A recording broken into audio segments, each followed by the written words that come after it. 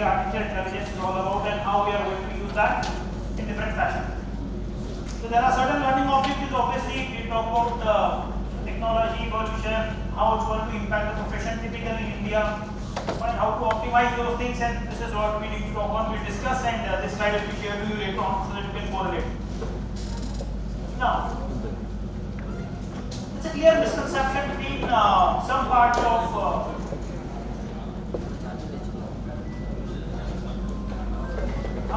and I discount 50% who are interested. That's a big opportunity. And I have already told you this is your first step like version 1.1 of yourself. So keep on doing so, because the time to come up, as Dupius rightly said, by 2032 almost entire data will be taken by AI, almost entire thing will be done through AI. Now incorporating AI into your profession does not mean like coding something. Coding is history, boss. History. Even engineers are not interested to code now, because every day is building the code from it. We are just putting up the logics and making sure that code is right or not. So we are testing it out, not even generating. So even as an engineer also, if somebody is inclined towards coding, that job is going to get eliminated by 2032. 2032. That's the time. But we will talk about that. That's already there in my slide. So see, the digital transformation, what it is, not what it is. Please make sure it is beyond online shift. Just not make sure that okay, your business is converted to online, you are selling product to online, you are into a digital transformation. Shoes, no. Digital transformation is adoption of advanced technologies. It's like moving from physical to digital operations, not only moving towards online work. That was object 2.0. हम 3.0 में आ चुके हैं ना भाई? Eliminate that. Technology integrate करना, almost all technology whatever we are talking about needs to be integrated all together to build up a new paradigm for doing operations. Okay? It's value creation for everyone, every stakeholder. You all have been into that particular GRC framework when you know that what the GRC is talking about. It's making sure that every stakeholder must have a vested interest in the system. Every stakeholder means not only you or your business, it's customer, it's compliances, right? And everybody else is aligned to that. So value creation for almost everybody, not only customer. And for doing so, this is the toughest thing, culture shift. Toughest thing. You yourself are resistant enough to adopt the technology, your clients is more resistant than you.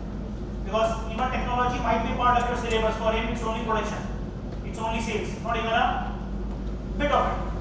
Comprehensive change is required, it's not like bits is required. You have to start somewhere, but you have to think for an end-to-end methodology. That is more important. And whenever I am talking about end-to-end, I always say that start from the core process. Identify the core areas of the business operations you want to automate. Automate that core part, rest everything will by default be following it up. Right? Take example of bank, what they have automated initially and how they have gone for entire automation. Okay, talk about IRCTC, how they have gone for automation for ticketing and today entire thing has become automated. Even train boarding, your probability of waiting tickets being confirmed, alternate range options available, what not they are giving to us. So any organization has to start a baby step first, but the baby step should be what the right step, which is the core step. Strategic advantage you will get because you are having the power of data, power of financials in front of you, in hands. Correct? So anyway, now again we will look forward for the chart. You have already seen these four. Yes? Energy is missing post lunch. Yes or no? Yes. So let's look forward for Industry 5.0. Industry 5.0 will be cyber physical cognitive systems. Then I have told you humans will interact with robots. That is going to be by 2040 100%. होगा ही होगा. Because data अगर convert हो गया 2032 में पूरा तरह से online, so 2040 तक ये आना ही आना है. Now I want to showcase you 2020. 2040 is just what? From 100 years, we have reached on 20 years. Right? So if your Dadaji might have gone into this particular age, they might have sustained the signal skill for the entire life. You are born here as a professional. You cannot sustain with a single skill for the entire professional life. You have to upskill yourself. And upskilling is very fast. It's very fast. It can, see, this is the deadline. It can happen before that. It will not happen after that. Fine, Industry 5.0 will be before 40. And beyond that, we are going towards Industry 6.0, which is what quantum computing is all about. In which you will not do anything. You will just imagine and consume the thought. That is what the quantum computing will be. That data will be so large that we are just going to think, अरे भाई अभी भी आप सोचते हो, मुझे समझता है. सर वो टेक्नोलॉजी आना टाइम लगेगा. So this is what emotionally intelligent machines. Now this is what आपसे एक एलिमेंट ले लिया. मैंने आपको तीन एलिमेंट बोले थे आपके पास जो थे जो आपको ये चीज सुपीरियर बना थे. That is what common sense, creativity and emotion. By 2060 or 2050 AI will take emotions from you, क्योंकि उसके पास इतना डेटा हो जाएगा कि वो इमोशन आइडेंटिफाई करना और इमोशन के हिसाब से रिएक्ट करना शुरू कर देगा. And that will happen in your own life, wherein we have seen the time when एक गाना प्ले करने के लिए we used to buy the cassettes from the market. और एक ही गाना दोबारा प्ले करना पड़ता तो we have to roll the cassettes back. Remember the days? Yes. From that day to CD, CD to pen drive, and from pen drive to Gaana.com, and from Gaana.com to Spotify today. Now Spotify, if you are in good mood, you have played 4 songs of Arijit Singh, it notes कि आपको अगला भी अरिजीत भी सुनना है. Right? Now the time will come when your Alexa will sense your emotion also कि भाई ये लड़के आया है, इसको कौन सा गाना सुनाना है, ये भक्ति मोड में आज, इसको गाना सुनाना है. Rather than you asking them to play something, they will play on their own because they will be identifying, and that will happen. Fine. So that time emotion is something which is unique for you. Thereafter emotions will be taken by a device. You have only left with 2 more features of yours, that is creativity and common sense. But this is what will happen because for quantum computing the research is already open. We have started developing those things. Quantum computing syllabus is already there in engineering colleges. We are teaching them quantum computing so that the people will be ready for future. So don't think it is like completely future and hypothetical terminology. We are teaching quantum computing in IIT. What is quantum computing? The data will be such large in number that you cannot even manage the data from a single cloud system. It's very unique to integrate the cloud ecosystem also. Right? Processing capacity, as of now, we do not have the processing capacity to build up for quantum computing, but we are teaching so that the next generation will be able to build it up. But this is what the next scenario would be, and that is the reason it has been 10 digital transformation leading the way to. So 5 and 6 has to come. Align yourself at least for 4 right now. Now, what are the roles as a chartered accountant you can play in digital transformation? This can be a slide for your importance. Just have a quick view of it. 7 headings have been given. Is there anything related to coding? Is there anything related to programming? No. Networking? No. You can play all these 7 roles. So, any company of yours who is interested in digital transformation or engaging technology into their own business operations and all, you can align on why they need technology. That is more important. We always talk about the reason behind it. So why can be there? Repair the culture for change, because I told you culture is the biggest hindrance. Fine. You can start small but strategic. That is what? The core work. The core competencies or the main work, you can start from there. You can map out the technology, that is aligning the cloud, aligning the RP, aligning the IoT ecosystems and all. You can seek out partners for that because you are not going to build up the cloud ecosystems, you are not going to build up the sensors. You can find out the right partners. And herein, I can play a role with you. Because I can be a partner for you for building that ecosystem. Because this all I am unable to do that. I am not connected to the companies, I am not connected to the nodes. But you can partner. Thereafter we will gather, we will build, we will refine the product. And then we make sure it is scaling up to the next level. You can start up from small, we can scale up to the next one. So these are the 3 areas where you need tech expert to join hands with you. But for rest, for 4 things, you don't need a tech expert. You yourself are capable. These are 7 areas which I believe like are the steps of digital transformation.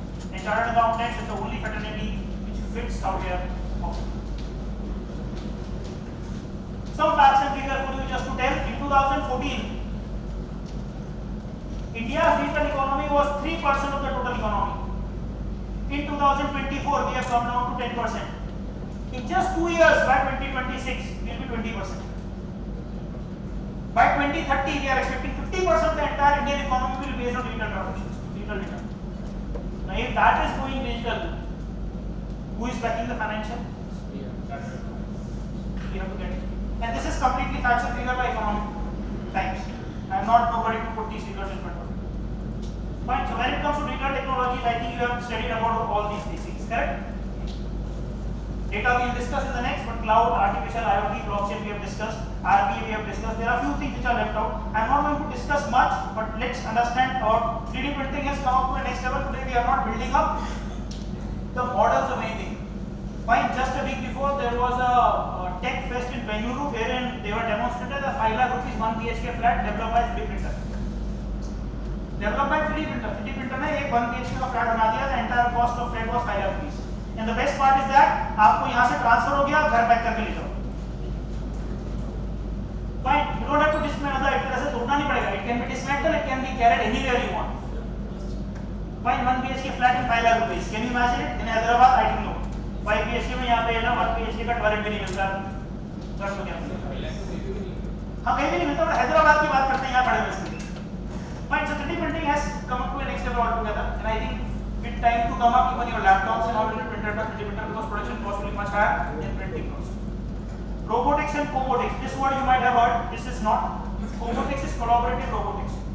Today, when you talk about doctors using robots to do the operations, how? Are robots doing the operations? No. You will not allow a robot to touch your body. You will not have trust factor on them. Right? It's like robots and doctors collectively doing it because robots can work on precision, whereas doctors has a knowledge. Fine, he can find out if then if something goes wrong, he can find out an immediate solution for it. Robot will hold around. पता नहीं क्या होगा. Correct? If you are doing a knee operation, suddenly heart attack आ गया तो robot तो कुछ नहीं करेगा ना, doctor संभालेगा. Correct? So you cannot rely on robot, but individual doctors will not be able to do much precise thing because of their knowledge limitations, because of time limitations also. As I have already given an example of IBM Watson, which is oncologist के अंदर बहुत अच्छा काम कर रहा है data research करने के लिए. Just a lunch before time I have told you. Similarly here it becomes collaborative robots. So that's a new terminology which has coined. So robots are actually, the terminology robots is hurting our minds, like replacing us. So let's replace the term robot and put it as a term called collaborative robots. Correct? Then comes cybersecurity. You have already heard about it. Now mobile technology from 4G we have already moved to 5G, and as we are moving toward next generation, data will be more fastly transferred to the systems. Correct? So as why 32 has been specifically mentioned by Rugesh sir or other researchers and all, because we will be heading towards 6G by then, and 6G means more faster data transfer.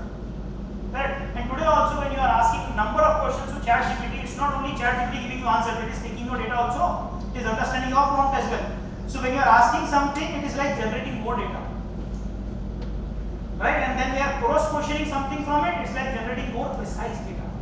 It becomes what? Supervised data. We'll talk about supervised and unsupervised data as well. Quantum computing already there, gaming and application, that's AR, VR, I have already told you.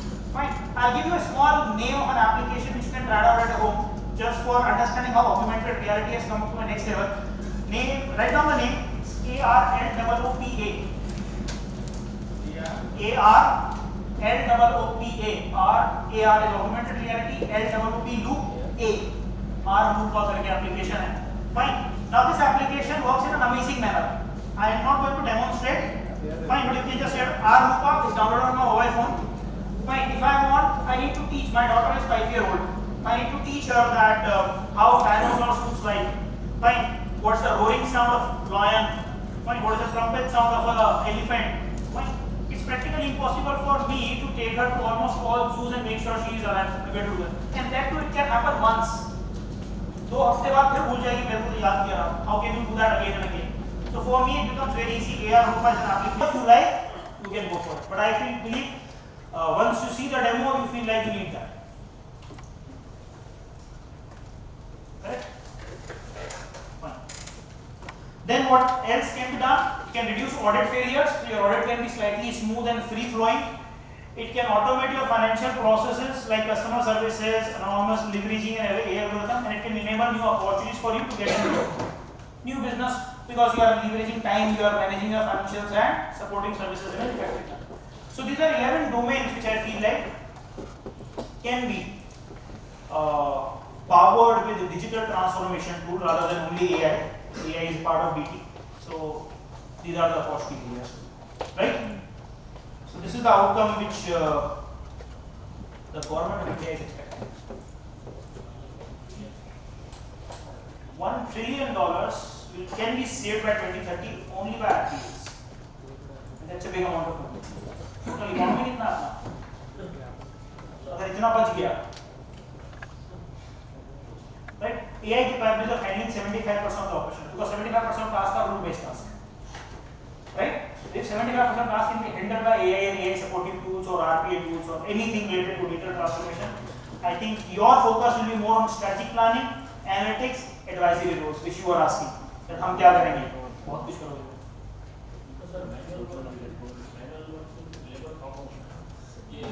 Sir, upskill karo na. So technology is not going to take the jobs. It was in earlier also when mechanism comes up in 1784, people feel like machines आ गई, हम क्या करेंगे?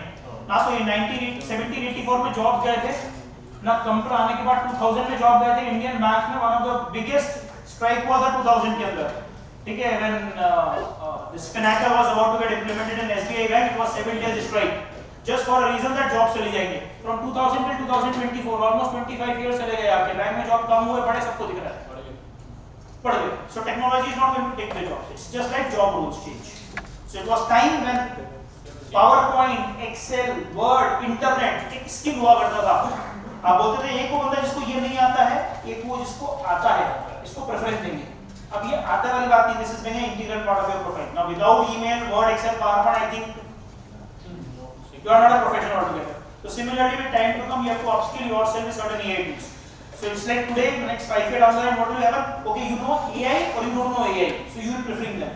In 10 years down the line, you feel like you don't know AI, go to Himalaya. If you know AI, you are employed. Okay, so this is what skilling, upskilling. AI can never take a job, technology will never take a job, because it's going to create another jobs of cyber security, auditing, development, reviewing. और जिस दिन technology fail हो गया उस दिन BCT कौन है?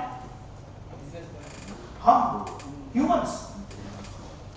Correct? And that is the reason whatever almost 90% of the tickets are today built up online, or more than that, still IRCTC and railways are still making sure that reservation windows are alive.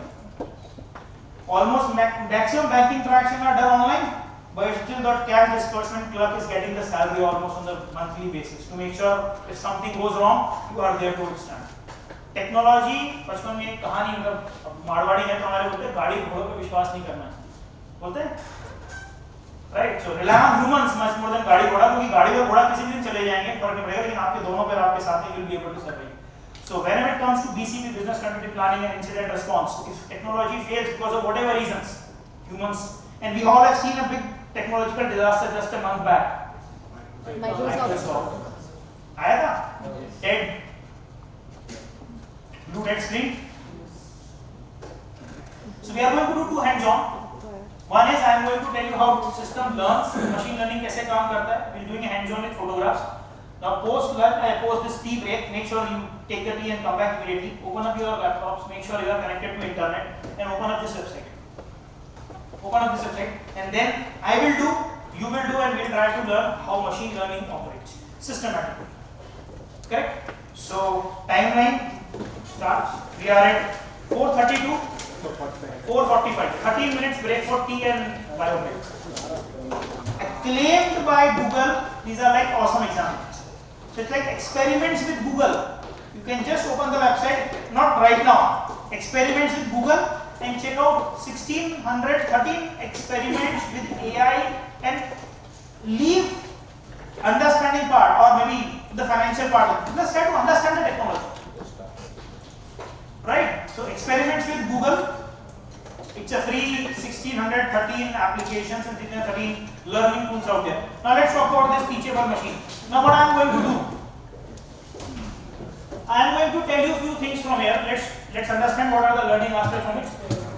How important that data is. Right? Clarity of data, quantum of data, right? And tagging of data. How important it is. Right? So can you see the website? It's teachable machine. Fine. Now there is a new project I am trying to build up and it's capable of doing three things. One is image projects, which will recognize images. Audio projects, which will recognize your audio. Right? मतलब अगर आपने अपना voice sample अपने नाम से save कर रखा है, and when you speak in front of the system, system will tell you it's you. Somebody else, you can make sure your entire family's voice samples are recorded here, and then you speak up on a microphone, it will identify who is speaking. That is what machine learning is all about, correct? Machine is learning from the one sample, and then you are putting up any lines of yours, it is still able to recognize. And then comes post projects. Fine, so you different postures that can be done. So we will try to do image projects right now. Now what I am going to do is that it's a free tool, you can try it out a number of times. There are two classes, can you see?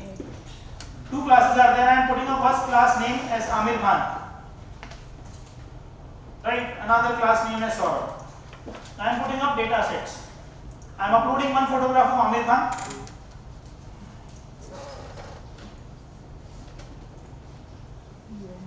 Right? It's a cross hand posture. And I am uploading one photograph of myself in the same cross hand posture. Agreed? Two data points are there. I am training the model. Now, every time you have to train the model. Now, the model is going to train on these two data points. Correct? I am training the model. Obviously, my camera needs to be on. I am standing like this. See the percentage. I am looking more like Amir Khan like myself.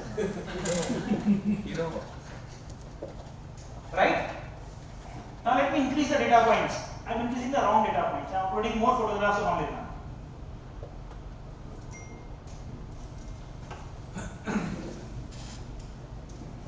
Again, you have to train the model. Now, it's going to say, I am 100% Amir Khan. Learning. Wrong data is going to train the model in a wrong. Agree? So, we were talking about recently for that, just a minute back. So, I was taking lecture. I am relying on ChatGPT or any LLM tool and it is generating amazing outcome for me. So, is it outstanding tool, amazing tool? I say yes. But how accurate it is? I have just asked him to put on Google how much data is junk online. 90%. He got an outcome of 90% data online is junk. So, with a 90% junk data, can we expect a 100% reliable outcome? So, if you are believing that ChatGPT, Claude or any tool is giving you a 100% relevant outcome, then who is fooled? Not ChatGPT. But yes, with time to come, if we are putting our efforts into refining the tools, now that is also important. If you are getting a wrong output from ChatGPT or any LLM tool, wrong outcome, what is our responsibility? To say it is wrong. It's wrong, it is right. So once you say it is wrong, it will be tagged wrong. And when hundreds of you tag it wrong, it will become wrong. See, machine learning is what we are letting them learn. If 50 of you decide to fool Google right now, 50 of you decides to fool Google right now, you move from here, right, to Banjara Hills. Right? You drive down in a car and on Google you select walk. You select walk, but you are driving in a car. Right? You may be reaching out here in 30 minutes. Now suppose I came down to the Hyderabad today itself, I say how long it's going to take from ICEI to Banjara, it may take 30 minutes. Walking. Because you have tagged walk, but you have driven down a car. So car was the data point which was there, tagged as a car, driving in a car. But here you have marked walk. So machine learning is what machine is learning from us. If we are giving the right input in the right manner, tagged it rightly, it is going to run the right learning happens. Otherwise what? Wrong learning happens. These wrong learning are disasters, which you can see, he is making me Amir Khan, not myself. Fine. Now I upload few more photographs of myself.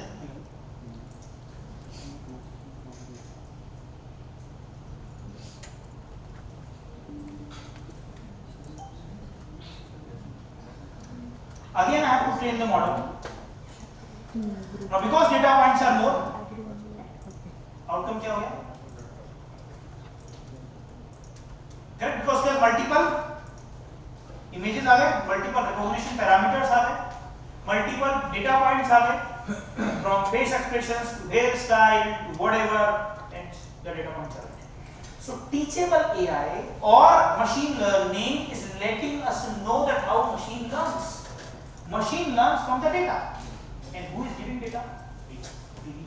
Sir real में कोई और आप इसके सामने जाएगा screen के सामने हाँ आओ सर आइडेंटिफाई करेगा आप में से किसी को अब डेटा पॉइंट बढ़ाना है अगर मैंने आपके 50 फोटोग्राफ डाल दिए तो आप जब आओगे तो बोलेगा कैन नॉट बी रिकॉग्नाइज्ड मतलब बोलेगा नहीं मतलब वो आइडेंटिफाई नहीं कर पाएगा वो अभी इसके बाद दो डेटा है अभी तो अभी जो भी आइडेंटिफिकेशन होगा इस दो में से होगा दो में से कुछ भी करेगा दो में से कुछ भी करेगा क्योंकि उसके पास डेटा पॉइंट के पास जाना पहुंचोगे वो बता देगा एग्री जिसके नियरेस्ट है वो बता देगा you can come down walk around let's see हां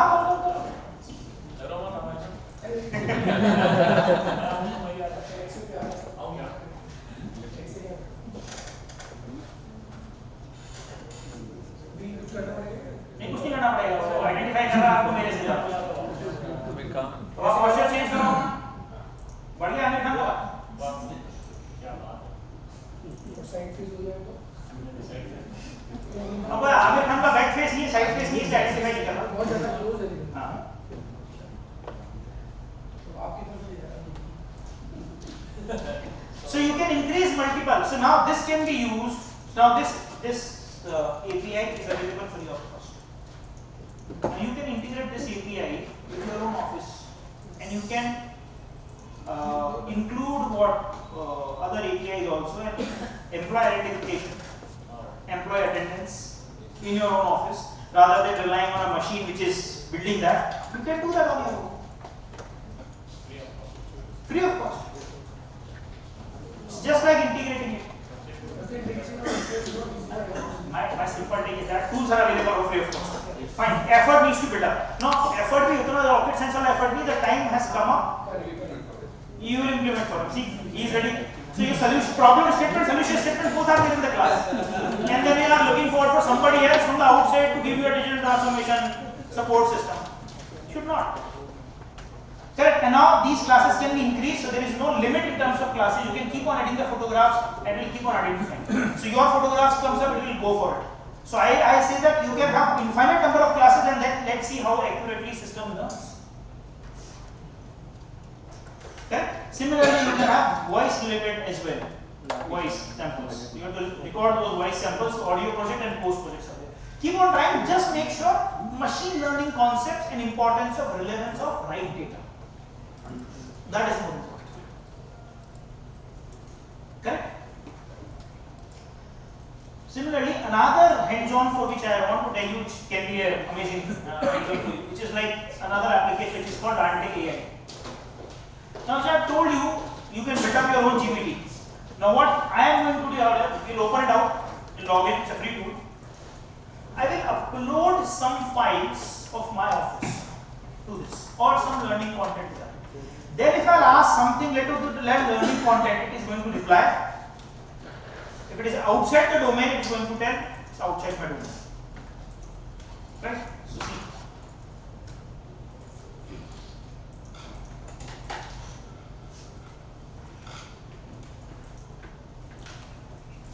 Build a free AI chatbot.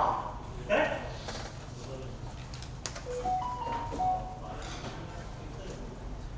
I have to log in, so I am logging in at GPT-4 only. You can select which LLM you want to input. All are available. All are available. Like GPT-4 Turbo, Claude. Fine, even the list is pretty much big enough. Kohare.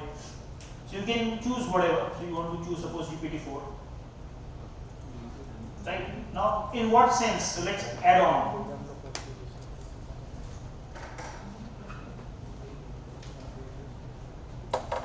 I have to add files. Can you see there is an add button on there?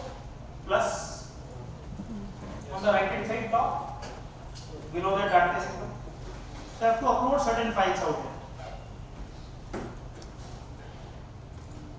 I have to set the chatbot name, which I can connect to the, suppose I put it, get your name, Krishna.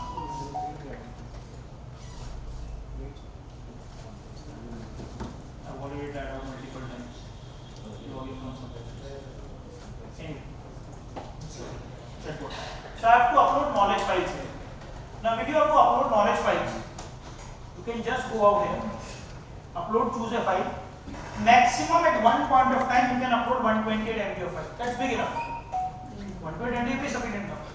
Now you can upload a file. Suppose I'll choose a file from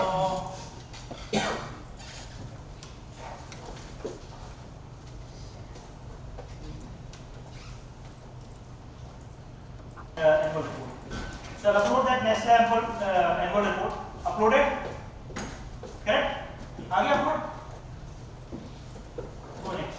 If you want, you can connect to URL as well. So sample reports of Nestle becomes one. Suppose you want Nestle online portal also connected. So I can write down the URL of Nestle as well out here. So it will take the data from sample report and it will take the latest data from the online as well. So I can put that. What is the Nestle website? Nestle India.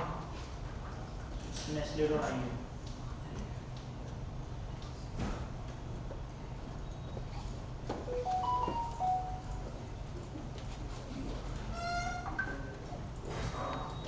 From Nestle. Create the chatbot.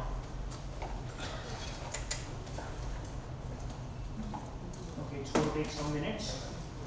Uploaded आगे large files and URL connect करा. It's taking time. Review and confirm. Once review and confirm, a chatbot based on Nestle file, Nestle report, and a Nestle website has been created.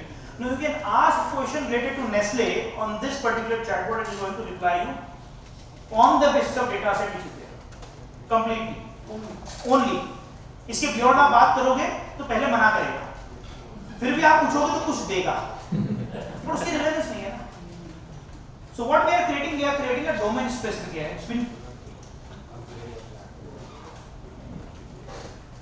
large file ना, upload में time लगेगा, internet connection. But वो कर रहा है grade की जगह मेरे पास क्रेडिट बचा मैं यार 49 क्रेडिट जर दे. 49 क्रेडिट्स है मेरे पास. Just taking time. So once it is created, it will same prompt आएगा जैसे ChatGPT का आता है. आप उससे पूछोगे जो सवाल related to that. In fact आपसे ये पूछो बकायदा से, hello, because I have named it Krishna. So hello Krishna, what can you tell me? So it will tell you, I can tell you the information related to Nestle, which is based on 2023-24 files and obviously Nestle website. So वो बता देगा मेरा domain knowledge कहाँ पर है. And then you can start asking questions. वो आपको इसी में से extract करके information देगा.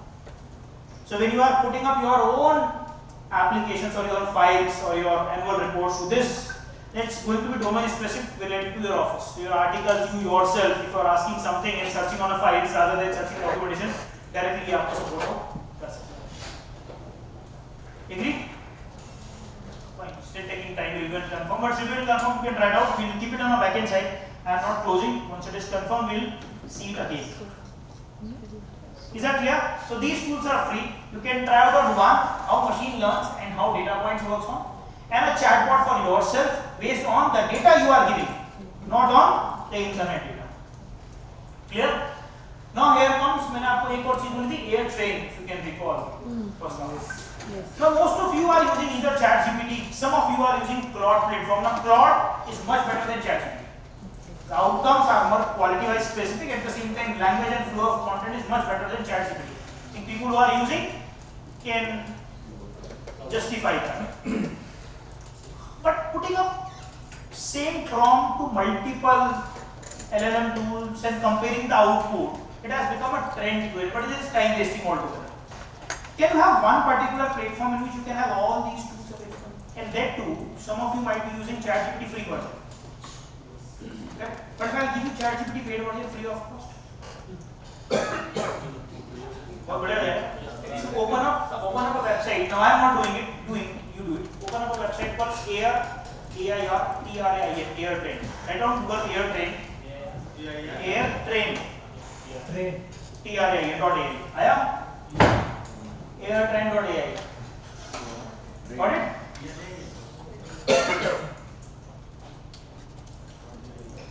आया ना? इसमें नीचे आया get started for free. Click on that. And I'm not only going to give you ChatGPT free, but Claude version free. Fine, Gemini free, everything free.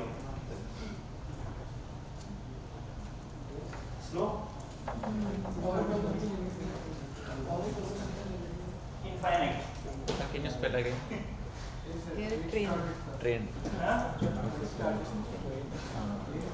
Infinite. आ गया?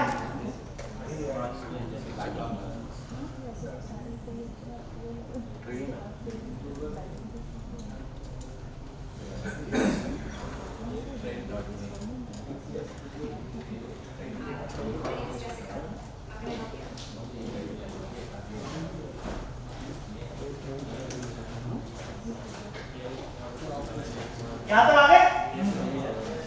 Correct? Can you see here there is a second option Click on playground. आया? Now just see here what I am doing. Just see here. Sir, आप एक बार में समझ जाओगे, photo और video नहीं जरूरत नहीं है. Can you see there is an add model? कौन-कौन से मॉडल दिख रहे हैं?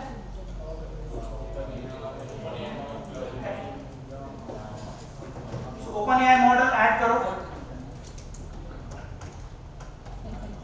राइट, कौन सा लेटेस्ट मॉडल चाहिए? Select it out. You want to add more models, again go for it. आप क्लॉड ऐड कर लो. क्लॉड का कौन सा मॉडल चाहिए? 2.1 पुराना हो गया. Let's go with 3.5 Sonnet version. Correct, free of cost. You want another model? If you want Llama 3, Llama 3 so Llama 3 free मिल रहा है. Now 3 models added to that. Correct? Can you see Llama is there, Claude is there, ChatGPT is there. 405 भी है. एक prompt लिखना, it will give you output from 3 on a single window. You have a real time comparison between output. Fine, real time mixing of output and come up with your own documentation. Agreed? It's completely free. Completely free. इसका एक छोटा version है, somebody else will going to tell you, it's H2O version. H2O is another, it's actually मैं इसको बोलता हूँ इसका GPT aggregator हो गई. So there is another GPT aggregator which is called H2O.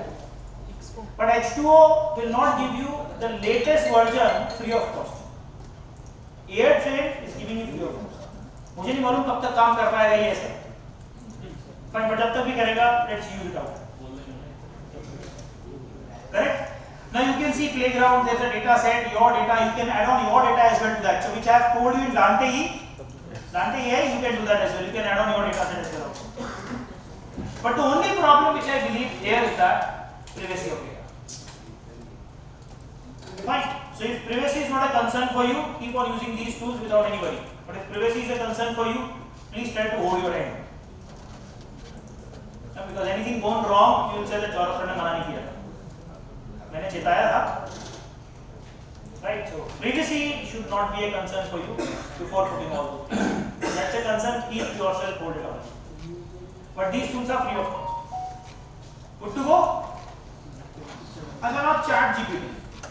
You all are using it, but I don't know whether you are using it in the manner which I want you to all know. सब ये use कर रहे हैं? यहाँ prompt लिखने का काम आता है? Any one of you has explored that out of mind? Can you see there is an explore GPT? Yes. Have you seen that? Click that anyhow. Yes. Any one of you. क्या दिखा? नहीं custom add-on tools. जो tools इनके खुद के हैं वो और जो add-on tools हैं. So if specifically you want to generate image, ChatGPT का डाले हैं बताइए हुआ है. डाले ही है. You can generate image. Typically only data analytics करना है. You can use data analytics too. मतलब somebody was telling me during our internal discussion, because we need to understand data analytics. Tools are available. I need to know how to use the tool. Analytics will be done by the tool. Why I need to go with detailed data analytics to like 9, KNIME, Power BI? Although I am not saying everything can be done out there, but whatever is required for you is sufficient. You are not going to go for higher level of data analytics, for which these kind of tools are required. For here, as of now, I think this is sufficient enough. Even for Excel, there is an Excel GPT here. See, Excel AI. Outstanding tool. You use it, you will get mesmerized. Fine. Somebody of your family wants to study Scholar.ai. कसब का learning content. Canva भी है. सब है sir, क्या नहीं है? मतलब see, people are saying we are using ChatGPT. I am saying you are not using ChatGPT. If you are not explored all this, you are not. See, GPT, they are able to create the videos for you because you create a prompt. Go in the kitchen, have a cup of coffee, sip it, the video of yours is created. Sir was saying I want to create the learning content. I say let the learning content be created by them. You just refine those content. Marketing content create करना है आपको, all available. Logo create करना है, boss for your company, logo creation can be done with this. You can search it out, logo creation का tool भी है यहाँ पे. Facebook के ads create करने people used to look forward for a designer to create that Facebook ads. Now Facebook ads can be created out here. You just need to make sure, okay, is it good enough or not, or multiple versions are required. Somebody of you were telling, sir, boss, we were writing good emails and ChatGPT is helping us in writing emails. Yes. ChatGPT is giving you junk emails. Use Writer, RYTR. Try to use it. RYTR, Writer is an AI tool typically for writing messages, communications, even WhatsApp message, emails. Was outstanding tool. Only for message communication. Don't use it for anything else.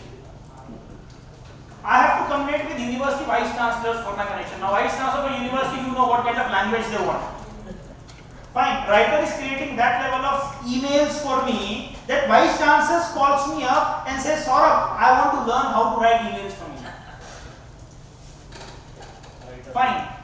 नहीं अगर मैं sir उनको दे दूंगा तो फिर मेरे को बड़े पूछेंगे. So tools are there. See, sir has told in the morning.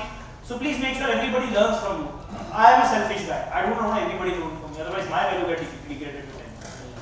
Fine. I make sure that if you are learning from me, then I am learning about you. I am getting next level.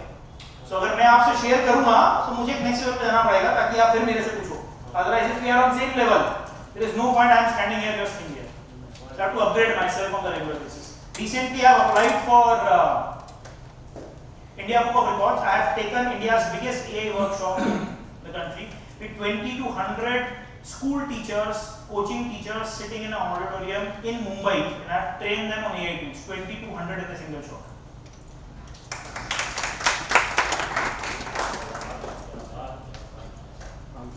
Correct. Anyway, so these tools are infinite. You can keep on asking. I'll let you know. But I think these hands-on, I want you all to do that. Photographs हैं आपके पास, training करना है, voice signal के साथ भी training करना. Make sure it's happen. I think you should do it, but point is that we have time constraints. So अभी तो third model बचा हुआ है, second खत्म नहीं हुआ. Second में बहुत कुछ है. So AI can be used in different industries. I have already told you: transportation, manufacturing, agriculture, all is there. Healthcare, education, media, finance, cyber. Every industry is being affected by AI. So Professor Stephen Hawking has said something which I believe like should be the last line for discussion, but although I have taken it out here, that these technologies could be the best or the worst thing to happen to the humanity. Fine. Now, rather than looking for the worst side, if we are using it in a constructive manner for the sake of society and for the sake of profession, I think we are going for the best side of it. So, how we use it that makes it whether worst or best. So, make it on the best side. Right? Now, certain important questions to talk on. ये जवाब आ गया इसका? आ गया? AI is not going to replace. Now, why the word is talking about these two words rather than only AI? Now, AI is an outdated terminology. Let me tell you. People are talking about responsible AI and explanatory AI. And why it's not only people? Government of India again, NITI Aayog has released a document in 2022 November, which is talking about responsible AI for all. It's an outstanding document of around 68 odd pages. If you have time, please read it. Go on websites or responsible for all NITI Aayog को Google के ऊपर PDF document आएगा, download करके पढ़ना उसको. Outstanding document. Just to tell that AI what we are using is not sustainable. It's giving us output, but not the logic behind it. And as a professional, we should not rely on the output. We should rely on the process. Right? So that is what explanatory AI is all about. Recently, there was a conference in Stanford University which I have attended virtually, and everybody was talking about how the AI can be made responsible. So we have to include the explanatory part of that, justification for that, and whatever AI is doing, AI should be responsible for it. Now, in next class, that is tomorrow, you are going to have some sort of interactive session wherein there will be certain questions will be asked from you. Questions will be, and you should, in the night, churn your brain and find out if there is an accident happening tomorrow with an Tesla car, fine, and there is a death out of it, who is responsible? Who will be held responsible under the court of law? The car, the software, the company, the developer, or the owner of the car? There is no one of them was on the driving seat. Indian laws say who is responsible? Driver. And when there is no driver, then who?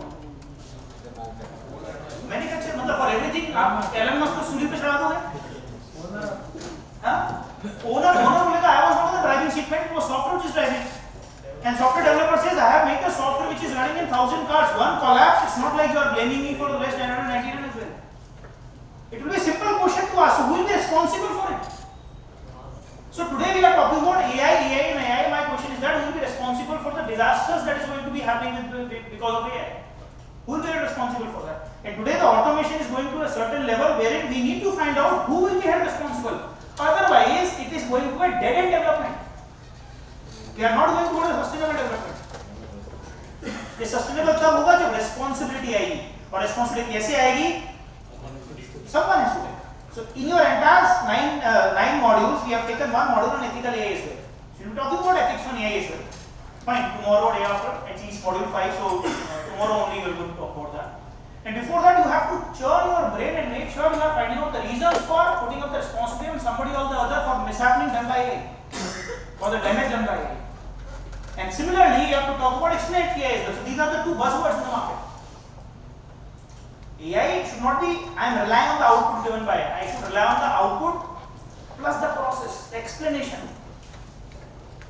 Right? As a बचपन में हम लोग हर सवाल के पीछे क्या लगाते थे? कैसे हुआ? क्यों हुआ? Correct? And until unless we are getting the right response, we are not satisfied. So any one of you who are having kids at home, you know that जब तक उनके क्यों खत्म नहीं होते ना, तब तक पीछे पड़े रहते हैं. AI के साथ आपको भी ऐसे करना होगा. Otherwise, उस AI पे आप trust. So these are the two buzzwords and these are the words to stay. Is AI biased? Yes. Which I have told you just now. If I am giving AI only Nestle report and I am asking the report of any other company, is AI going to reply?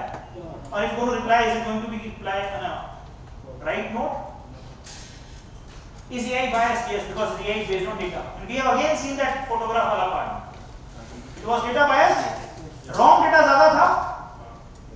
Wrong data की तरफ inclination भी ज़्यादा हो. Correct? AI is biased and AI will remain biased. Is AI only for tech people? I think by now you will realize it's not for tech people. Correct? So make sure these 4 questions which are bubbling in your mind before coming to the session should not be alive after leaving the session. And these are certain tools which I want to tell you here and I have already given to you. For making presentations, if anyone of you is interested into making presentations, teaching and for startups and all, for maybe pitch decks and all, you can take help of presentation or maybe Gamma is very good at, amazingly good at. Fine, even you can, Gamma works in such a manner that you put up a prompt, it will give you index first. You can tweak the index. You can add something, you can subtract something, you can tell it. Once it has been there, the second thing comes up, choose the theme also. Once you have selected the theme, it will create the presentation for you. Right. Similarly, virtual meetings, which is very important for all of us, I think. Some of you might be taking virtual meetings minutes also. Because at the end of the meeting, what happens is that minutes of the meetings are very critical enough to be circulated within the team members. Fine. And somebody, as of now, what happens is that somebody is going to write down the minutes of the meeting and share it out. Leave that tendency, you have AI tools for that. So Otter, OTTER and Fireflies are two very good tools. So you integrate Fireflies with your Zoom platforms or your Google Meet platforms or Microsoft Teams platforms. So as soon as you log into the meeting, there will be an AI assistant for you. Default. It is going to take the meeting notes by default. And thereafter, it gives you a request whether to share the meeting minutes with everyone or not to everyone. So if everyone, automatically mail चला जाएगा, automatically, because it will identify कितने लोग mail कभी ready हुआ. If not, minutes आपके पास नहीं है. Fireflies has a or Otter has a limit to some extent, but वो limit बहुत है. मतलब मेरी Firefly 3 साल की मीटिंग का रिकॉर्ड रखता है, जबकि almost वीक में 3 बार मीटिंग होती है. That means decent capacity. उससे पढ़ने की जरूरत पड़ती नहीं है. Keep on deleting the old one, so you can utilize the free account for the lifetime. Writer, I have told you for writing emails. Website builder is there. Awesome. You can just put down content what you want to build up. It will build up the website for you. Fire calculator, I have just told you that Microsoft one. Otherwise, you can use this also 1% club, which is like paid version but more precise. And Robo Advisor, I have already told you more money.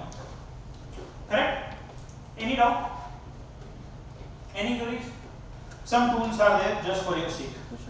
Fine. So my simple take is that I do not take it as an artificial intelligence. I take it as an augmented intelligence. Because we cannot rely on AI. We have to work with AI to make it. So it is not artificial intelligence, it's augmenting my intelligence. With AI, I can be a next level professional. Without AI, I can be basic level professional. but only AI working on behalf of me, I think I am not aware of. Correct? So that completes up module 2, but apart from this, I need to showcase you certain facts and figures as well which can be important for you. Just look at it. This is the size of Indian market from youth perspective. The average age of India is 28.3 years. We are the youngest country in the world. The average age of Japan is 48 years, which is 20 years older than us. So you have a lot of opportunities. 35 crore population of the India is studying in college, universities and all, which is more than the entire population of US and UK clubbed up together. So obviously technological acceptance will be much faster in India by default. Agreed? Last line? Right? So either align or shift to another country. Okay? Our industry spread. How many MSMEs? This amount of money is going to be there in the Indian market only for tech automation. $400 billion in next 3 years going to be spent in the Indian market for only automation. I think 0.01% of it is satisfy your entire, right? Your fireflies will tell you this is the retirement age for you. We are the 4th in digital transformation in the world, and by 2027 we will be the 3rd one. We will be surpassing Europe. So US and China are the only 2 countries which are above us in transformation. We need these people be into that domain. We need 30 million people to be tech aligned to make sure this won't happen. So आप उस side पे हो तो you are sustainable, otherwise 2027 के बाद ना job दूसरा ढूंढ लेना. Right, one of the largest market for the technology adoption. From digital economy side, we have 100 crore internet users in the country, biggest in the world. We are generating 1.5 into 10 to the power 9 GB of data every day. Every day. Globally, we are still less because globally we generate 14 to 10 to the power 10 GB of data. 14 to 10 to the power 10 GB of data is generated every day. This is the facts and figure corrected up to June 2024. We are generating very less amount of data as of now, but still 100 crore users go to multifold. We have generated 15,000 crore digital transactions last year. Fine, and this is the size of Indian economy. So make sure we are the fastest growing fintech landscape in the world. And last facts and figure for you, just to make sure that let's not only talk about tech, also talk about secure tech. So 300% official rise है cyber crime में post pandemic.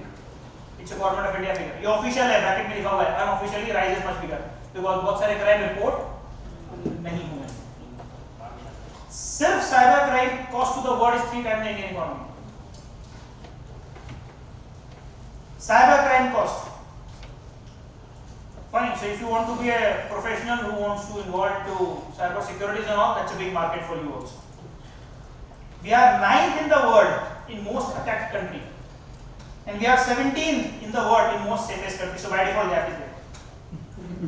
हम पे attack ज्यादा हो रहे हैं और हम डिफेंस में 17 नंबर पर हैं. तो ये गैप डिफॉल्ट है जो बता रहा है कि that's a big opportunity in the cyber space as well. Right? So these are small facts and figures. Now let me take the immediate module 3 part for you so that we are well in time.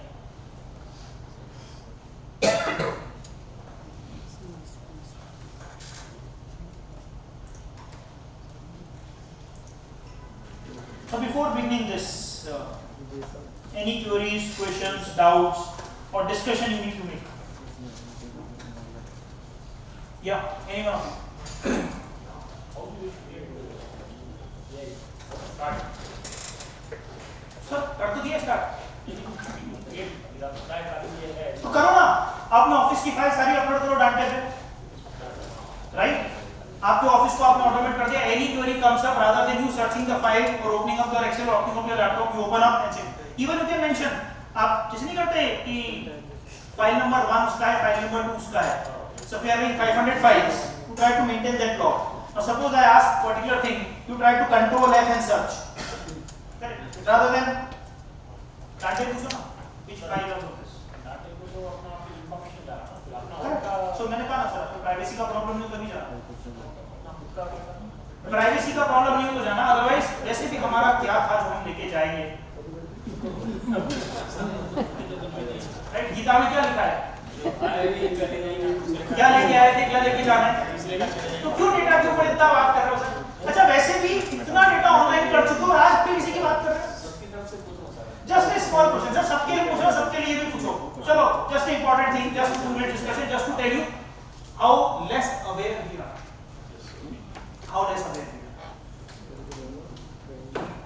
आज से करीब 8 years back there was a live incident happen on India TV platform wherein an hacker officially claimed that he has accessed the Aadhaar card data of a government official online. Remember? What happened? It was live, and thereafter it was a public interest litigation which was filed in Supreme Court to stop the connection between bank account and Aadhaar. Correct? Supreme Court ने उसके ऊपर approval भी देते, stay लगाया था, link मत करो। There were people who have supported that link नहीं होना चाहिए। There were people who have said that no, क्या होगा? तो हमारे यहाँ तो हर चीज पॉलिटाइज हो जाती है। इसमें क्या हुआ? That was because 8 years, 9 years old event, so obviously Modi Sarkar was there. Fine. So people against Modi government have raised an issue because this is wrong. We should not connect. We should not connect. We should not connect. The people who have came into against were the people who have developed the Aadhaar model. Aadhaar model was developed under the legacy of Mr. Manmohan Singh. By whom? Nandan Nilekani. And Nandan Nilekani is being praised as one of the most techy person live in India, correct? And one of the most renowned tech person in the world altogether. He is from the top 10 tech guys in the world. So he has created a model under the legacy of Manmohan Singh government, who was a nice guy. At the same time, studying the global models of different card authorities and identification model. Do we need to put up a question on model? No, it was perfect model. It was perfectly implemented. And today, even after that, we have implemented certain things like Aadhaar, vaccination वाला data था. Entire world was actually eyeing towards it. How we have managed the entire vaccination in the country, that to such a nice manner digitally. Correct? Every record in the digital mode. So Aadhaar was perfectly fine. They have created a bus. Now I request you all to go back and see that particular video again on YouTube. What was discovered by that particular individual online? Name, which you have already circulated at 1,000 number of places. Email ID, again given 1,000 places. But your phone number, your address, right? Date of birth. This is already there at 1,000 places, bhai. Aadhaar में ऐसा क्या है? Only 2 things. Retina and these are the. अब उस video जाके देख के मुझे बताना कि बायोमेट्रिक्स लीक हुआ था। अगर बायोमेट्रिक लीक नहीं हुआ है तो ये सारी चीजें तो विजिटिंग कार्ड वैसे बांटते कर रहे हो, सोशल मीडिया पे देखते कर रहे हो। आपके फेसबुक खोलूंगा तो आपकी 50 फोटो मिल जाएंगी, राइट? डेट ऑफ बर्थ मिल जाएगा, सब मिल जाएगा, address, everything.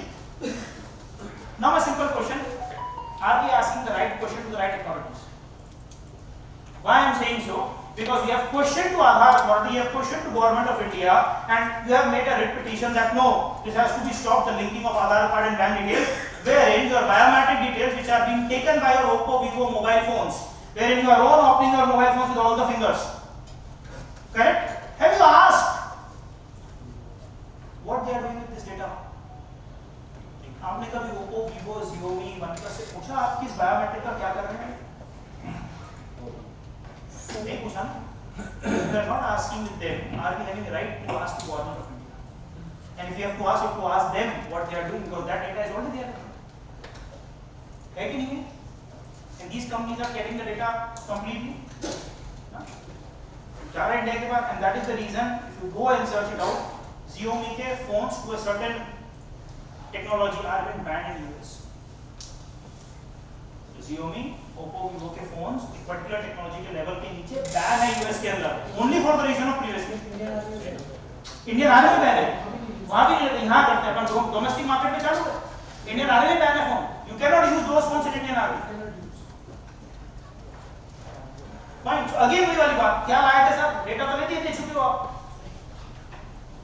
So till you are having very private, very intellectual capital, like patent information, like very high capacity or high intensity personalized data of an individual, don't give it. Other what happens is that as soon as the annual reports are being filed out, तो कैसी public document है कि नहीं है? जैसे आपने income tax file किया, income tax department के पास है कि नहीं है? That is already public document. मतलब you can request and download. So use technology to an extent which is not exposing a intellectual property, which is not hurting individual privacy, use that. Because जब तक आप use नहीं करोगे, you will not be able to find out what is right, what is wrong. You will not be able to find out whether it is secure or not. And if it is not secure, another opportunity, develop a control model for that. If it is not secure, develop the governance mechanism for that. Why not? Since you have to identify, then only there is an opportunity comes up. You don't use it, the opportunity never lies around it. Correct? So ask the question with the right. Aadhaar card ka data was a clear-cut example to tell that was you are asking the question with the wrong body. Right? It is just like distracting us to something which is of no relevance from something of very relevance. ताकि हम यहाँ सवाल पूछेंगे जरा. Correct? Now let's talk about machine learning basics. Now what exactly is machine learning? I have told you. It's like learning over time with experiences. Right? So understanding data and structure is very important.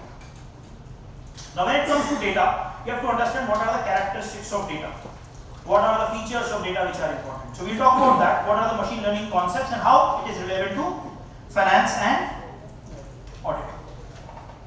So data, smart algorithm and hardware. These are the ecosystems. ये तीन resources हैं कुछ भी करने के लिए.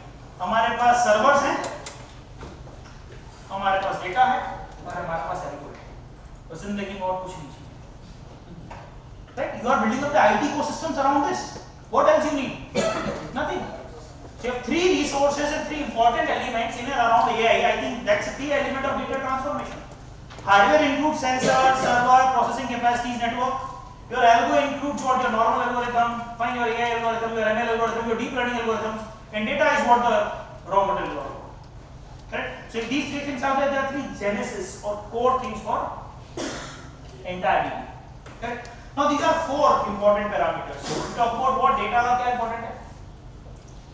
Quantum of data, which we have just seen. अगर quantum Aamir Khan की तरफ जा रहा था कि quantum सौरभ की तरफ जा रहा था, दिख रहा था? So volume of data is very important. But इस volume में से आपको क्या filter करना पड़ेगा sir? Garbage.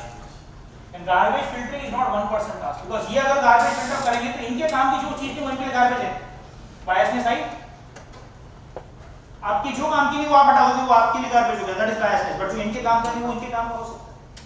And that is the reason AI will always remain biased because it will be developed by certain people or working on certain set of data which is giving us precise information. It's not like universal outcome मिलेगा उसको. Correct?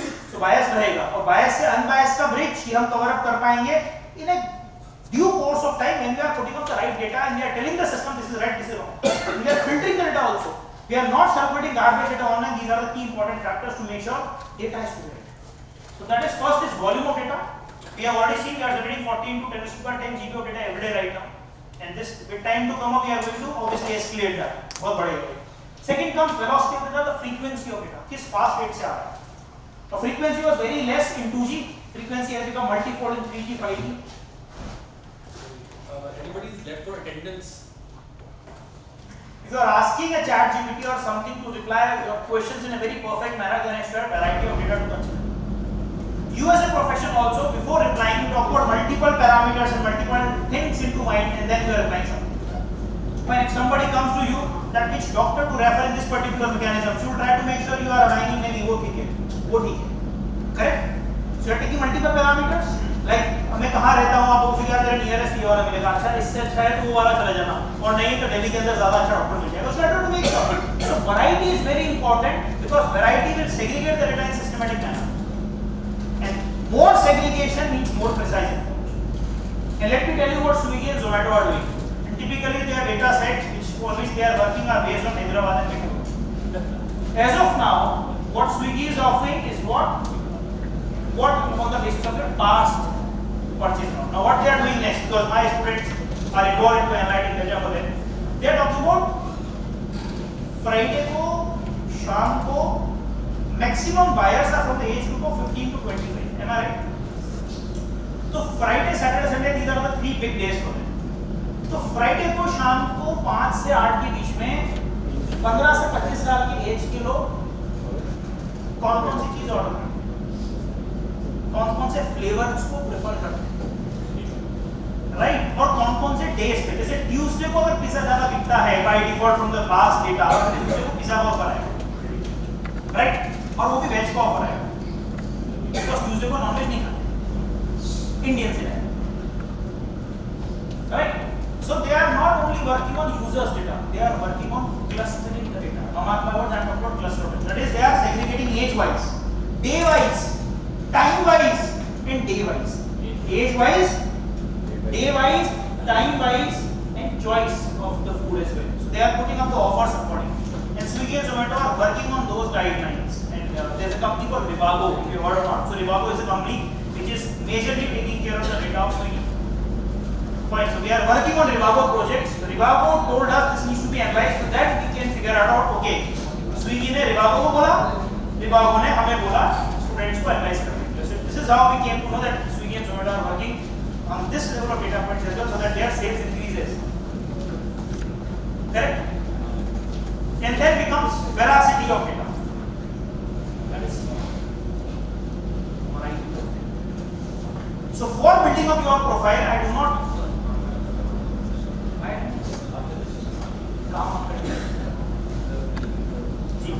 need one particular type of data. I need data from other sources. I need, if you are building up profile, I need what is your purchasing capacity, power, and interest. Amazon, Flipkart is important. Salaries, amount data of your accounts, this is important. Your travel data is important. Your make my trip data, your hotel data, so that I can figure out आप कौन से hotels को prefer करते हो, within what range do you prefer. Fine, I need your location data as well. Fine, I need your Swiggy, Zomato, I need your Ola, Uber data as well. What is your frequency of travel and what kind of offers can be given to you. Fine, so multiple data, variety of data is very important for me to figure out a professional's profile. And once the profile has been created, I can push the right product and right services to them with a high probability of getting selected. Right? Or you getting my customer. And apart from these three things, there is one more important factor which has recently come up, which is called value of the data. Because today nothing is free, you are paying for it. Either companies are buying data or they are selling data. But data is not available for free, of course, for most of them. The companies which are having most of the data sets in the world are what? Google and Apple. You won't believe Apple is not a device company primarily. Apple laptops and Apple mobile phones are not the best of the best products for which they are making money for. They are making money because of data. And the data Apple is having, technically if you talk about quantum of data, that is much more than even Google से data Apple के पास. Right? And Apple का data सिर्फ Apple के devices से नहीं आता है. Apple collects and analyzes data from multiple companies. But Apple is not giving that cloud services for you and me for use like Google does. So Apple का cloud आप और मैं ऐसे use नहीं कर सकते सही लगता. But Apple का cloud is the biggest quantum of data cloud which is available. It's taking data from multiple sources and analyzing it to an next level of data. And that is the reason Apple users are more happy because उनको बहुत customized service मिलती है. Am I right? All Apple users.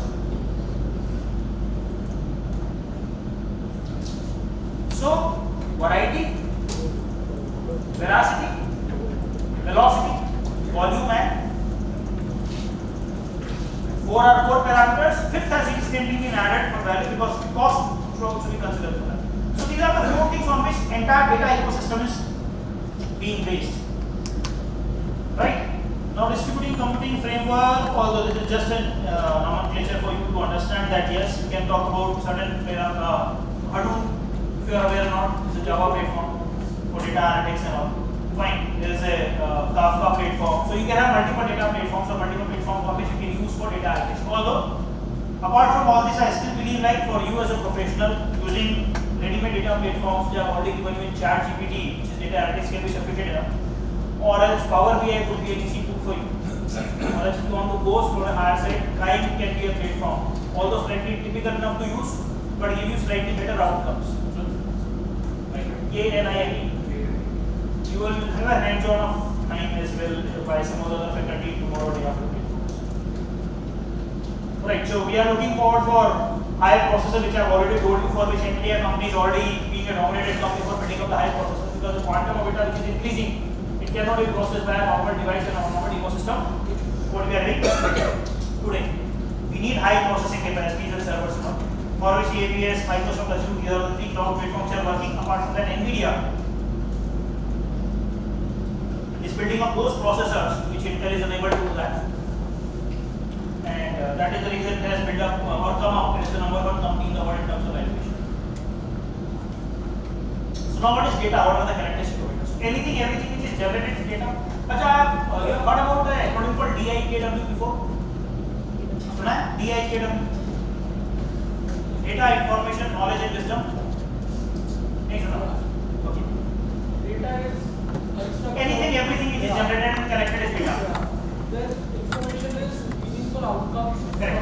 That is very important. Meaningful outcome, understandable for you. Then how do you apply that information is knowledge, and then how whether it's good or bad is Wisdom. Perfectly fine. So see,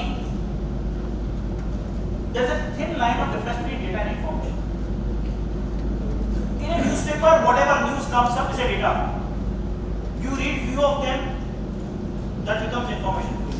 You apply again small of them, that becomes knowledge for you. And you are actually debating and projecting something out of it, right? That becomes wisdom of yours. So wisdom of yours can be differentiated by wisdom of others because we have own way of understanding things and knowledge. But when it comes to data, knowledge, information, these are all basic things. Information is not everything. See, if I process a physics equation in front of you right now, right? I can process a data, generate an outcome, but the outcome will be information for you. Because that is not relevant for you. That is not meaningful for you. The right words that is not meaningful. But if replacing you, I am an IIT audience or an engineer student, will that be relevant for them? So all the data is same, process is same, output is same. Users changes. So for some it is information, for some it is not information. So do not consider everything and anything as information. Information is perception based. It is meaningful for you, it is information for you, it is not meaningful, it is not information for you. Today something which is information for you, tomorrow it is not information for you. Correct? Because time also plays a very important. If I speak something in Chinese language, I may be talking very relevant, but it is not understandable for you, it is not information. So information is not static, it is perception based. So your question. If I talk about cricket, he might be very interested, it becomes very important. If he is not interested in cricket, he starts on mobile. एक पास बात कर रहे हैं. Correct? So data. So these are important things related to data.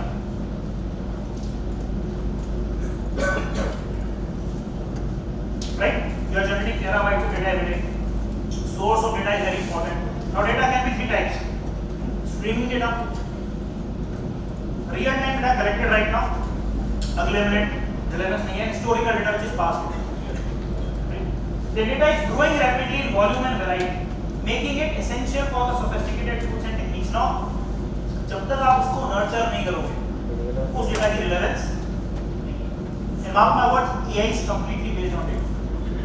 Minus data, AI cannot happen. Machine learning is based on data. Minus data, machine learning cannot happen. Machine learning is based on real time data. Okay, historical data के ऊपर तो AI based है. जैसे machine learning आएगा, it's what? Ongoing basis, streaming, real time working. Two types of data, primarily structured and unstructured data, and there is something called mid level which is called semi-structured. Now what is that? Data which is being labeled properly, data which is being categorized properly, that is unstructured. So every organization when they manage their sales data, that's a structured data. Type of data, source of data, where data is there, right? Who has purchased, what is the amount, that's a structured data. And something which is coming up randomly from different sources, not in a predefined structured manner, that is not unstructured. So what Google is collecting from different sources become unstructured data. मतलब आपके बारे में उसको ये पता है आप कहाँ पर हो, ये मालूम है कौन सी टैक्सी से आए हो, ये मालूम है क्या खा रहे हो, ये मालूम है आप कौन से होटल में हो, अनस्ट्रक्चर्ड डेटा है. होटल इंडस्ट्री के लिए होटल का डेटा स्ट्रक्चर्ड हो गया, but profiling of yours that becomes including multiple data sets which may not be in the same format, that is unstructured. And something which is in between of that becomes structured data. So although when it comes to structured, financial records, tables, transactions, accounts, balances, completely structured. Customer data like CRM databases of a particular company, student database for a particular university, your database with ICAI is what? Structured. Completely structured. Right? And comes unstructured data. So data lacks in predefined structure, mark my words, making it harder to organize and analyze. Organize नहीं कर सकते इसको. Because हर एक data के factors, features, characteristics अलग-अलग, varying characteristics, right? So emails of yours unstructured है, promotional mail भी है, बैंक का mail भी है, दोस्त का mail भी है, right? और official mail, OTP भी आ रहा है उसके ऊपर junk mail भी आ रहा है. Social media post completely unstructured, कभी आप वीडियो पोस्ट कर रहे हो, कभी आप ऑडियो पोस्ट कर रहे हो, कभी आप टेक्स्ट पोस्ट कर रहे हो, कभी आप कमेंट कर रहे हो, unstructured. Images, photos, scan documents, video, CCTV cameras, all is unstructured data because it is not in a systematic manner can be categorized and arranged, organized properly. Correct? Semi-structured is a combination of both, obviously. So let's not talk about that, but basically XML files, your web APIs and all, these are semi-structured data. Although, technically speaking, we are categorizing into those two domains, something is not falling into those domains, we'll keep it aside. We'll try to use it as and when required. So normally unstructured data के ऊपर बहुत ज़्यादा work होता नहीं. Then comes data processing. Now data processing is something which is very important because जब तक आप processing करोगे, you will not be able to analyze it. I'll give you a simple example for it. Simple example. Suppose I'll ask you, last Diwali season, Maruti has sold some cars. Now I want to have an analytics from your side of cars which are sold out within the range of 5 to 10 lakh rupees and only two colors cars, white and red. Within this 5 to 10, I want to have an analytic review of two color car, white and red, and give me which car has been sold out. So obviously in 5 to 10 range, there might be 10 different cars possible. And with two colors, you have that. Now, first point, this is the problem statement, I want an analytical report of two colors, white and red, of car by Maruti within the range of 5 to 10. Problem statement समझ में आया? Problem का सबसे पहला point, data कहाँ से? For this you need data? Yes. From where you have to collect the data? I want to have an analytic report for the entire Maruti, right? So you have multiple data sources. I'll tell you how. One source is what? You go to Maruti Garages and get the data.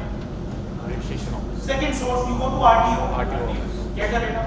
Third source, you can go to showrooms. You can go to insurance. But insurance में multiple के पास जाना पड़ेगा. So you have multiple sources of data. Now, as an individual, first point for data analysis is what? You have to identify one source of data. Because from all these sources, whatever you are collecting is a duplication of data. So दो जगह से लेके भी आ जाओगे तो duplicate remove करना पड़ेगा. Right. So maybe the easiest source of data is directly approach to Maruti or RTO because वहाँ से दो source से आपको complete data मिल जाएगा. Suppose you approach to Maruti. Let's take an example. You approach to Maruti.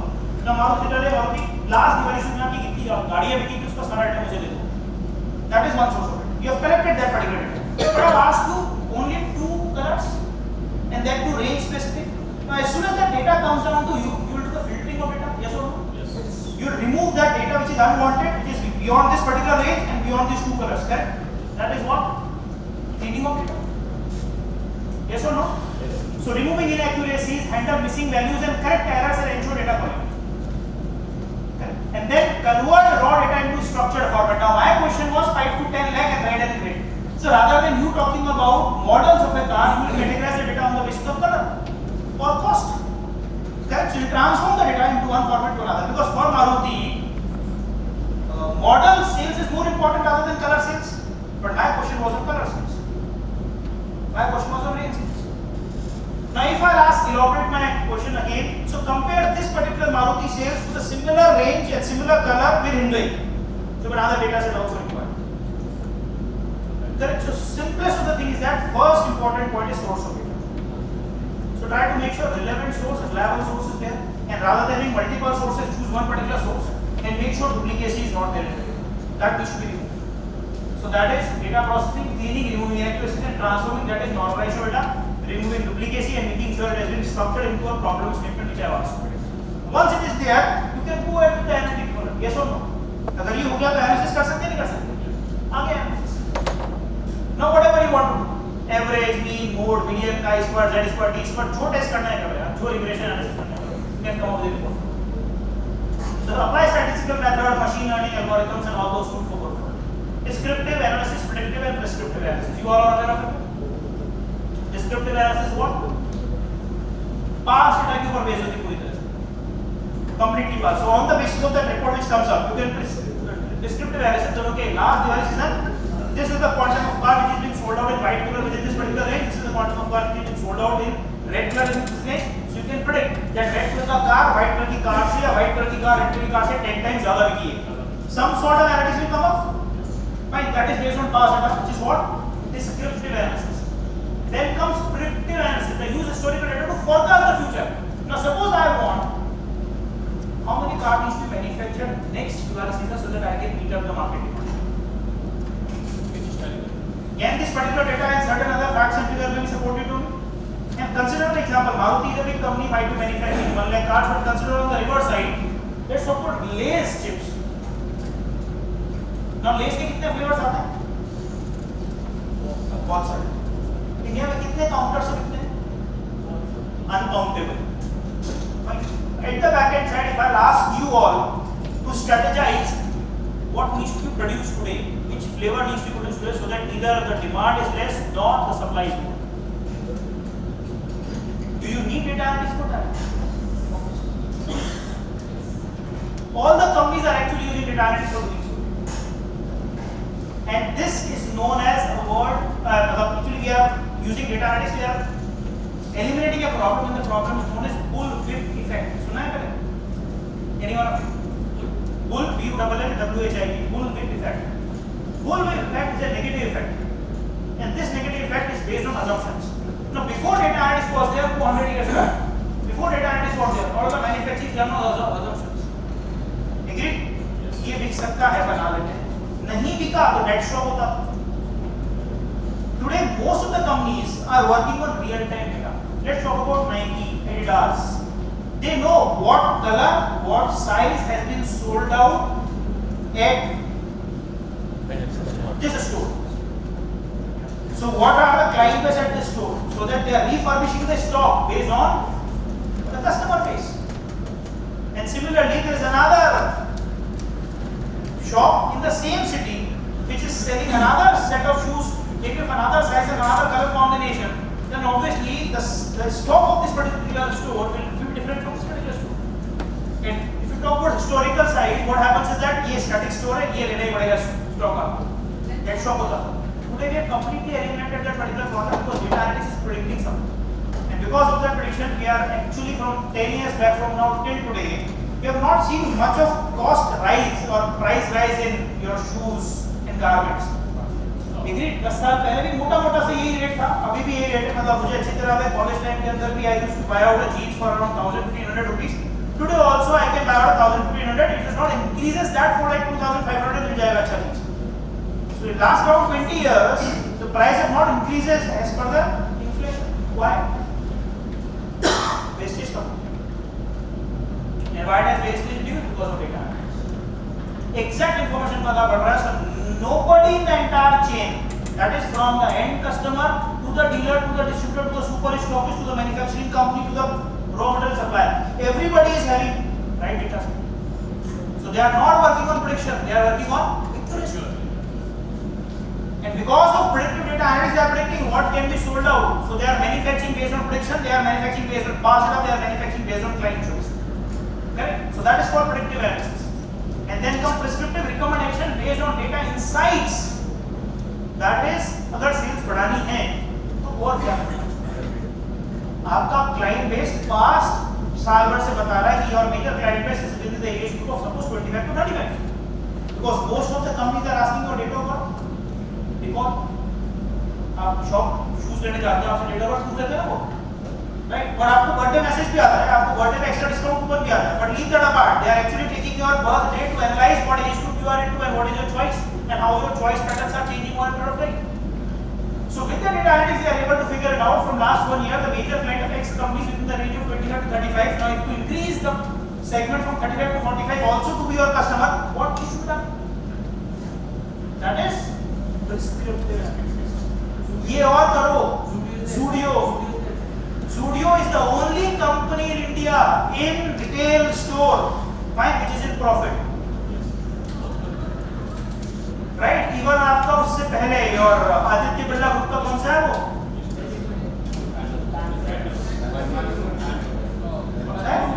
Pantaloons. मतलब जो भी पैंटलून्स है और एक और कौन सा है यार? I'm forgetting the name. So all these companies like Shoppers Stop is still in losses. You know that? Peter England तो एक ब्रांड वगैरह का मल्टी ब्रांड स्टोर्स का नाम क्या है? Lifestyle is क्या? So Lifestyle is a builder. So Lifestyle is in losses, right? Your Shoppers Stop is in losses. Wested is in losses.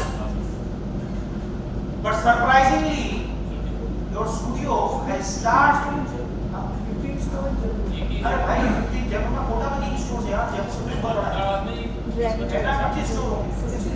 Only company in the best way to understand how data analytics plays for them. They have never opened their store. Now look at the detail. They have never opened their store in the prime locations. Or else rarest of the rare of stores are on prime locations. They make sure the showroom lights are so immersive enough that once you walk, you cannot keep that store outside your vicinity. आपके दिमाग में आएगा यार, इतना bright करते हैं stores को, all white lights. And whenever you see the front row, it's all bright, vibrant colors, roads are completely. You try to analyze that, and because of that particular placement, the cost. The way they have positioned themselves, they try to reduce the operation cost. That is the crux part. Operation cost reduce karo, right? Profit maximum. They have never gone for a franchise store as of now. All stores are COCO. Company owned, company operated. All stores. You can have the franchisee of any other brand, but studio is not giving the franchise. They have gone for a detailed data analytics, and that's the reason in just operation of 7 years, they have become the profitable ventures for them. I salute the way Tata operates. Even you can look for the data analytics how they have gone for making Air India Express as the topmost. So all such options, Air India Express are top पे आ गए. If we go for 2 years, 3 years back from now, you cannot find another flight than Indigo. सब खत्म. Tata has come from, and you won't believe also the losses of Air India has reduced drastically. It's expected by 2026 they can start making profits. जो company पिछले 50 साल से loss में थी. 5 साल में प्रॉफिट में लेके आ रहा है. So they are doing serious data analytics and making sure all their operation expenses or useless expenses are being curbed down systematically, right? And making sure that maximum clientele are reaching out. So they have put enough top on that. They have started a lot of other features as well. Even in Jaipur and Delhi, they have started separate launch for Air India passengers. You know launch passes? Priority pass and launch. You can go to the launch. Every other brand same launch. But Air India started a separate lounge for their customers. So like customer experience is also very important. So if you are liking that particular experience, you will say that yeah, next time we, or maybe friends को बोलेगा यार छोड़ ना, अगर Air India मिलता तो उससे बैठना, they are giving you that facility. So this is how business grows. Outstanding examples of Tata for prescriptive analysis, predictive analysis. Because descriptive can be done by anyone. For these two things, you need forecasting. You need deep dive and you need AI. Yes? Now data visualization, you have charts, graphs, rather than talking to. So your examples like Excel, Tableau, Power BI, all these things are visualizing or presenting the data into a very impressive format for you. In line charts, graphs, pie charts and all those things.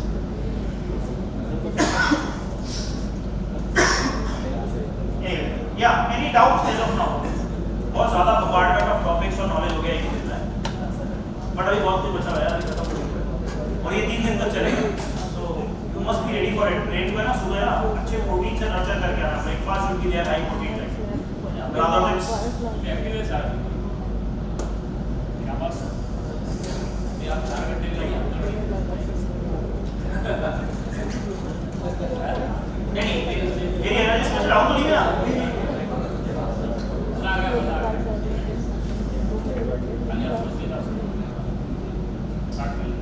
Doubts, कुछ है, कुछ queries, real time, some problems and some solutions you are looking forward to. Because next 2 days I am not going to be there in your class. You have to experience every faculty.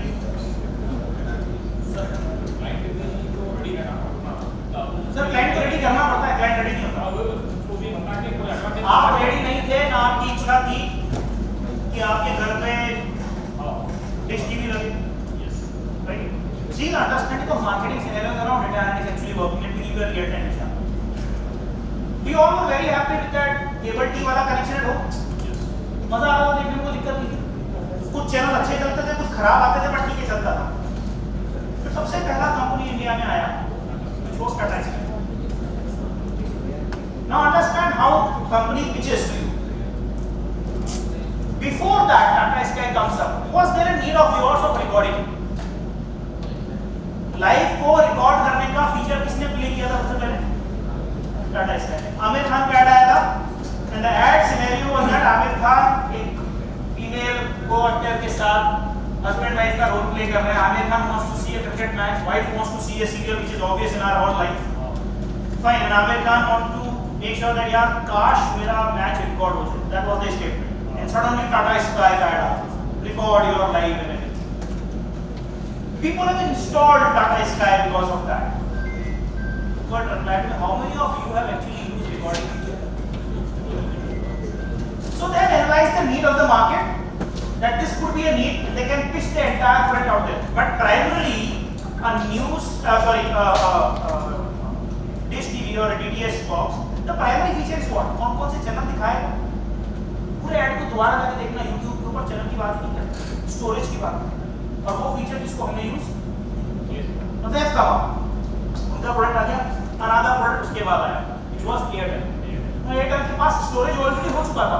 I am talking about how data points and analytics important role play to predict and prescribe certain marketing campaign as well, right.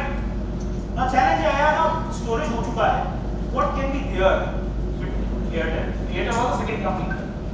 Airtel ने क्या pitch किया? HD, और उनका add आया था अगर मतलब नहीं बिना इसके डिब्बा है करके, इफ यू कैन रिकॉल, उस टाइम पे एचडी टीवी आ गए थे। So that was the second scenario where this comes up. अब एचडी आ गया, स्टोरेज आ गया, उसके बाद वीडियोकॉन के लिए चाहिए। अब वीडियोकॉन का सेलिंग प्रपोजिशन क्या था? ये दो मेन चीज पर एक बार हुई, it was like this and this. So they have to do analytics. Now see, analytics are everywhere. They have to do analytics and make sure what are the unique features left out in the market and what are the key points or key pain points which these companies are unable to meet up. Now these two companies are unable to install your DTH set-top box within a small time. Slide 2 दिन में लगेगा, 3 दिन में लगेगा। Video को tight जाके देखना। It was Abhishek Bachchan, in which Abhishek Bachchan, as soon as he moves from the office, calls to the Videocon DTH provider, install. जब तक वो घर पे आता था वो इंस्टॉल कर चुका होता था। Nobody asked वो घर में घुसा कैसे? वो घर में घुस रहा है, टीवी लगा रहा है, खिड़की में से घुस रहा है, बट वो इंस्टॉल करके जा रहा है अकेले घर के अंदर। बट सेलिंग प्रपोजिशन क्या था? Fastest services. So clarity of services, storage of services and fastest services. तीनों गए। उसके बाद सन टीवी आया इंडियन। सन टीवी के पास कोई बचा ही नहीं बेचने के लिए। all gone, all fast gone. What is being left out? So they have gone for the cheapest services. So Sun TV was India's cheapest service provider. This is the first one. So my simple take is that are these companies doing some sort of data analytics? Yes or no? Yes. Are they positioning something by analyzing the other companies' similar product also? Yes. And identifying the gaps in the market? And on the basis of that, they are pitching their product and services accordingly because customer is in need of that service. And if their marketing campaign clicks, if their product portfolio clicks, if their USP clicks, they become the leader. Otherwise, it's a hidden trial. All these companies. Correct? So this was just a simple example for you that yes, decision making is based on complete data analytics and you cannot minus this particular feature from any company's portfolio. Today, it is being done. Quantum of data. Today we have tools for data analytics. So obviously all startup companies are actually doing data analytics only, and they are coming up with new ideas because they are finding out gaps. Have you learned about a company called Zepto? Fastest delivery. Now before Zepto has started in 2019, precisely in 2020. You know both the startups owner of Zepto are dropouts from Stanford University. Both are Indians. Both have gone to Stanford University. Right? One is 2020 batch and one is 2019 batch, one is 2018 batch. One guy is a senior guy. Then once they've gone for it, suddenly pandemic strikes. Now they feel like now Stanford में online पढ़ने के लिए थोड़ी आए, तो drop कर दिया. Stanford University, which is a dream university for almost all engineers, they have dropped out from that university, come back to the hometown India, right? And then started doing something. Then they feel like during pandemic it was a pain point to deliver the things on time. This Amazon and Flipkart are unable to do that. So they have thought, why not go for fastest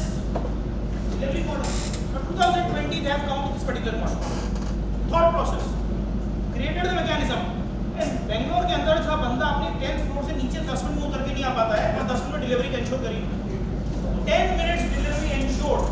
Not 10 minutes delivery. Data points कौन से थे? Let's come down to our basic point. ये जो company है Swiggy, Zomato और ओला, उबर और Amazon, Flipkart, क्या driver इनके हैं? क्या डिलीवरी पर्सन इनके हैं? क्या पिकअप पॉइंट इनका है? क्या डिलीवरी पॉइंट इनका है? So 3 data points कैप्चर हुए. Let me give you an outline for that.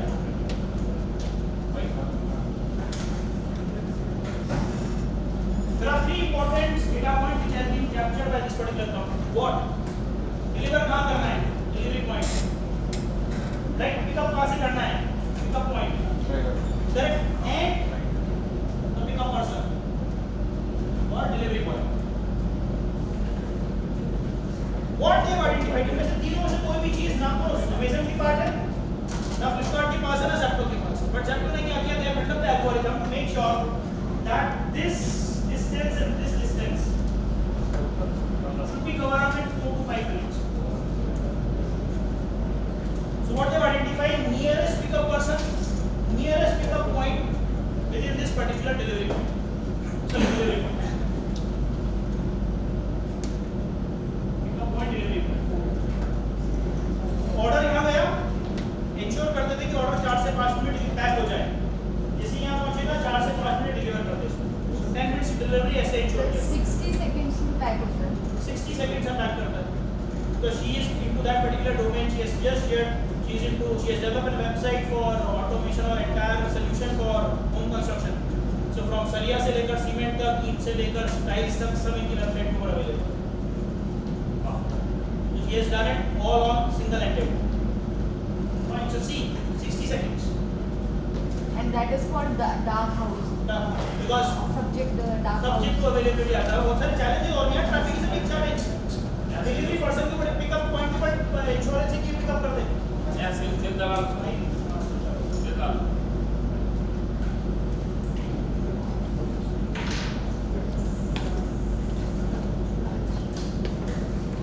Four USB for them. Now, this particular feature of mapping 3 data sets, which all 3 data sets are not their own data sets, market data sets. They have mapped it out, and within 18 months, it's the fastest billion-dollar company, fastest unicorn. 18 months में unicorn हो गई. 2 dropouts, not interested to pursue a business, gone for studies, came down because of pandemic, identify 1 pain point, research on it, identify data sets, work a model on it, delivered a model, 18 months, billion dollar company. This is how data plays. This is how data plays. Right?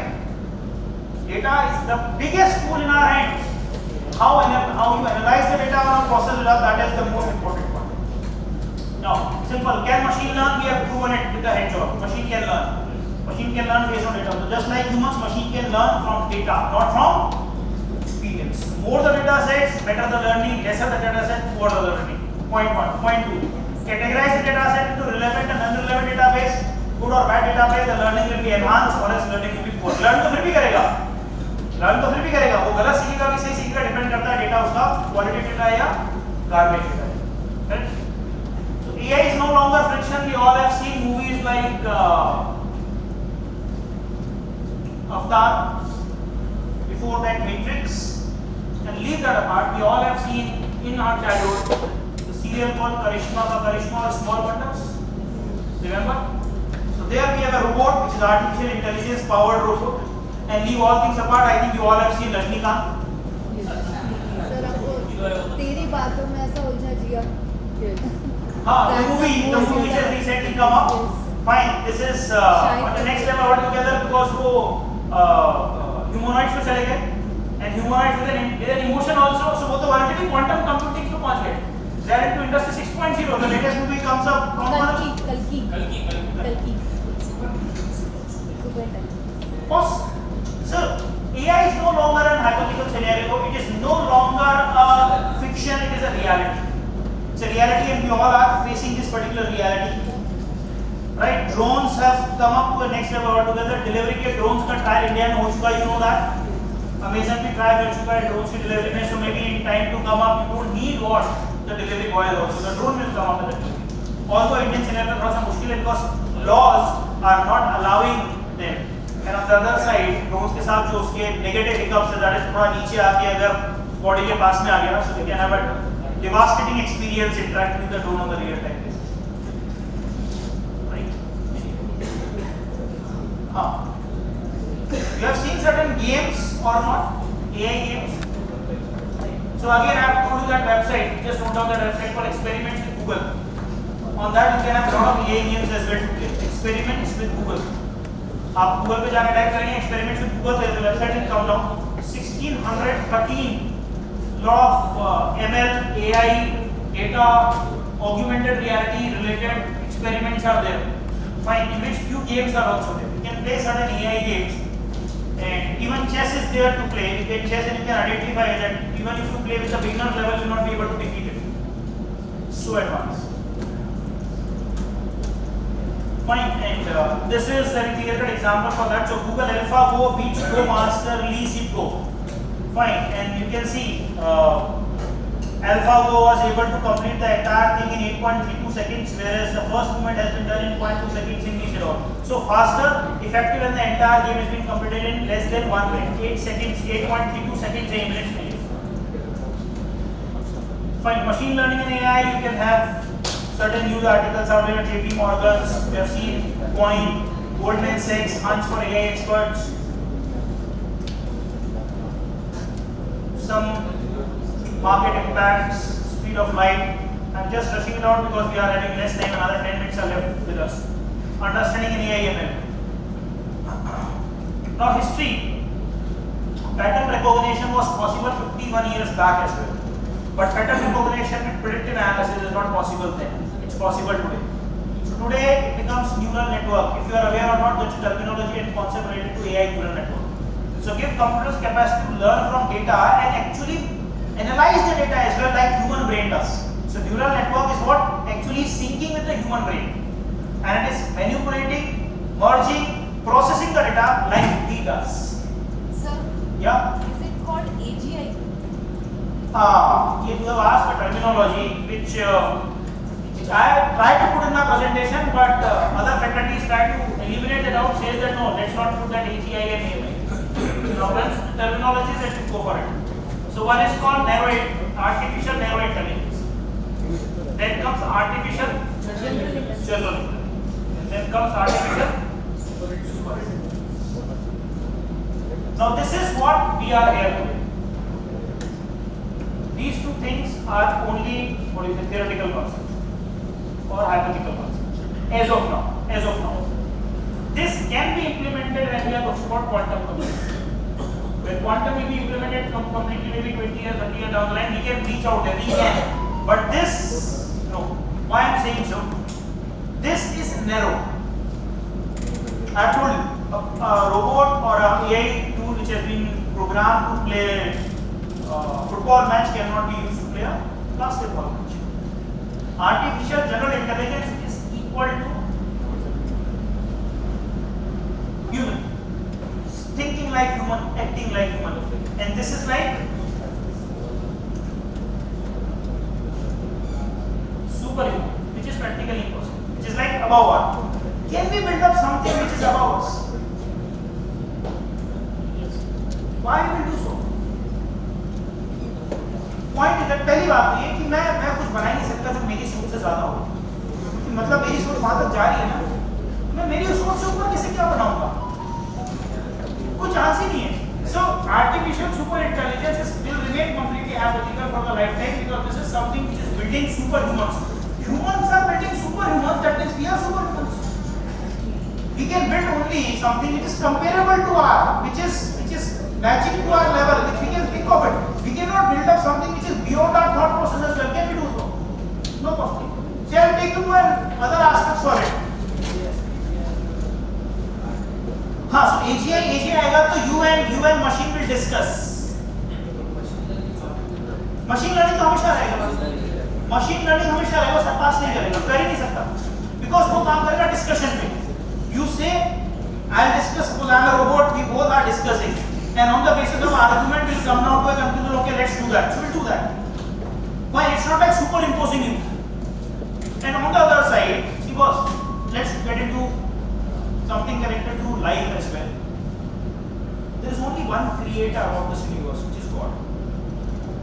God has created us and we have created devices. We cannot create something which is above us because above us is God. We cannot go further. We can create only those things. That is one aspect. Second, my thought process can only be aligned to my brain. What I can think of, what I can imagine of, what I can build up.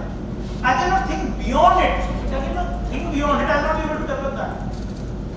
If I am able to develop that, that means my thinking is there. So it's not superhuman, it's like human only. So even this concept, very tough. It's theoretical concept. As of now. If it will come up also, it's going to take ages because processing power needs to be pretty much enhanced. Whereas this concept is going to be completely happening. No chance at all. Here, it is also known as peak AI. Because domain knowledge cannot be transferred. Because there is a restriction wherein devices can perform, beyond that the performance capacity exhausted, so we have to apply our own brains and efforts to execute those things. And that is the reason even if you have driverless cars available in the world, fine, if you purchase a driverless car in Hyderabad also, please put a hand on your heart and tell me whether you are going to sit on the back seat or on the driver's seat. What's the purpose of having a driverless car? If you are still sitting on the driver's seat and making sure you are holding that steering and then driving it out, fine. What's the purpose of investing 1.5 crore rupees? Because 1.5 crore is for what feature? Still you are sitting on the driver's seat. No use of that. You must be happy in 1.5 lakh rupees car. Like a DAS. I have purchased a car which is having a DAS 2.0. And within 15 days I have decided I have to switch all ADAS. As soon as I get to the car, सारे ADAS बंद करने पड़ते थे. Reason being because मैं गाड़ी चला रहा हूँ. Fine. अच्छा, आपके साथ ऐसा नहीं हुआ इसके पता नहीं पड़ रहा होगा, but I'll let you know the experience of mine. I was driving down a car in Jaipur. Now a small dog comes. गाड़ी ने अपने आप ब्रेक किया. भाई मेरी गाड़ी रुकी पीछे वाली थोड़ी रुकी. Dog. गाड़ी रुकी. अब अच्छा आप ड्राइविंग सीट पे बैठे हो. You have not pushed down the brake. और गाड़ी अपने आप रुक रही है. आप सोचो कैसा लगेगा? नहीं बॉस पकड़े की मारेगी नहीं. मतलब आपको खुद को झटका महसूस होता है ये क्या हुआ? ठीक है. On the other side, again I was driving in Jaipur only, and that was Jawahar Circuit. Jawahar circuit पे ट्रैफिक रहता है बहुत सारा मॉर्निंग आवर्स में. सो गाड़ी ने ऑटोमेटिकली टर्न ले लिया. मतलब मेरा स्टीयरिंग अपने आप घूम रहा है. फाइन. बात खुद की नहीं है बट पहले तो ये है कि boss I feel it is not in my control. अब जैसी गाड़ी का स्टीयरिंग अपने आप इधर घूम रहा है, मैं उसको कंट्रोल करके इधर घुमाने की कोशिश कर रहा हूं. पर अब जैसे ही ऐसे और ऐसे होगा तो फॉर श्योर बैंगिंग होगा. So one banging, two banging. Although I have not purchased the car, my friend owns a Hyundai workshop or Hyundai dealership. I asked him, he gave me his demo car. I drive it out. 2 बार टूट गई. उसने कुछ नहीं बोला, उसने ठीक करा दी. पर उसने मुझे ये रियलाइज कराया कि boss, if you want to purchase a DAS, leave India. If you want to leave in India, you have to switch off ADAS, switch off ADAS. गाड़ी में बैठते हैं सारे ADAS बंद. पर अगर इसे बंद करना है तो ADAS करना है. And let me tell you, I was driving on Delhi Mumbai road highway. Jaipur के आगे से दौसा से Delhi Mumbai road है. Delhi Jaipur to Delhi highway आपका Delhi Mumbai वाला highway. I was driving on it. Now what ADAS does? ADAS reads down at white lines. Road में होता है ना? Separator and white lines, border lines and all. It was hitting and go. So मैं auto mode में चला गया गाड़ी को because it was like clean road, perfect enough. Auto mode में चल रही गाड़ी. Set the kilometers also 100 kilometers पर. मैं बैठा अपने गाड़ी चल रही है. स्क्रीन के ऊपर सब दिखता है. I was sitting on the driving seat. 2 white line miss हो गई. रोड के ऊपर व्हाइट लाइन मिस हो गई. इंडिया है ऑब्वियस है ना. 2 व्हाइट लाइन गायब हो गई. स्क्रीन पे लिखा ADAS lost. वापस पकड़ना पड़ता है. ADAS lost मतलब आपको गाड़ी नहीं मिल सकती. After having all these experience, I realized that that's not a technology for us. अच्छा, but this technology will sustain in near future. Why I'm saying so? Because the time will come when even Maruti 800 or Maruti Alto will have ADAS. All cars on the road will have ADAS.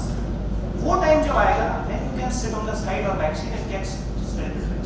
Till then, there is no possibility to drive a ADAS car on the road. जब तक 100% car ADAS नहीं होती, तब तक आप drive नहीं सकते. Even one particular car non ADAS. पूरा ट्रैफिक खत्म. Right? And the time and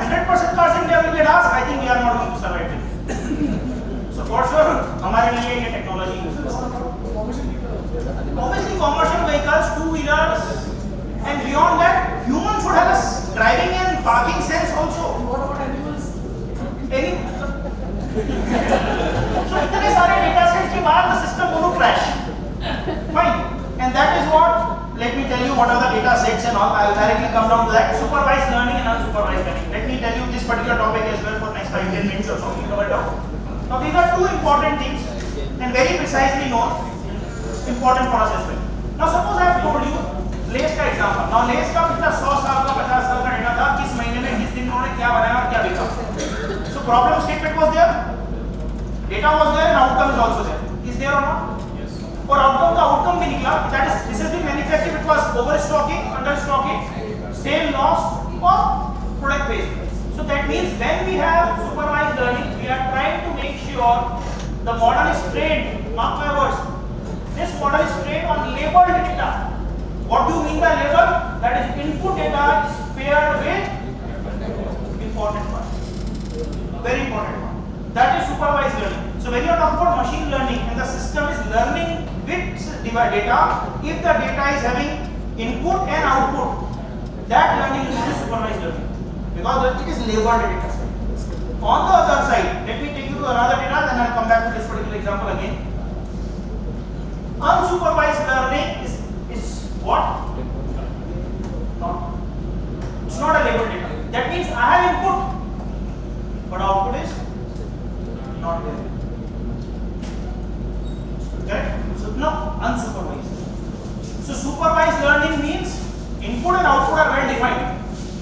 Learning becomes supervised. When input is known, a problem statement is known, but solution statement is not known. That is known as unsupervised learning. So unsupervised learning is predictions. Supervised learning is accuracy. Right? Now let's see examples of that, which will be important for you all. Use case. Revenue prediction using regression. Historical financial data used to train the regression. Correct? Revenue prediction. आप लोग करते हो regression analysis. Right? That is what use case of this. Because past data है हमारे पास. Complete data है, input है, output है. That is this. So you can go for revenue prediction. You can go for fraud detection. That is based on supervised data. When it comes to unsupervised data, you are identifying unusual spending patterns of fraud detection. Unusual spending patterns. अब मैं पता ही नहीं कर पाऊंगा मैं किस दिन 5 रुपए खर्च करता हूँ, अगले दिन 5 लाख खर्च करता हूँ, उसके बाद 2 महीने खर्च नहीं करता, फिर सीधे 10 लाख खर्च करता हूँ, अगले दिन 10 रुपए खर्च करता हूँ, फिर खर्च नहीं करता. Is it a pattern? Unusual pattern. So because the unusual pattern is there, it is not supervised data with a labeled or processed outcome. Very tough enough. So that is detect anomalies in transactions data that may identify fraud. इसमें may or may not चलेगा. इसमें every transaction can be fraud, every transaction can be genuine transaction. You will keep on tagging, keep on pinging me, and every time I have to validate, upload because my pattern is not being defined well enough. Correct? So supervised and unsupervised learning. Here the differentiation is with output or without output. If input and output are well defined, that's supervised. If input is defined, output is not. And obviously in between there is a semi-supervised learning. But beyond that, let me give you one simple example or another thing is called reinforcement learning. All your game models, all games what you play are work on this because that works on an agent. That means when you are playing a game, you are playing as an avatar or maybe an icon is there, and when you are playing, it is learning from that particular game. It's not learning itself, not learning in predefined input and output. It is learning on the real-time basis based on your actions, completely based on your actions. Like agents. Agents only. Agents. So this is like dynamic investment portfolio or gaming. See, agents learns to play and master games over a period of time. So all your agents, all your AI agents, what do you say, are learning with time because of your moves and your steps, whatever you are playing. So that is what is reinforcement learning. So there are, primarily speaking, 3: supervised, labeled data set, unsupervised, unlabeled data set, and reinforcement learning, that is agent-based learning. Every time there will be an action, it will learn. No action, no learning. But supervised and unsupervised will learn over a period of time whether action taken or not action taken because data is being by default generated. Right? So that's a small graph for that. So supervised, unsupervised, and reinforcement learning. And these are the OA, navigation, skill acquisitions, learning tasks, gaming primarily connected to that. When it comes to supervised learning, you are trying to go for customer segmentation is very important. You try to segment because when the data is not labeled like input and output, how you are going to learn? You have to categorize the data in some manner. So you try to build up your own categorization, like Facebook does. Now Facebook का जितना भी market predictions होता Facebook sir please. Facebook का जितना भी market predictions होता है जिसमें वो एडवर्टाइजमेंट कैंपेन चलाते हैं that is all based on unsupervised. ठीक है, बिकॉज़ प्रेजेंशियल पे काम होता है। Suppose I need to sell a particular course in Hyderabad of a particular university. I try to make sure either I am targeting direct the student or the parents of the students. But I have to assume the student should be within this age group, parents should be within this age group. They must be doing certain activities because जितने मैं उसमें parameters click करूँगा Facebook marketing के अंदर उतना ही targeted marketing होगा. And those parameters are not fixed parameters. You might vary to that, you might not vary to that. I may say that okay. Within the age of 45 to 55, maybe the parents who are looking for their graduate college for students. But somebody married at the age of 20 might be having 35 age group also a son or a daughter, fine, ready enough to go for it. So my data set is not. So this is very common. This is not based on certain valid input and valid output. That becomes what? मुझे variations पे काम करना पड़ेगा, right? मुझे assumptions पे काम करना पड़ेगा. So that is recommended systems, targeted marketing आप कर सकते हो, segmentation करना पड़ेगा आपको इसके अंदर. And when it comes to completely supervised learning, that is diagnostic, customer retention कर सकते हो, image classifications and all. This is completely based on predefined classes. So supervised and unsupervised learning are major part of it. Regression is what we are doing on the regular basis with our applications and games which are learning through an agent for us. Even your ChatGPT is learning from an regression reinforcement because whatever you are giving is learning from them. So you are an agent for them. You are an EA agent who are inputting certain data and working on that particular scenario. Making sense? Any doubt? There are certain ML models, machine learning in finance. We have already direct pattern recognition, predictions, anomaly detection can happen.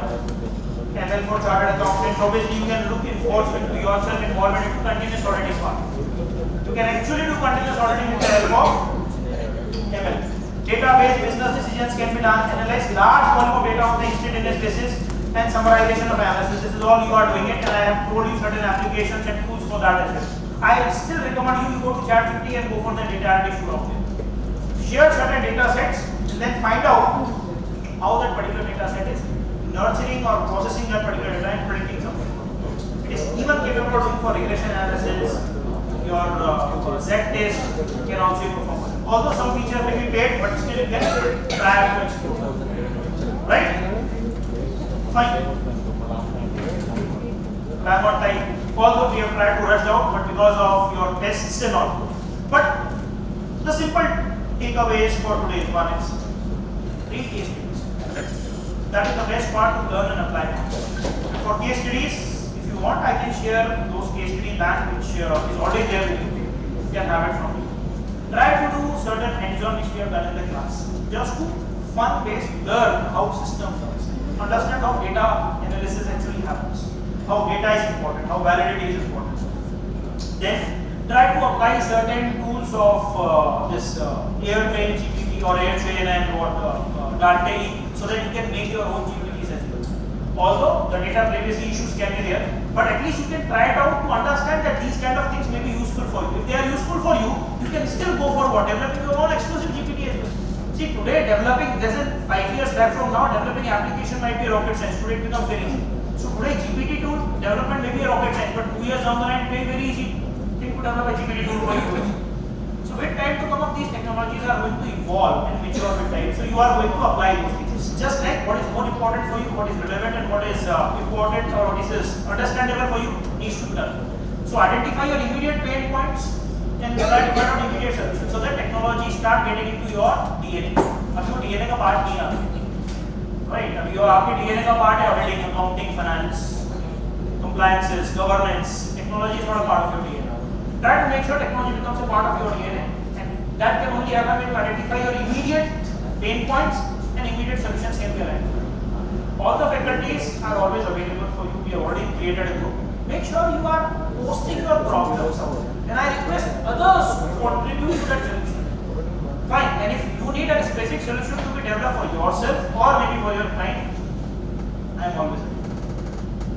Right? All my company and the tools, the resources I have, I can align to that. We can have some obviously commercial arrangements can be made accordingly. But my take is that let's get into that, which is very much required because we are not doing it today, somebody else will. We cannot avoid it. somebody else for sure. Right? And someday engineer will come down and start doing it. You will be in trouble. आपके लिए problem बहुत दर्द हो जाएगा. Because something which is your client are telling you, boss आप developer application में engineer आप बोलिए यार मेरे से बोलते थे मैं क्या बात है. Fine. So whatever the applications I have developed, like that algo trading app, if some of you are interested, you can reach out to me. We can find out the way in which you can use that algo trading app or market mapping app for your. What's the name of that? Then we have still not named it out, and name is not to be disclosed as of now till we are getting approval from the system. Although we have named it, but let's not. Market mapping है. So algo trading में थोड़ा सा एक challenge रहता है ना, तो market mapping बोला तो थोड़ा सा अच्छा लगे.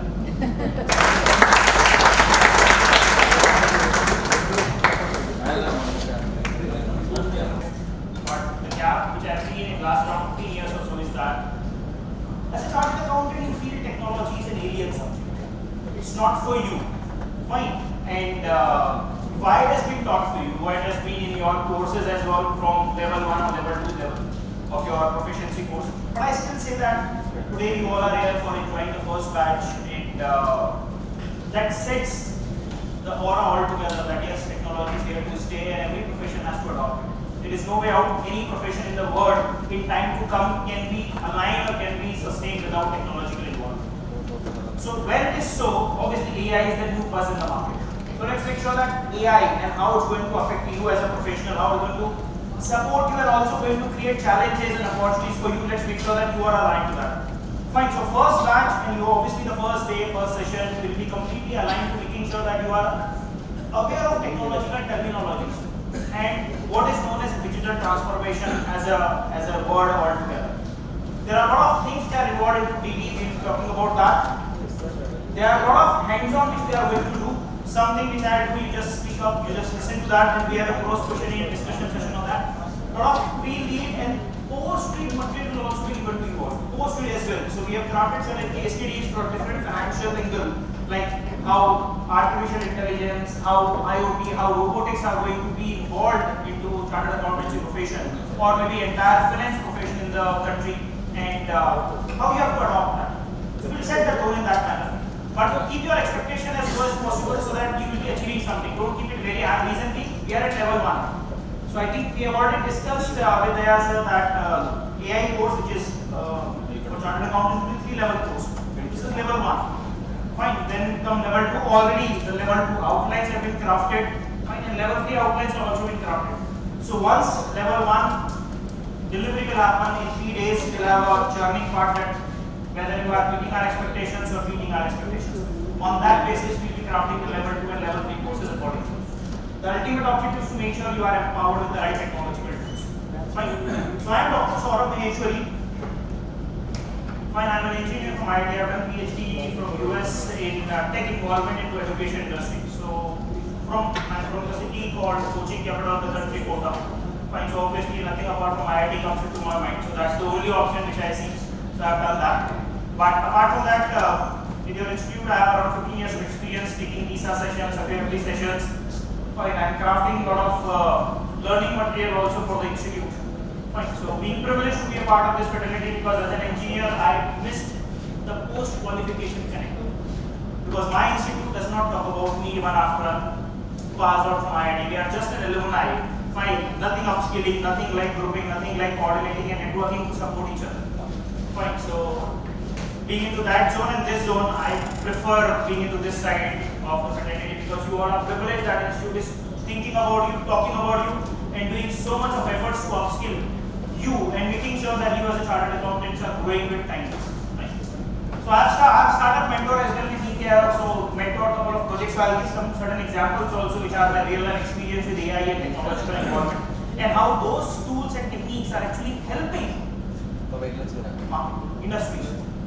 Fine. So you as a chartered accountant are not only aligned to financial world. Now that's a domain restriction that you have built up for yourself. I believe that you are the backbone of almost all industries. Finance is the backbone. Fine. Strategy is the backbone.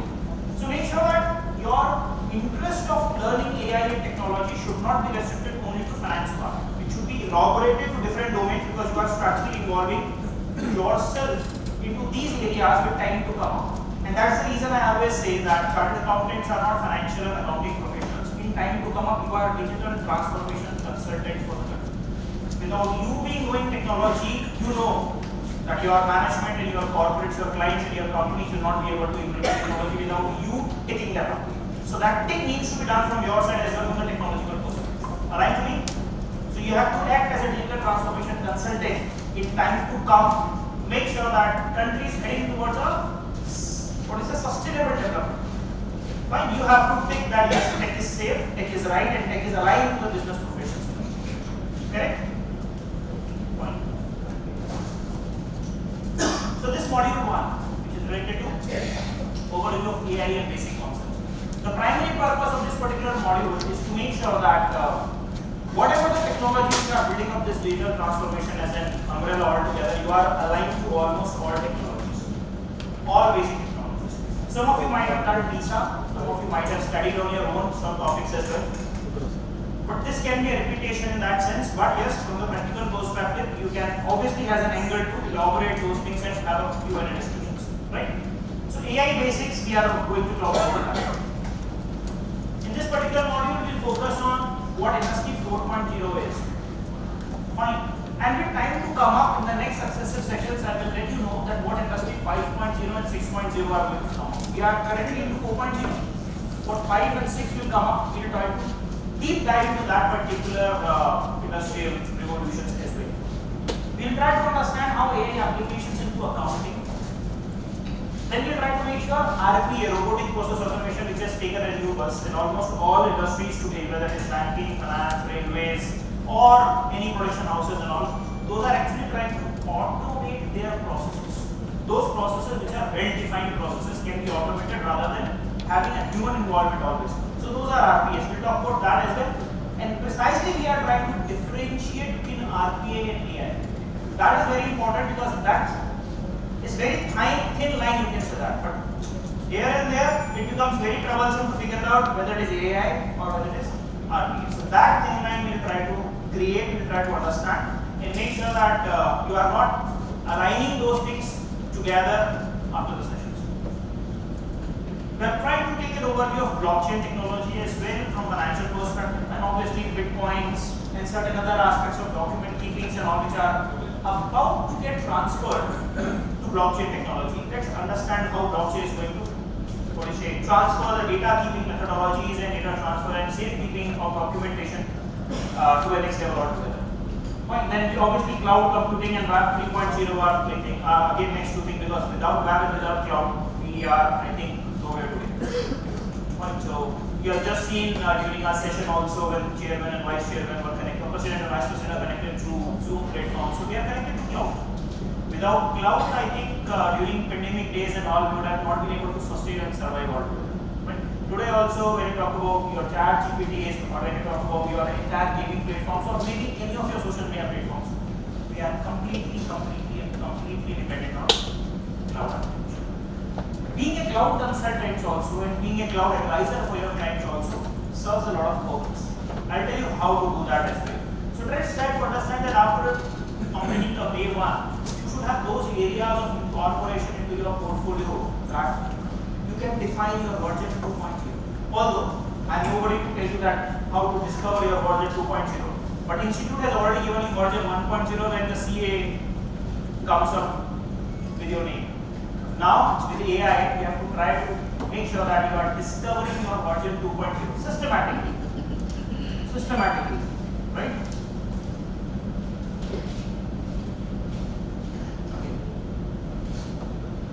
Find some important things. So you make sure that you all are on WhatsApp group.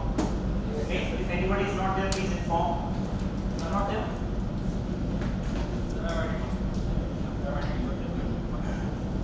Okay. Then you have an assessment in the evening today.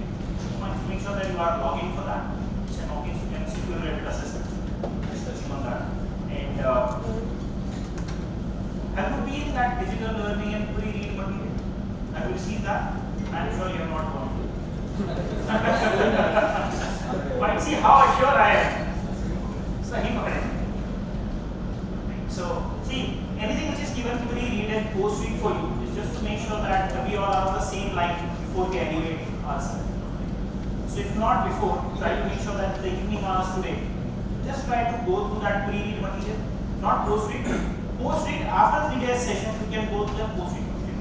In post-read also, let me tell you, we have actually tried to incorporate a lot of important elements into that. The ultimate objective for you as a chartered accountant is to make sure how AI is going to impact you, or how different technologies in the digital transformation domain are going to impact you.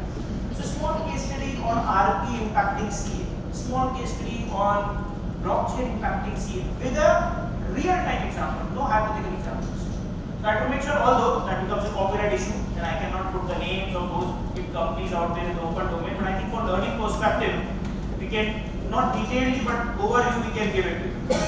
So in that sense, if you go deep dive on internet and try to make sure that the drill down part of that particular case study is available, you can get it from internet.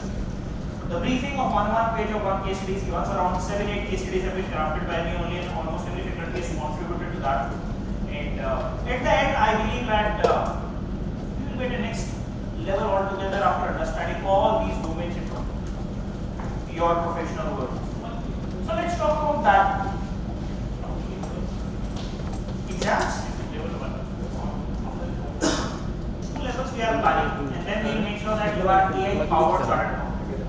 Fine. So it's like level 1, 3 days. After reviewing this particular delivery part, see, we need to assess ourselves as well, that whether we are meeting or beating your expectations, or whether we have over expected you or we have under expected you. So that assessment internally we have to do obviously in next 3 days, almost every day, to make sure that we are aligning to your expectations, and a lot of iteration needs to be done in that particular course. Once level 1 is been chosen down, level 2 and level 3 outline is already been crafted. So then we'll try to eliminate those things and we'll drill down those. I expect with the leadership of Dayal Sharma sir and obviously the entire faculty team members who have contributed to that, if we can come up with level 1 in less than a month. Less than a month. It was 29th of April when we have met in this particular place only and talked about what can be the course outline. So there it was just an idea. So from, you can say, May, June, July, August, it's 3 months. In 3 months we have crafted course, we have created content, pre-learning, post-learning, case studies, examples, presentations, and everything has been done. And it was hardly like 10 faculties involved into that. So it achieved a great level in this small duration, and I think this is the first course which has been delivered or maybe come up on the platform in just less than 100 days.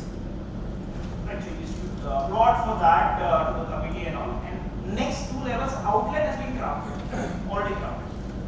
So we can come up, once level 1 is being done by all of you and you approve that, we'll come up with level 2 and level 3, and then it will be AI powered chartered accountant, and I think that is something to praise, right? Anyway, so from last around 300 years or so, we have seen a lot of transformation in the industry. Before Industry 1.0, entire working mechanisms needs to be done by hands.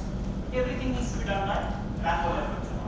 From that level to Industry 1.0, it has started in 1784, or you can say it's come up in 1784, 1770s, you can say that.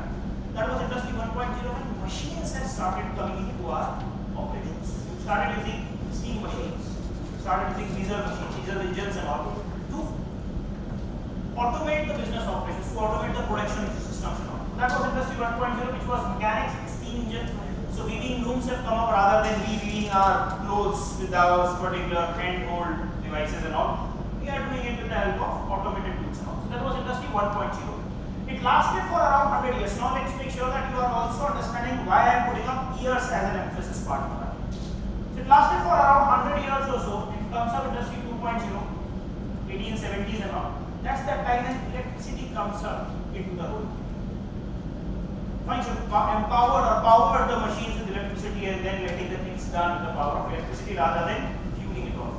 But it took around 100 years from Industry 1.0 to 2.0. Then comes Industry 3.0, again almost 100 years, and that's the time when the computers started coming into our life. That was 1960s or 1970s, you can say that. Then we started using automation in computers. So although the devices were big enough, they were not able to process the quantum of data that you are doing and processing today. But I think involvement of computer into business profession was still a big leap altogether, because computation, calculation, which was not being possible with previous 2 industry 1.0 and 2.0, which has started coming up. So that is industry 3.0, automation, computers and electronic devices came. And that was the time when we have our refrigerator coming into the televisions being into that part, right? All the computers are into that zone as well. So that's the time when electronics have started dominating the entire industry. And then comes what we are here today, that is what industry 4.0. That is driven by cyber physical systems, IoT devices, and obviously you can say AI as well. So we are here today with AI. 2022, if I talk about very precisely, September, October or so, nobody was talking about artificial intelligence in a big bang manner. Suddenly there is a tool which come up, ChatGPT. November 2022, the ChatGPT come up, and I was privileged to write down the first article for your manual. It comes up as a journal for you. So I got a request from the then secretary from ICAI that sir, we want to write down an article on ChatGPT and I'm sure you might be using it. It was just November. I said yes, I have started using it. So can you write down an article so that we can actually start thinking about that. So see, the smallest step they have taken just to write down an article on ChatGPT. Fine. There was nobody in the entire CA academy. Approached me. I've written down the basic article talking about what the guys basic that GPT is all about, how AI is going to evolve, what GPT is going to deliver, and how impactful it can be. From that day, hardly take less than 2 years, you have your own GPT, which is completely aligned to chartered accountant as a profession. The entire resources, knowledge bank is already involved into that GPT, which is supporting you. See the fast transformation. That is what I want to tell you. So 100 years has taken the industry to transform. But today, because of fast acceptance of the technology, fast disbursement of the technology, we are reducing down this particular timeline. And once the technology is there, we are ready to accept that in the fastest possible manner. And that is what industry 5 and 6 will come up. That I have discussed post-lunch session with you, that what 5 and 6 will. As of now, let's step up to what today is. Post-lunch, we'll step up to what future is all about. Correct? Any doubt as of now? Because make sure that rather than having a one-sided session, we are in an interactive mode. Because I need to know what exactly your problems are, your issues are, or your learning gaps are. Fine, so then only my sessions can be curated accordingly. I may or may not be able to answer your 100% queries because being an engineer and chartered accountant, there's a big gap between both of us.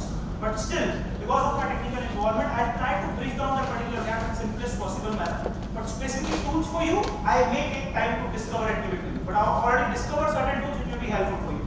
But if there are certain tools or certain areas for which you need an AI tool, please request. Because I am here for 3 days, you are here for 3 days. I'll research and that will be a kind of working for me as well in the night. So I'll research and make sure I'll be able to give that relevant tool for you. Right? So that is as of now industry 4.0. And these are the components of 4.0. Now when it comes to 4.0, which is called digital transformation, what exactly are we in? We have gone for autonomous robots. And your autonomous cars are a clear-cut examples. Right, you all are aware about ADAS 2.0, ADAS 3.0, that is Advanced Driver Assistance System, right? So your Tesla works on ADAS 3.0, Indian cars which is like XUV 700 works on ADAS 2.0, fine? ADAS 1.0, even Creta has that particular ADAS. My simple take is that we have autonomous devices. The devices which can take decisions autonomously, but simple question, and I think you should answer for that, how they are able to do that? Some of you, how this driverless car is going to turn automatically, stop automatically? What is the technology which is working behind? Any ideas from your side? You have used those things. Some of you might be driving autonomous cars as well. Any one of you? Software linked with Yes. software linked with I have MG Hector. Software, yes, ma'am. Yes, I have driven the automated driven. So technology behind it. Yes. Vishal has told software driven related part. Anything else from your side? Machine learning, okay. Vision? Okay, yes. So see, smallest of the thing, there are sensors behind those devices. Yes or no? Yes. So sensors are proximity sensors primarily, which is more important. So if the car is driving, suppose you have set the proximity sensor that your next car has to be around 10 meters away from you. So then sensors are going to make sure that 10-meter distance is maintained. As soon as it is less meters, the data sent to the system, that it is less than 10 meters. So either try to slow down your car as well to maintain that 10 meter, or else try to stop the nearest car stops. So signals have been sent by certain sensors, and then there is a brain behind it, which is working on certain data sets. Initially, the data sets have been provided to the system, right? And with gradual timeline, the data set is being infused with a technology called machine learning, and that is the reason it is learning over time. So every time you drive down a car, it is learning with the real-time experience and maturing itself to the next level. It's like a normal driver. Agreed? So similar to normal driver, but the only differentiation is that normal driver has learned driving by experimenting things. Whereas these devices are not experimenting and learning. Initially, they have been put on with the data, right? And then the data start nurturing over a period of time and they are learning. Right? So that's the reason I always say, and I'll ask a question to you, and please reply to me if you have an answer. What is artificial and artificial intelligence? What is artificial and artificial intelligence? There is nothing artificial in it.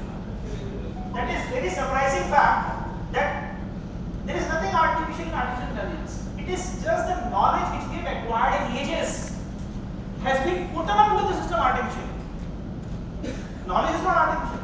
Knowledge is ours, right? And we have invested hundreds of years in acquiring that particular knowledge, and that knowledge has been codified in terms of data points, in terms of logics, and that thing has been put onto the system artificially. So we are intelligent because of our experience, and device is intelligent because again of our experience only. So there is nothing artificial in artificial intelligence. Knowledge is real, artificially infused into it. Agree?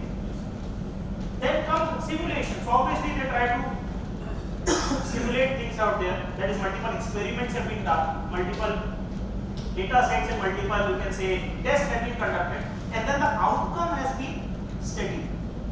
Wrong outcomes have been eliminated from the data set, right outcome has been included in the database. But and that is the reason, again I always say, although we always believe that data is the new gold in the market. Fine, more the data, that means more richer you are. But that's not the complete truth. The truth is, the data must be right. Because wrong data is going to give garbage to the systems, and the outcome will be completely negative. Right? And again, that is the reason almost all GPT models, what we are using today, most LLM models, they put a disclaimer for you. Right? We may be right, we may be wrong. Please verify that. Why so? Because they are dependent on what? The data they have from the internet primarily. And as internet is not having 100% correct information and data, we cannot rely on the output as well. Right? So if any one of you is drafting certain reports, books, notes, anything from ChatGPT or Claude AI, how many of you are using Claude? Claude is much better than. And anyone of you using AirTrain? Have you heard about that? Anyone of you have heard about AirTrain? No. Please put that word into your dictionary and ask me before the session today, what is AirTrain? AirTrain. I'll tell you what exactly it is. An AirTrain will satisfy a lot of your problems, what you are facing today with ChatGPT or Claude. AirTrain is going to satisfy that. But see, these are the theories which has to come out. Right? At the end of the day, you should take that, yes, you have valuable takeaway for whatever the 6-hour session you have conducted, and you have put out your time for that. If there is no valuable takeaway, then I am responsible for it. Fine, to some extent. If you are attentive, if you are not still getting, that means I am responsible.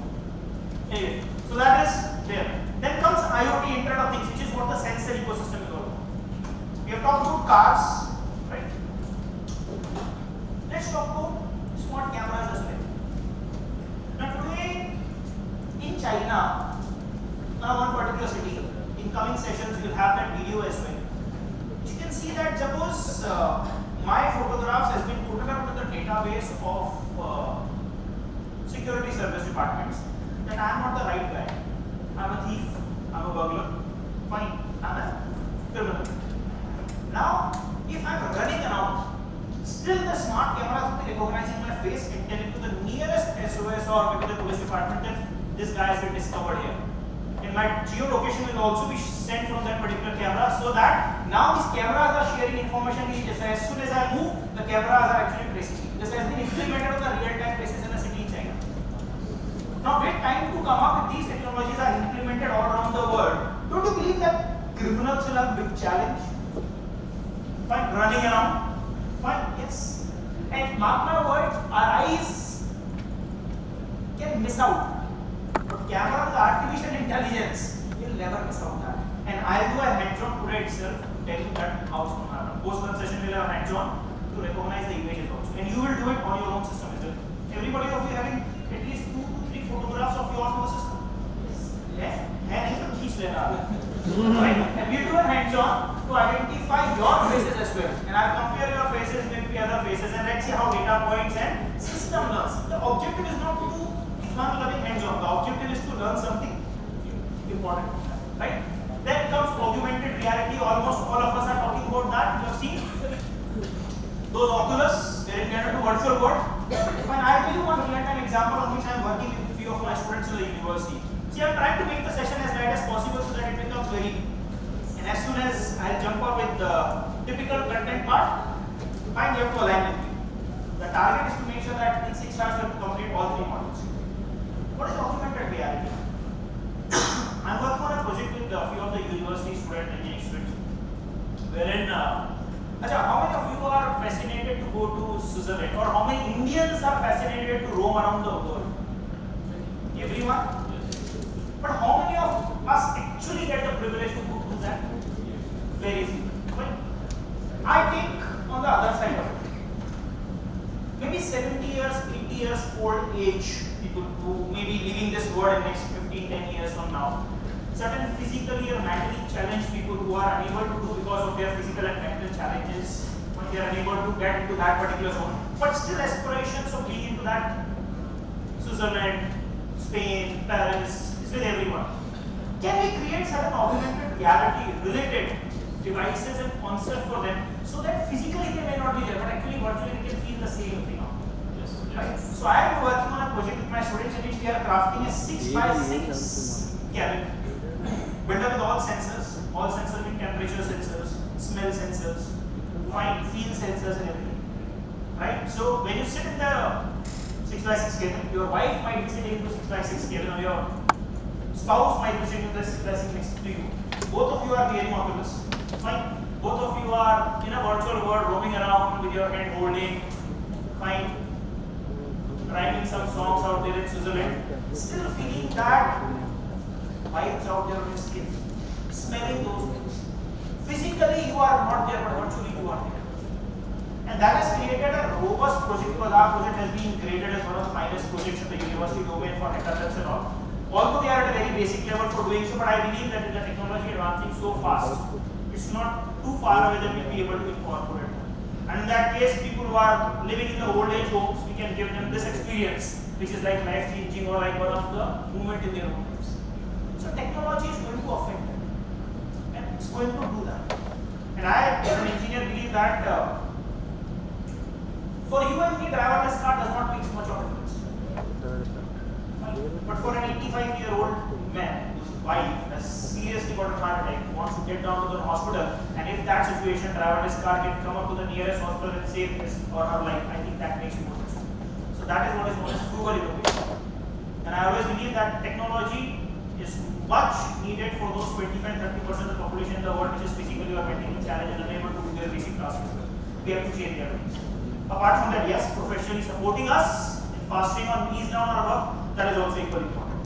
Because technically we have 28,000 days, all of us, in our life. That's it. Fine, randomly I'm talking about 78 years of age, we have 28,000 days. Even one day wasted means what I'm doing. Fine, so make sure that those 28,000 days are being utilized properly. So the technology is giving you free time so that you use me time or we time, let's do that.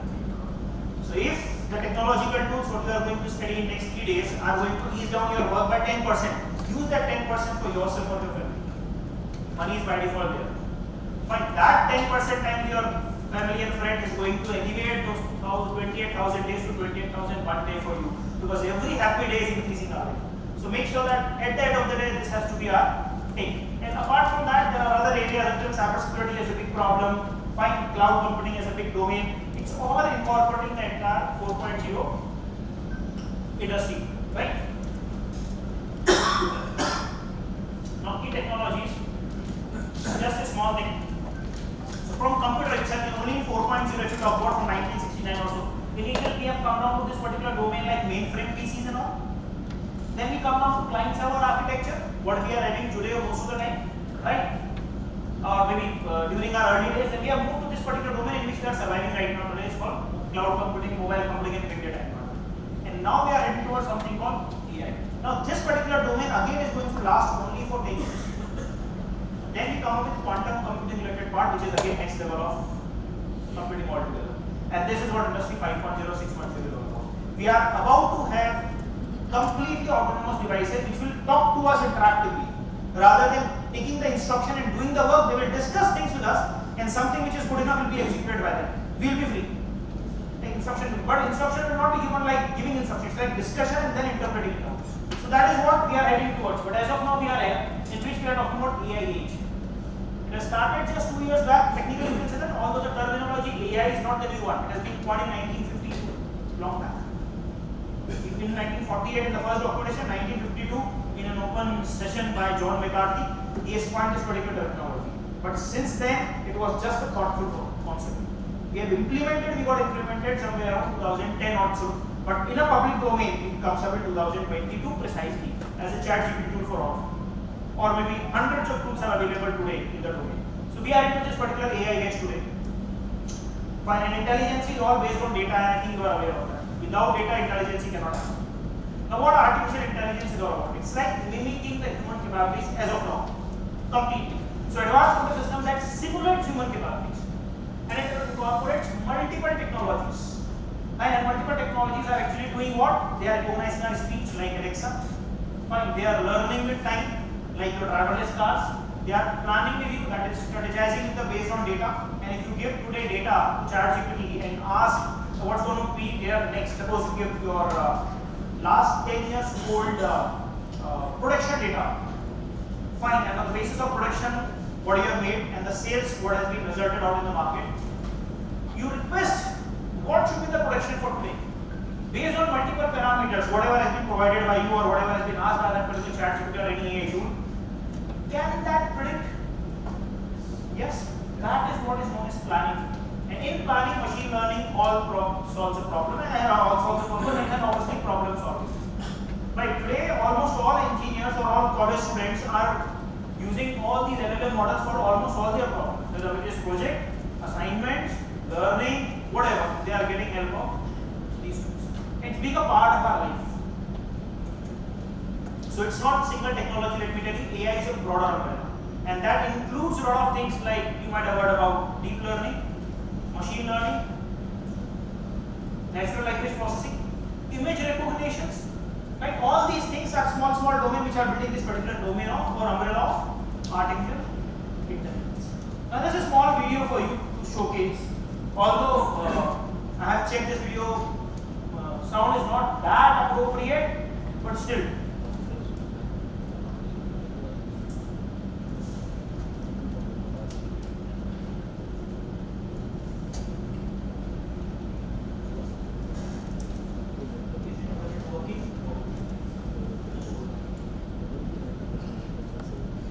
Going to get crashed out. Fine. So although we have tested yesterday in the morning as well that internet is working perfectly, as soon as the session begins, almost everybody of you and 150 odd people have connected, crashed. That's cut technology.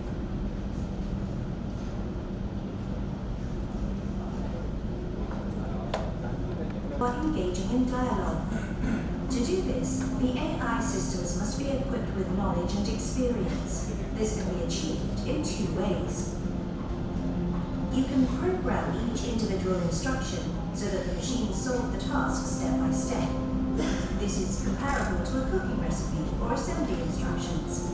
Alternatively, you can use programs that learn from data themselves. This enables them to detect relevant information, draw conclusions, or make predictions.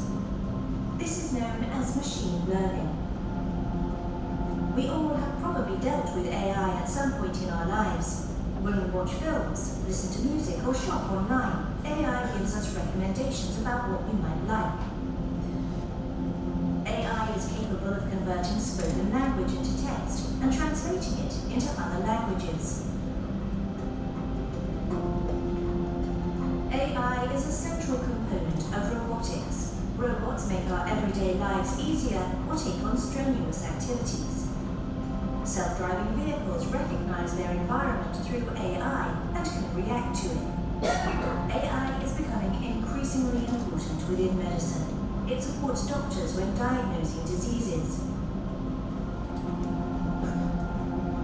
Also, more and more patients use AI-based apps for initial diagnosis. In the educational sector, AI helps to individualize learning activities, for example, on digital learning platforms. AI is becoming increasingly important. Once we understand how AI works, we can better gauge where it can support everyday activities at home and at work, and where we would rather make our own decisions. AI will not replace humans, but it is getting better and better at supporting us. For this, we need an AI-competent society.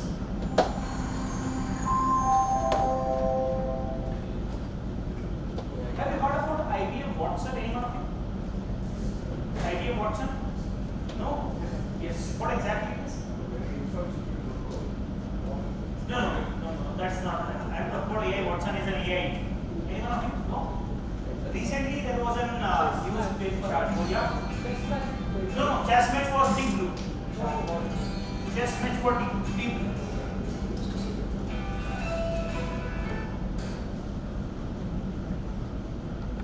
Yes, and it was 1998, 99. It was come up in the market, and at that point of time, it was so powerful that then Grandmaster of Chess has been beaten down in 6-match interaction with him 5 times. So AI was at that time also so powerful, but it was not in the hands of common man. It was very restricted. And why I'm talking about that?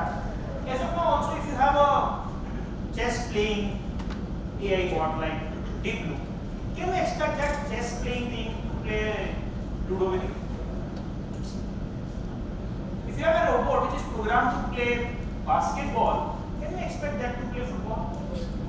And if you put that also, it will make sure that football has been already there, fine, and content rather than kicked out. So we are at a very narrow level of AI, right? Anyway, so what I was telling is that IBM WhatsApp. Recently, about 4-5 days back, there was a big news, and it has actually created a buzz in the market. That IBM Watson analysis of cancer-related cells and patterns in the body was much better than a fleet of doctors doing the analytics on its own. So, in times to come up, when we have to analyze our reports, and find out what's being actually a troublesome thing into that, I think robots or AI softwares are going to surpass the human capability. Although treatment needs to be given by human, robots cannot treat you. But if that analysis is being done, I think hidden patterns, hidden issues, and deep diving into that particular reports of yours can be much easily possible with the help of devices. So IBM Watson has achieved that level of expertise in typically cancer-related thing, which is I think probably in the entire industry. Fine. So AI has done a big thing today, and I will show you case to all the examples. Just a small thing for you. Now there's a differentiation between AI processing and a traditional processing. In traditional processing, what we talk about data that we give, and what is given by us is the software. We expect computer on the basis of this program process this data and generate output. Okay, that was traditional work. In modern or AI-based working, we have changed the scenario altogether. Now, what is the scenario? Today, when you give instruction to ChatGPT, you know what you are expecting the output. You have the input and you have a presumed or expected output as well. What do you expect the system to do? Okay. That's a gap. Or we can say that's a leap year gap. So, data and output is already presumed and expected by us. We are expecting the computer to do the programming on the basis of that and giving us the relevant output. So that differentiating factor can only happen when the system becomes so advanced and so knowledgeable or having so much of data that it actually program on its own. And it cannot happen over a day. Because of last 100 years of our experiencing with multiple devices and all, we have generated that quantum of data that today we are knowledgeable enough to expect an output. We have sufficient amount of data in the system to process, and we expect the AI-enabled devices and machines to do the programming on its own. Make sense? Today we are actually expecting the same thing. So driverless cars is what? Programming. We know that if there is a dog in front of a car, the car has to stop. So dog becomes data, stop becomes instruction. The system is getting the program on its own and deciding we have to take the action on its own. Fine. And multiple circumstances based on multiple situations are doing the programming, and that is what the machine learning is. Learning over time. Learning over time. Correct? Now there are certain use cases. Fine. In related to fraud detection, we are talking about that. We are talking about credit scoring and risk assessment and algorithm trading. I'll take randomly, we talk about credit scoring first. We have a case study also, and I think it's been there in your pre-learning as well. Fine, there's a detailed case study of around 6-7 pages about credit scoring and risk assessment. Now today when we talk about, you are getting a lot of requests from banks and financial institutions on the regular basis. Get your credit card, fine, is already in process, please click and claim that. Loan related processing also comes up. How? Is it somebody sitting out there and doing manual assessment of every data of yours and then projecting those recommendations for you? No. Then what? Is it a program? Is it a software? Now, how software is predicting that? Let me give small example for that. Let Amish Thakkar sir would have purchased a car in 2005, right sir? In 2005, he has purchased a car of 5 lakh rupees. In 2005, 5 lakh rupees का car purchase हुआ. 5 years down the line, 2010, he has purchased another car of 10 lakh rupees. Correct? Now system is getting this data. 2005, 5 lakh rupees, 2010, 10 lakh rupees, 2015, he has elevated to 15 lakh rupees car. 2020, he has elevated to 20 lakh rupees car. Now system is understanding that every 5 years down the line, he has a tendency to change the car. And every 5 years down, he has to elevate a car in the better position car in the market. Now by default, in 2025, fine, without anybody putting a request for the next car or next loan, he will get a message or SMS or WhatsApp or email or a call, fine, from the bank that was your 25 lakh rupees car loan is pending. You can take it. Fine. Now whether he is interested or not, but that comes up into his mind. Oh, acha 5 saal ho gaye meri gaadi ko. Fine. That impression he will take, and the system is going to push. Now, is this elevating the sales of the banks? Is it increasing the business for banks? Yes. And is it giving a customer wow experience? Yes. So it's not only credit scoring. Today, robobots. Fine. When you make a call to HDFC Bank today, there is no humans who are answering. They are robobots. Robobots. Fine. So you earlier what used to happen? Recall your days. Dial 1 for Hindi, dial 2 for English, right? Dial 1 for credit card, 2 for loan, 3rd for banking problem. Then you keep on pressing tick tick tick tick tick, and after 3 minutes or so, somebody says, "सारे लोग व्यस्त हैं, कृपया थोड़ी देर बाद आइए." Correct? This is a scenario. But today the scenario is completely changed. You don't have a person answering your request now. As soon as you click, it says, "Okay, for loan type 1, there is a robot answering your call. There is a robot requesting or listening to you, and your request comes up immediately thereafter, and your message also, your request has been with this particular transaction ID or request ID, and we are going to look into their problem, and the mail will also come up. Now all this entire communication, no human involvement exists. No human involvement. And that is how data and AI are actually working. Robotic process automation supporting that as well. Right? So as I have given an example, this particular thing is actually credit rating, credit scoring. Now in between, suppose sir become defaulter in paying the installment for his 20 lakh rupees car. Will he get that 25 lakh rupees request? Whether he approves to the bank, he will be approved or not? No, because scoring comes back. So there are other data points also taken into consideration. Lot of things comes up. Fine, so we will do a case study today itself during the first session. Insurance Development Authority of India, IRDA, is trying to come up with the concept of dynamic car insurance. Have you heard about that? No. We'll talk about that. I have just put up an idea into your mind so that you try to broaden your horizon and try to search about what is dynamic insurance. Fine. Now simple questions. Suppose both of us purchase the car at the same time. But he is a very good driver and a very rash driver. Fine. After 1 year, we both have to renew our insurance. Premium for both of us will remain same in the current scenarios. Is it right? No. He is a good driver. He has to pay less. I am a rash driver. The probability of me banging my car is much bigger. So So obviously I have to pay more insurance. Now he is a city driver, the possibility of getting crashed is less. I am a highway driver. Possibility again become high. So obviously based on certain data points, don't you believe my insurance premium needs to be on a higher side as it should be? But as of now it's not happening. As a user, we are right to have a question why we are paying it. Now the answer is that we'll discuss about that particular case, and a detailed case study of the entire research paper submitted by IRD has been given to you. In a nutshell, part 5-6 pages has already been given. You can talk about how, why, what data and what the tools are required for processing. So entire detailing is there, including the name of tools also. Although the tools may not be free enough for you to use it, but at least knowing that which tool is doing what. And if those are not free, you can have a trial version for that. At least to have a knowledge base of tools. Making sense? Any doubts as of now? Sure? Fine. Let's support algorithmic trading. Now guys, today algo trading has elevated to the next level altogether. Even SEBI has permitted around 35% of the algo trading as of now, and they are trying to elevate it by 15%. Now what is algo trading? Algo trading is buying and selling of shares is being done without human intervention. Logic has been built up, margins has been set, fine both.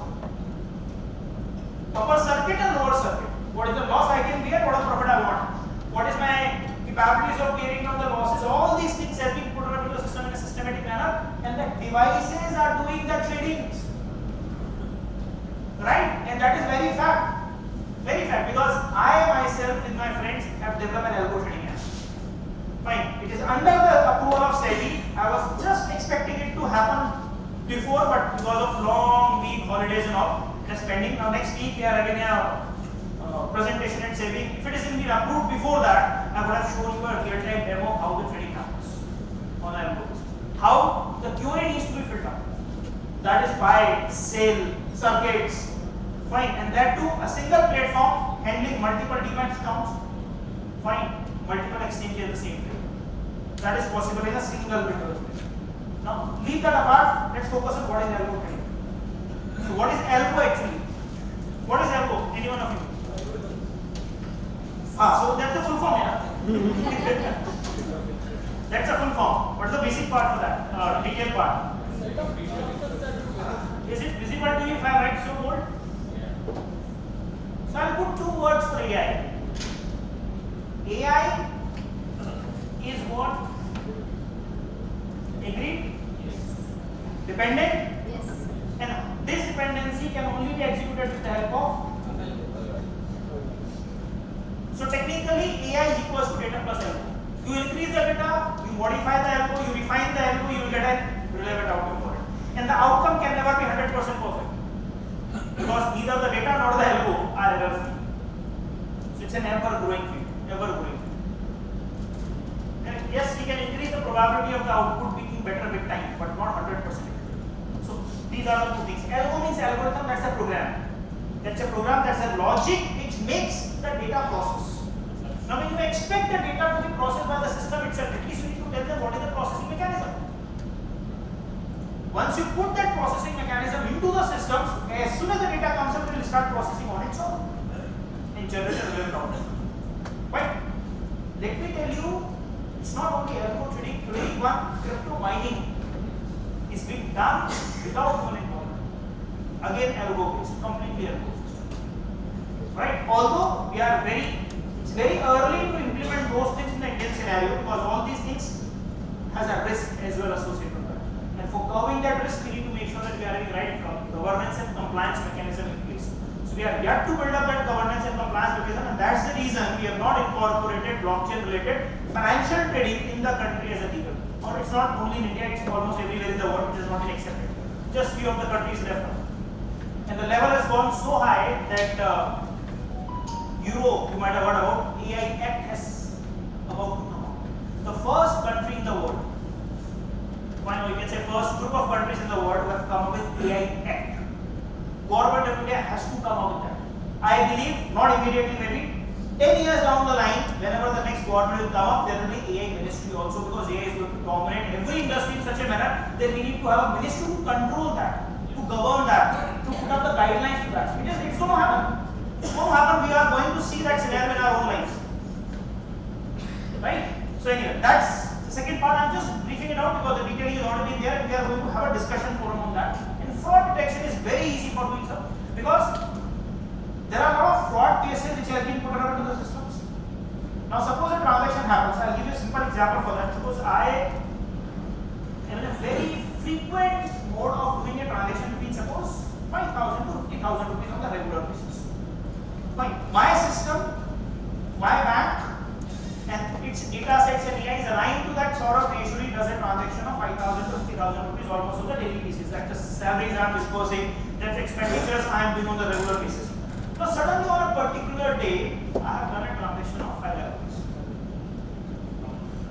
As soon as I do a transaction of 5 lakh rupees, now let me tell you, I have done a transaction just 2 days before of that amount.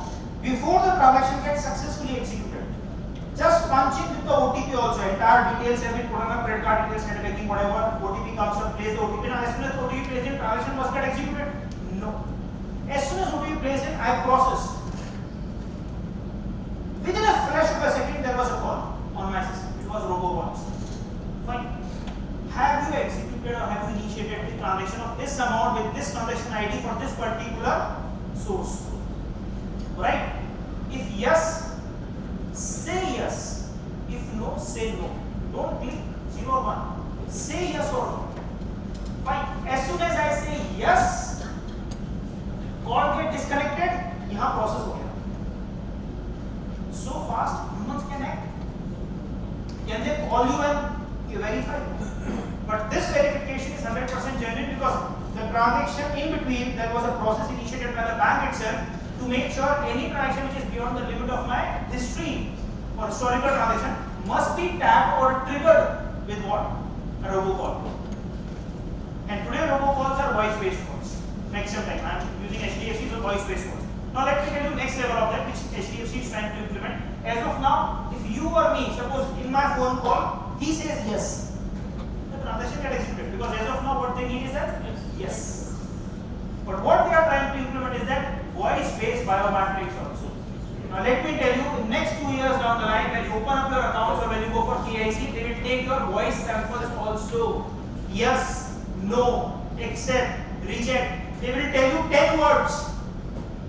And those 10 words will be spoken by you. They will keep a record of your voice commands and your transaction will only be executed with your voice sample, nobody else.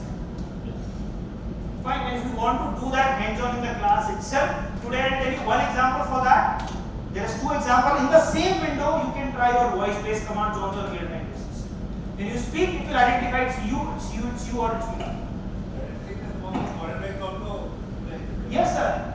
Yes. Foreign banks are see in India because biometric system and the quantum of business is so large enough. HDFC being the first one trying to implement it out in next 2 years down the line. The white paper for that has already been released. The system is already in place. They are just trying to make sure it is refining all the time. The problem is that taking the sample of data from your orders. That's a big task. Collecting Aadhaar becomes so troublesome. Collecting voice samples for all of you and all those 7, 8, 10 words to be spoken by you and getting into their system is not that easy task. But sooner or later this has to happen. And this will for sure ease down the cyber related problems. Yes or no? Yes. Ease down. Although I still believe that attacker will find out another way. Because your voice modulation is also easily possible. Fine. आप phone के ऊपर hello बोलो, Microsoft has a tool. सिर्फ आपका hello बोलना है, takes your voice sample and it creates entire sound of voice. Now you can take a text, ये text बोलना है, आपके hello के हिसाब से voice sample लेगा, उस text को आपकी आवाज़ में बोलते देगा. You yourself will be surprised how I have never spoken those abusive words. Fine. सारी गाली जो करनी है, जो बकनी इसको बोलोगे, you just write it down, it will do your voice modulation and get the presentation done. Fine. So obviously attackers will be step ahead in making sure that cyber security related market is not going to end up, right? But on the other side, biometric systems and our security systems are also getting mature. And these are the 3 small examples. Yes, fraud detection, credit scoring, and algo trading can be a very good use case with the help of AI. Detailing cases are given to you. We'll have a discussion on that once you read it out today in the class itself or maybe tomorrow.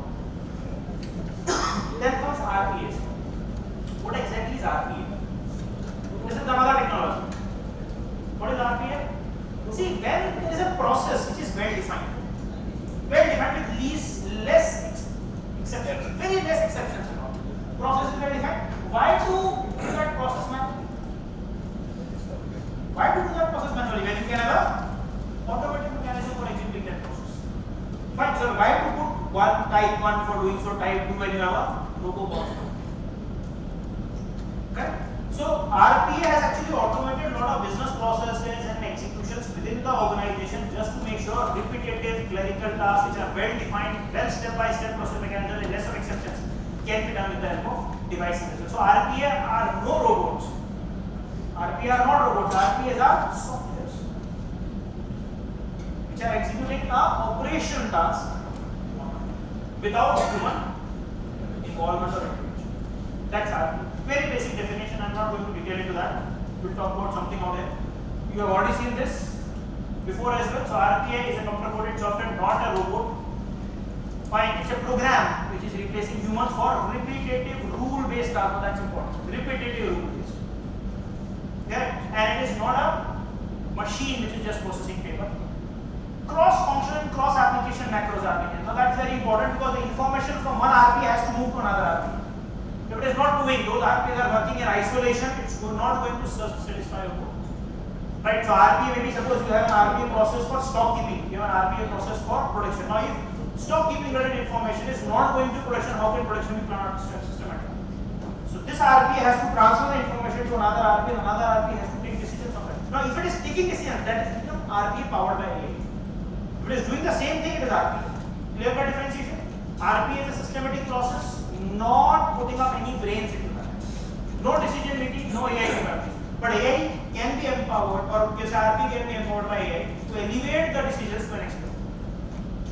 Correct, but let's talk about RPA first, and then we'll try to talk with AI. Clear? Very smallest of the thing, not too much in detail. Now this is a clear-cut differentiation you can say in RPA and AI. I want you to read it out and ask questions and queries if you have. Able to see? Yes?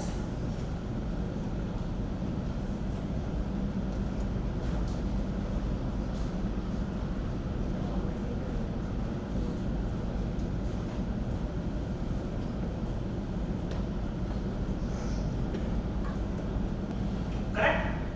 I think very simple, in simplest of the terminology, we'll try to make sure that things are there in front of you. So the important here is that this process is specific. One RP will not be able to. Although as of now, we are in AI also, we are having AI in a domain specific mode. We have not elevated the AI, which I have given you an example that football playing robot will not be able to play basketball, or a basketball robot will not be able to play football. Although we are in domain specific, but I think this is more scalable. This is not that scalable. We have to develop another RP. So that's a program. That's a program based on rules. So right now we say there are APIs available, right? So even if it's a specific domain driven, people are connected to APIs so that even it can extend to further skills. Yes, but simple take is that one particular system will not be able to incorporate all the APIs in a single system and process them seamlessly smartly. See, most of the devices today, I'll give you one technical terminology here. Most of the devices today, what we have are CPUs. Correct? CPUs are not capable enough to process multiple APIs simultaneously to still give you a precise output. For that, we need GPUs, graphical processing.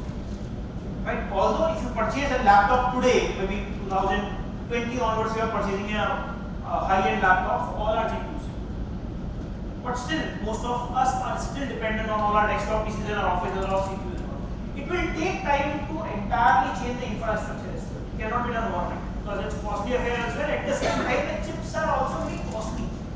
Right? And we don't need that GPU as of now for a clerical staff of yours or for an article of yours. You don't need a GPU device of 1.5 lakh rupees to be there installed just for what? Calculation and computing work. But when time will come up and we'll ease down the cost of these GPUs and all, it's going to be big. And just for example, for you, how many of you heard about a company called NVIDIA? Right, NVIDIA today is the most valuable company in the world, which even surpasses Apple. And what NVIDIA does? GPUs. That's it.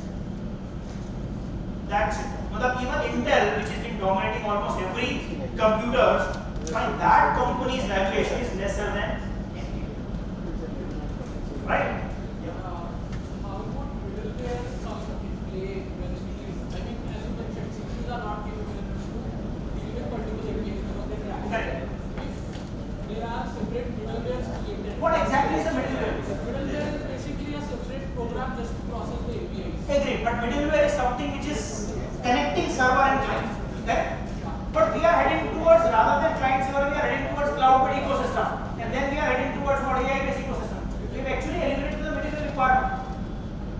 what we have done is that we have eliminated middleware was a very important technology and terminology during the client server ecosystem.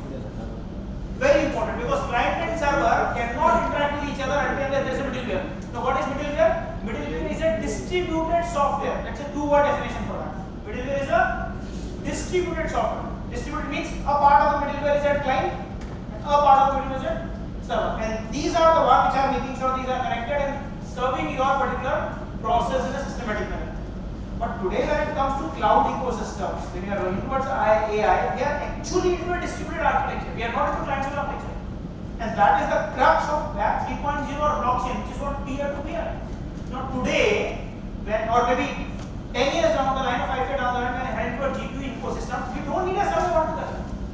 Every system of ours is a server, every system of ours will be a client. We can process, we can store, we can serve, we can execute.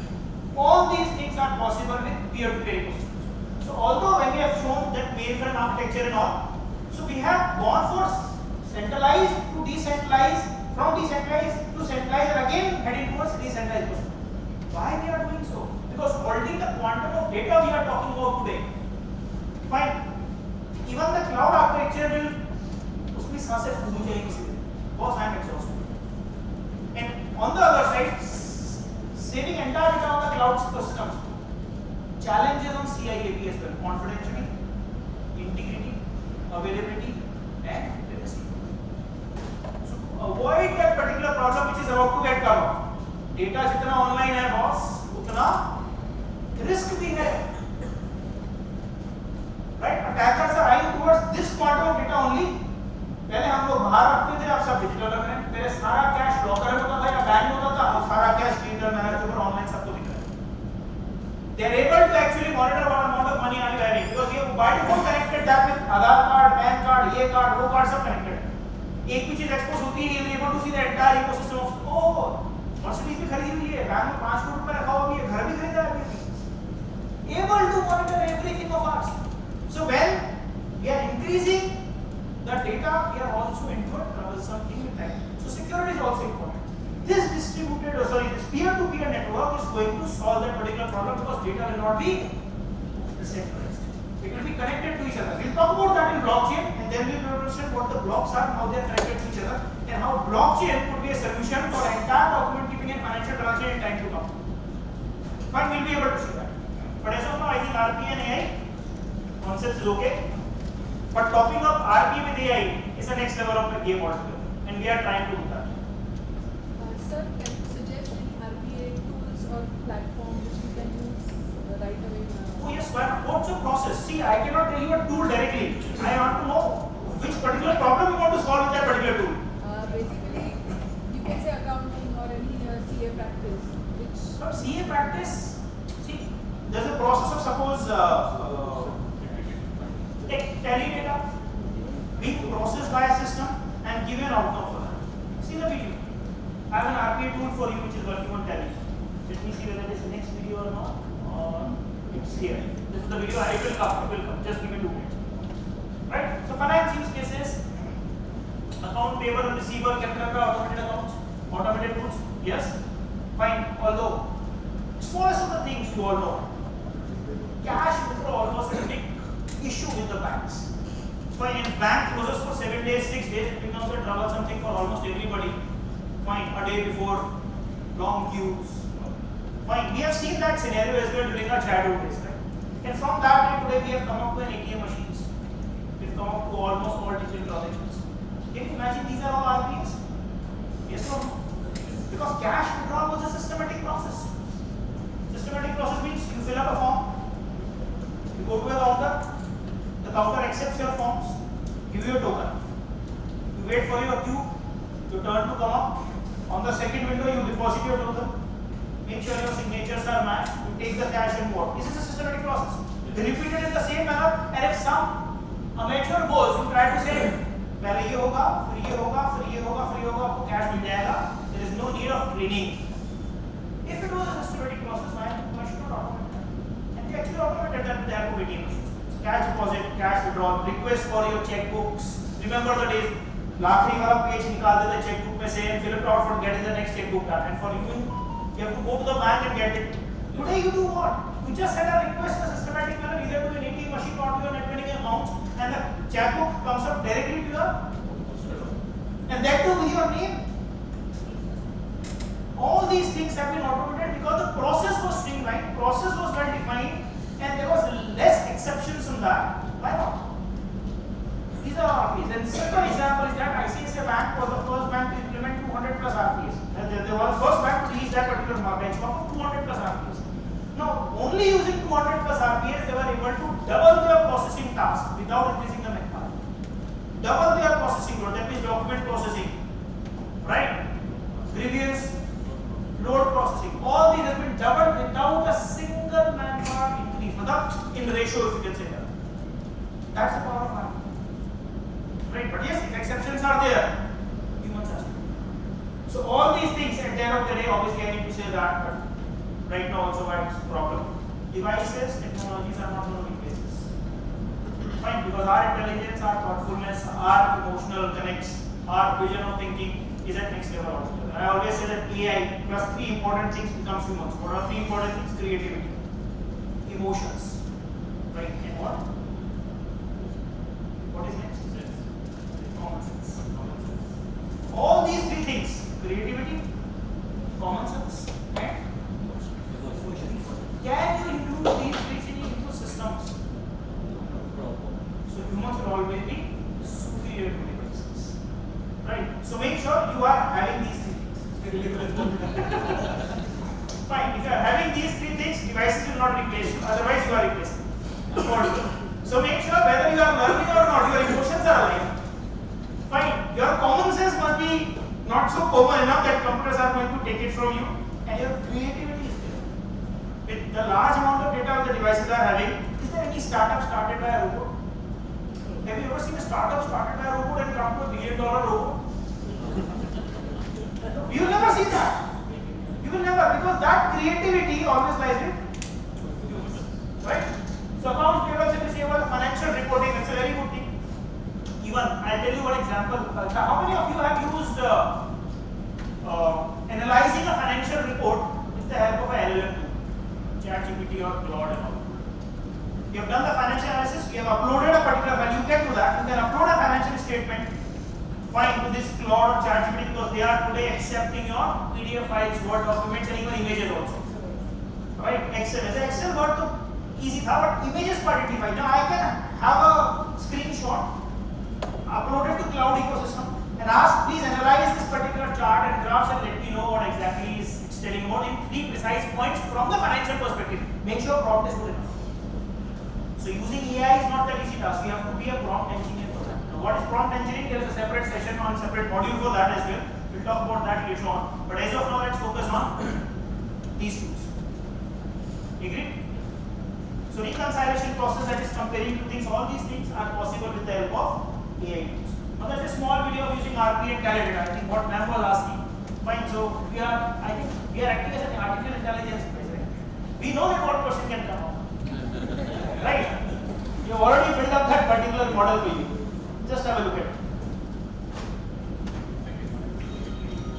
Yeah, very related to RP.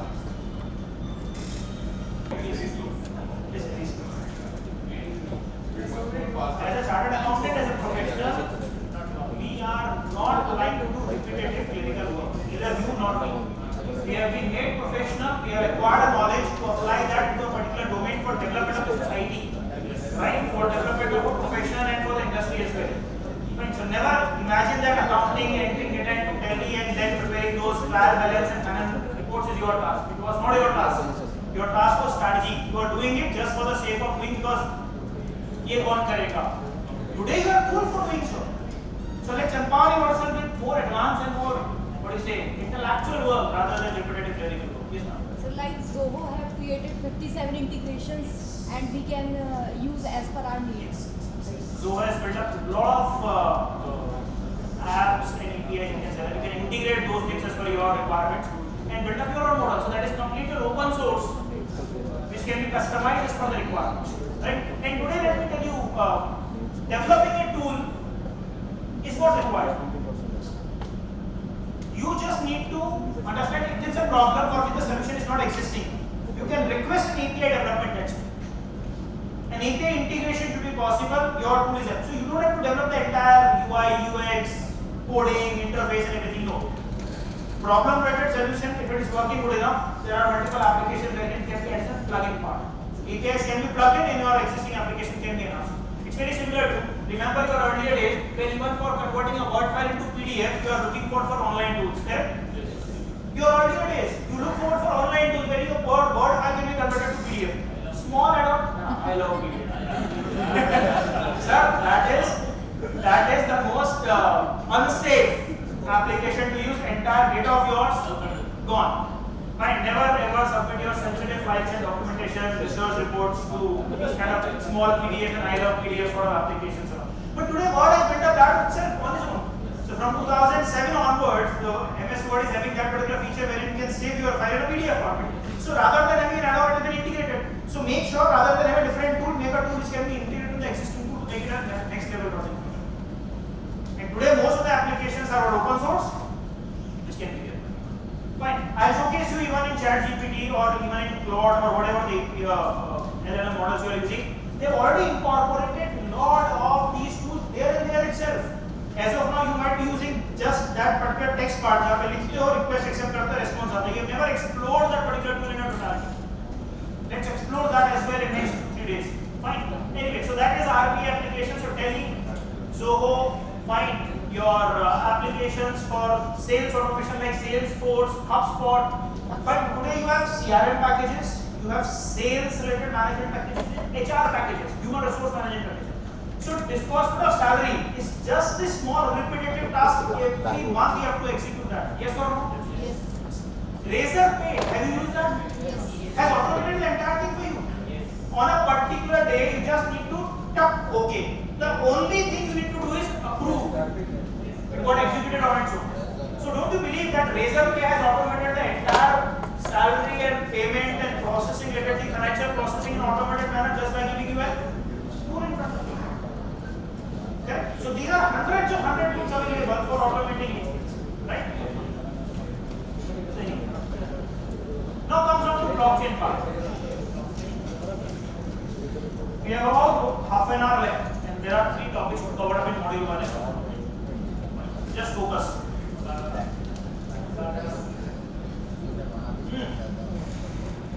What is blockchain? Keep it apart from cryptocurrencies. Almost everybody of you talks about blockchain. Another word comes up in front of you is what? Bitcoin. Not even cryptocurrency. What is blockchain? It's Bitcoin. It's not Bitcoin. It's much beyond that. Let's talk about blockchain. Before blockchain, or what the blockchain is, see, we were managing data in the DBMS format, right? Now in DBMS format, we have a centralized data, we are dependent on that. What the banking system today is what? DBMS format, in which all our passwords, all our account details, all our login credentials are with bank. We put it, they verify, if verify, you give permission.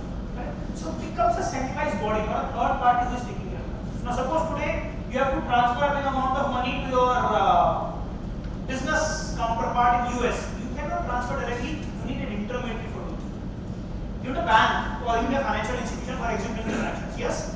Yes. That is what is known as centralized model. Correct?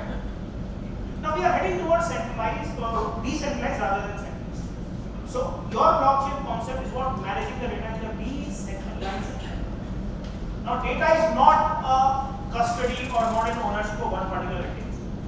That is decentralized. Now please try to understand this model very specifically, because this is something which even Government of India has come up with National Blockchain Strategy. You can download that document from Niti Aayog, read that document and able to visualize that what government has a vision of implementing blockchain technology. I will quote a couple of more examples in front of you for how blockchain is going to transfer or completely change the scenarios of document making. Fine, but first let's step up to the slides. Review that. So what blockchain is? For blockchain, there is a request of transaction which is being done. Who going to do the request? User. Now transaction broadcast through P2P network, peer-to-peer network. No server is involved. Peer-to-peer network, consistent nodes are there. Everybody is connected to each other. Everybody. That's peer-to-peer. Now in that peer-to-peer network, everybody has executed a transaction. Suppose you all are in peer-to-peer network. As soon as I execute try to execute an action, everybody of you gets a request from you. I need an approval from all of you. Or whatever the maximum sum. Suppose I say 80% people approve my transaction get approved. That's a logic gate blockchain. So whatever the parameter, 80%, 60%, 100%, 40%. So 40%, 60%, 100% people needs to give a consensus approval for executing the transaction. If we are not giving that approval, my transaction will not be executed. So now who is approving? The users, not a centralized body. Okay? I'll put some examples so that you broaden down the desert. Have you heard about smart contracts? Yeah. Yes, yes. What is that? Smart contracts are once the consensus are built, a certain action will take. Action will be taken, right? So just a simple example for that. Suppose I am an exporter. I've exported something to XYZ country. Obviously there is a buyer. The buyer has not paid me the payment. Their requests are once the product gets delivered, I'll make the payment. I'll be suspicious. On that case, what can be done? I have smart contracts that can be built up between me and the. So we will both have a smart contract. He'll approve, I'll approve. So both peers approve the contract. As soon as the goods are there, he will be only able to take the product once contract is approved. As soon as he has accepted the delivery, the payment will be initiated. Smart contract में trigger क्या था? Delivery जैसे ही होगा product का payment automatic हो जाएगा. No further or steps are required from you. Already. So that contract has been built up on certain conditions. One is I deliver, he will receive. He will accept the product. As soon as he accepts, I will get paid. Without any further approval required. That's a smart contract. Now, nobody is going to approve those things anyhow. It will be automatically executed. Now, these kind of things are actually going to ease down the entire documentation or financial processing between bodies. One of your team member only, one of your fraternity chartered accountant has built up a smart blockchain technology for credential keeping. What is credential? So almost everybody of us has certain documents from school onwards, like our certificates, our mark sheets. Fine, maybe our 10th and 12th mark sheets as well, our graduation certificates, certificates from ICAI, CMS, CS bodies or whatever it is. Fine, and then there are certain job experience letters. And all these things today can be generated completely in the forced manner. You know that. Right? And a major layoff have happened during or after pandemic just because during pandemic everybody was working in WFS mode and they have submitted a lot of documents which are not physically verified and once come into job loss. Is it important for us to make sure that documents are being created, managed appropriately for assurance and for transparency? So, from your one of your chartered accountant person only have created the application which is actually keeping the entire documentation in data with blockchain implementation. So once the document is created, it is verified by the authority itself. Here and there itself in the data verified. So obviously any other document will not be verified by the parent body, so that becomes a fraud document. So if from nursery onwards, till my 10 years, 20 years of professional experience, my 10 certificates, 10 experience letter, degrees and everything is being verified by the releasing body, I think I can trust on those things. That is what the document keeping which can be done with the blockchain. Nobody else will be able to bypass that because as soon as new transaction will come up, everybody has to approve. Now the transaction is forced, nobody is going to approve, it will be kept detached from the system, not approved or not executed. Similarly, financial transactions. So keeping third-party involvement as less as possible. But this is alarming as well. Because there is nobody who is controlling the entire thing. And that is the reason when you read about that blockchain strategy, government is trying to implement that okay, we might not be directly involved, but we have to be an eagle eye view of the entire process. That needs to be done. Compliances and the eagle eye view has to be there. Otherwise, what will happen is that any transaction will happen between any two individuals without knowing the fact that there are genuine transactions or a transaction between two militant groups happening. To avoid those things, that is very important. Peer-to-peer existence is important and consent from the participating individuals is very important. So that is what consent is. Everybody in the body or whatever the percentage you have said, they have to give a validation. Once the validation is there, the transaction can include records, contracts or whatever that is an executed transaction. This is very important, consistency.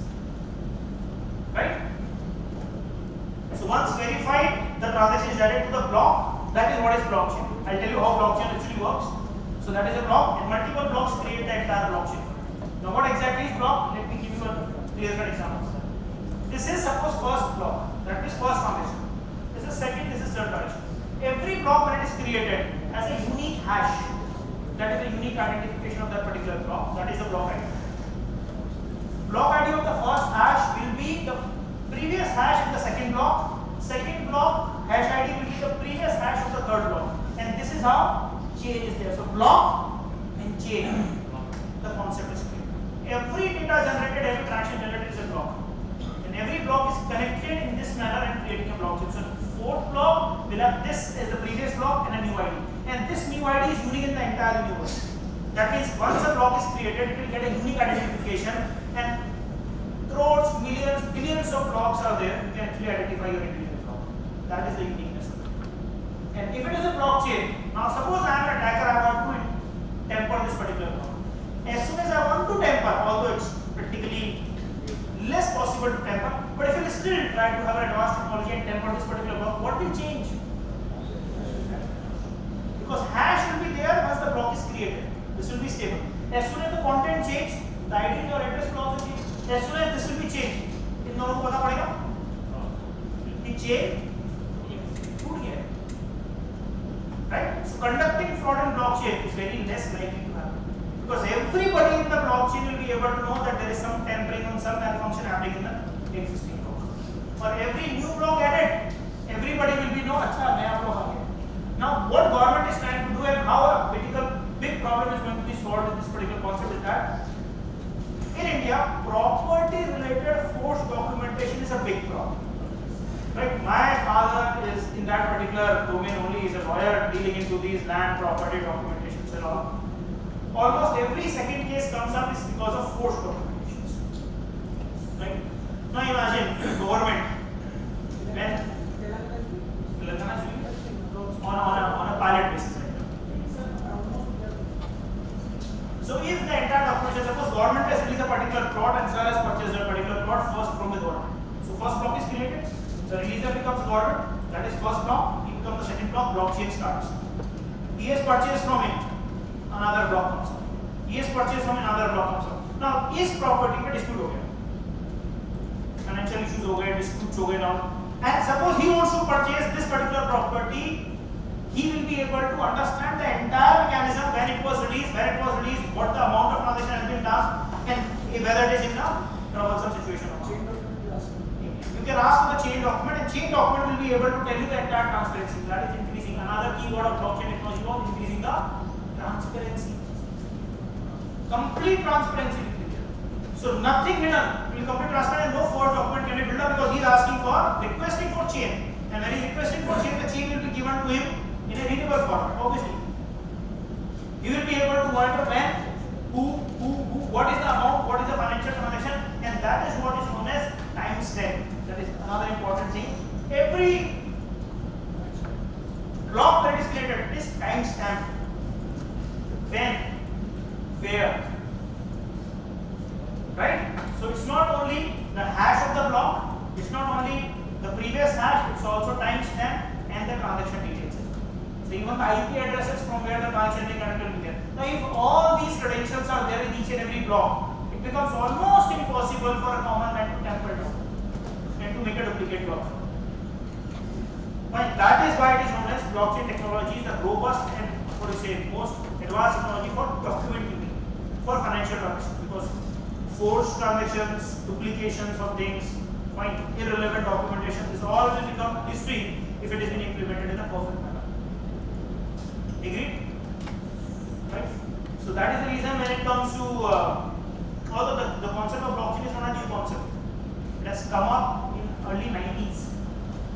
But in early 90s, because neither the servers were there, because blockchain needs GPU to process. You cannot process blockchain with your CPU devices. It needs GPU to process. It's a resource-hungry technology. It's not only GPU devices, it's consumed a lot of energy as well. Power consumption बहुत ज़्यादा है. और इतना power consumption है, obviously ज़्यादा power consume करेगा, GPU चाहिए तो process slow हो जाएगा. So that's a big challenge.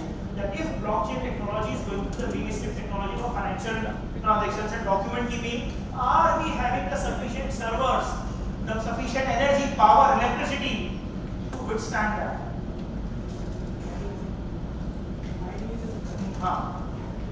So that becomes a problem. And on the other side, if something goes wrong, we are not having bylaws to cover that as well. So bylaws ban jayenge, but energy and devices availability is not there. So blockchain will be there, but it will take time to implement. It will happen in pockets. Fine, it will happen in small domain areas, but in totality to cover entire banking system to be converted to blockchain, it will take time to happen.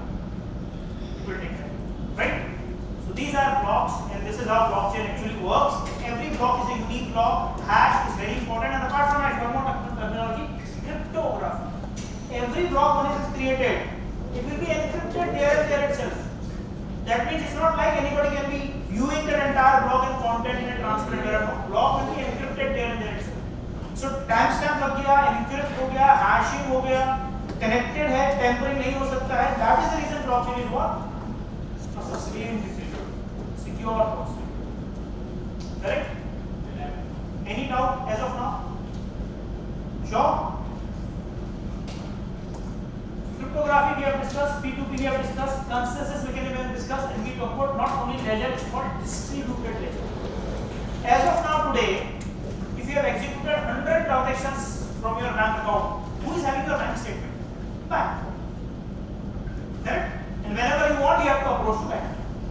In blockchain technology, everybody, that's what I told you, everybody in the blockchain will have the same formula.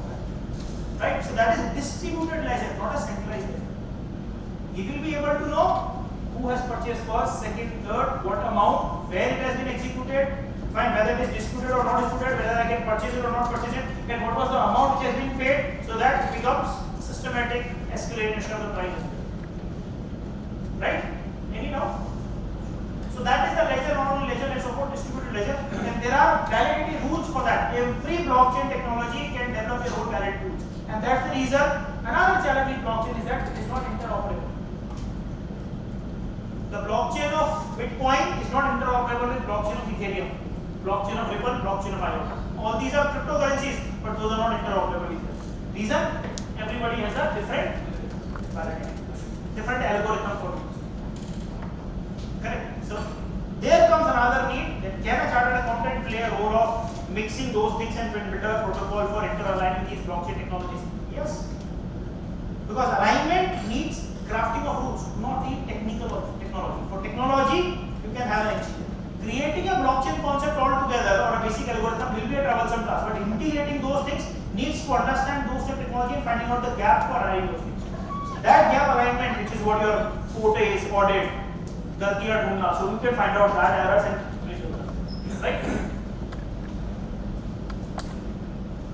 So cryptocurrencies, smart contracts, very easy, and asset tokenization. Today almost all assets in big corporates are on blockchain, so they can keep an asset tracking, movement of asset with blockchain. Right? So even in Hyderabad, you can look forward for that. Infosys is implementing that. Microsoft is implementing that within their own ecosystem. The entire asset tracking is being there. Every asset has been tokenized, a unique identification being given to that. You can move that asset anywhere, they will be able to track it. NFTs are there, right? Smart contracts you have discussed, cryptocurrencies, block all these bitcoins and all are clear-cut examples of this. One use case for you, which is very important. It has happened in US. eBay, you know which stores are there in eBay? One of the finest and biggest stores like DMarts are there. So eBay, क्या हुआ? There was a food item which was consumed by someone. And as soon as the consumption was being done, because it was having some bacteria into that, तबीयत खराब हुई, gone to hospital, stress हुआ. The problem was consumption of that particular stale food or food which was having bacteria and infections. Now, as of now, suppose you are in India. Currently, can you trace from which farm the Loki you are having? The kakadi you are having is from which farm, sir? Can you trace it out? Can you trace the individual who has plugged it out? Can you trace the transport vehicle from which it has been transported? It's practically impossible. Agree? With the blockchain technology in US, eBay has implemented. They can actually trace down from the initiation That is from the plugin point to the delivery point. All those people who are involved in that. And in that manner, earlier, we presume that it's going to take us 2 to 3 weeks to trace it out. But within there is 2 to 3 weeks, the entire consumption will be done and the people get infected. Today, they will be able to do it within 2 hours with blockchain. So once identified is में bacteria है, they will be able to identify कि bacteria farm से आया है, किसी individual के plug in करने से आया है because he was infectious or because of transportation and because transportation vehicles were not taken properly. They were able to track it out and because of this tracking, they can stop the problem to get spread. That's a big advantage, right?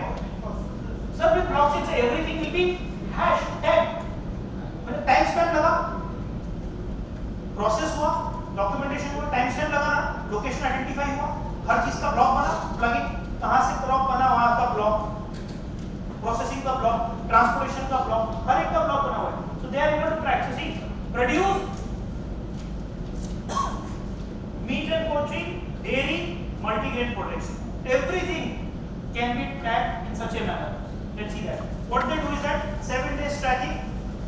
It was an older image. तो 7 days में track हो पा रहा उसके पहले और sorry पहले 7 days में today they are able to track in 2.2 seconds.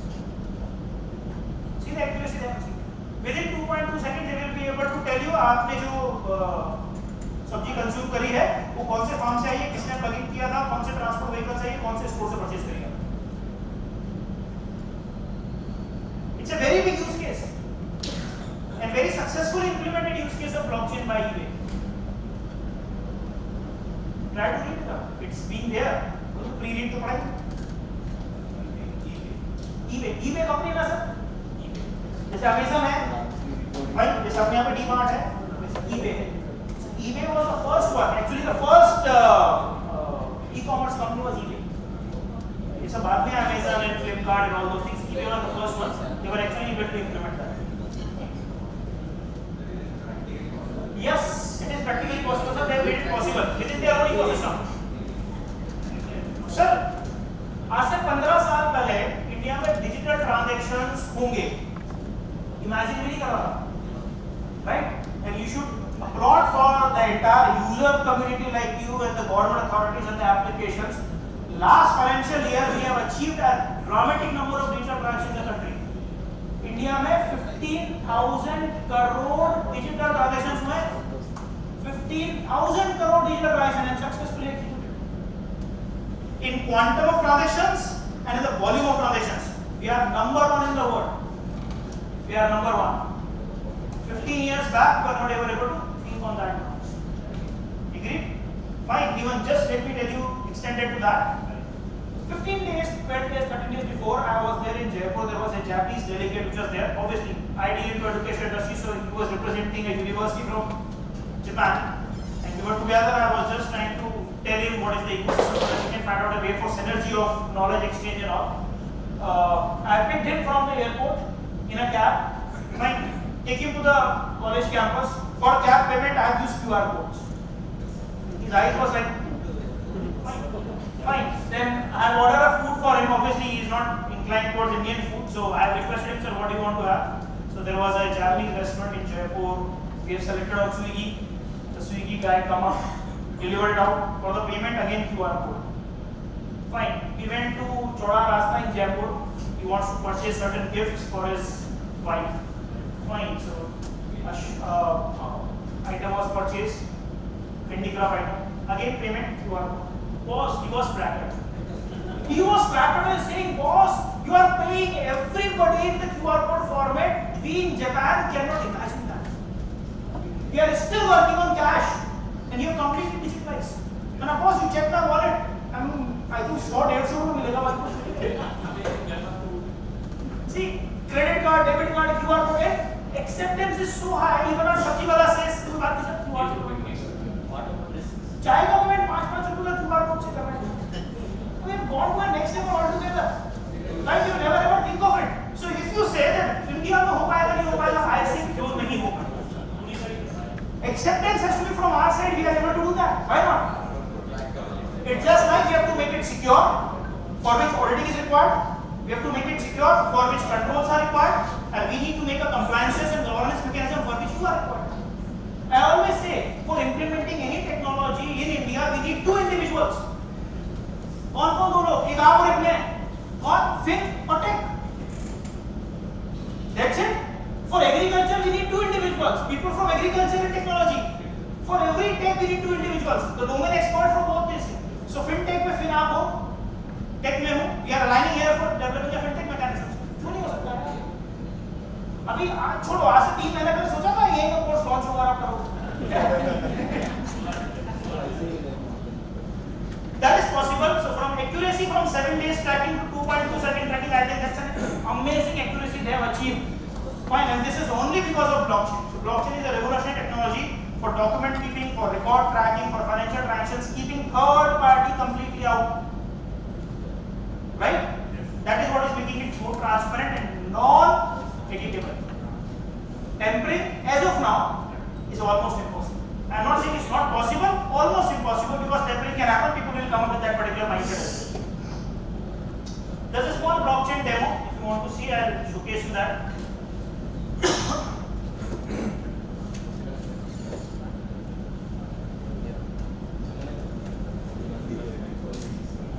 Just a small spot, nothing rocket science. Block 1, block 2, block 3. I'll create a data, I'll mine it. It's nothing like practical experience, कुछ भी नहीं है. But how to tell you blocks are created and how they are connected to each other. I'll create first block, I'll add a data to that. Hello. Fine. You can see there's a hash generated to that. 1164E8 दिख रहा है? दिख रहा है? अब ये data generate नहीं हुआ है. I can generate this data as well. I can put something out here as well. हुआ? So every time, now just an example for every time I edit, मैं I की जगह यहाँ पे H देखना, यहाँ चेक करना, hash change होगा, हो रहा है? So whatever I'm adding it is changing and a new hash has been created and that has become the previous after. So just to tell you, it's such a non-temporary technology. Even the smallest of the changes happening out here, what we going to change? Right? That means tampering हुआ, hash बदला, everybody in the chain will be able to know कुछ तो गड़बड़ है यार. Correct? Fine. This is just an example to tell you how hash comes up. And hash will be a big hexadecimal addressing format hash, which is big, large enough so that duplicacy of hash and copy of that hash is impractical. And there is no duplicate hash in the entire universe. Entire universe. अगर आपने एक data block generate किया तो पूरी दुनिया में उस hash number का डेटा ब्लॉक दूसरा नहीं है. हाँ, किसका sir? Secrecy. Sir, data will be encrypted, so data is not directly visible. Point 1. Point 2. The data is visible only when somebody, as I told you, the land is purchased. He must have request for that change. So request होगा, so he will be able to see. Without request, it's not like everybody will be able to see. So requesting होगा. Suppose he is purchased now. अब इनके लिए block का हिस्सा होगा, he will be able to see that because now he is a part of that particular. But for some, I want to buy it from him. I can only request. I cannot be a part of block. And when I request, it will be only in readable format. No modification, no addition. I cannot add that block on its own until it will be permitted. Secrecy का issue है, suppose he becomes unethical individual. He can leak out. So वो छोटा बड़ा challenge समझे करेगा. That's the reason आपको हमारा job चलेगा. Otherwise, what we'll do? Right?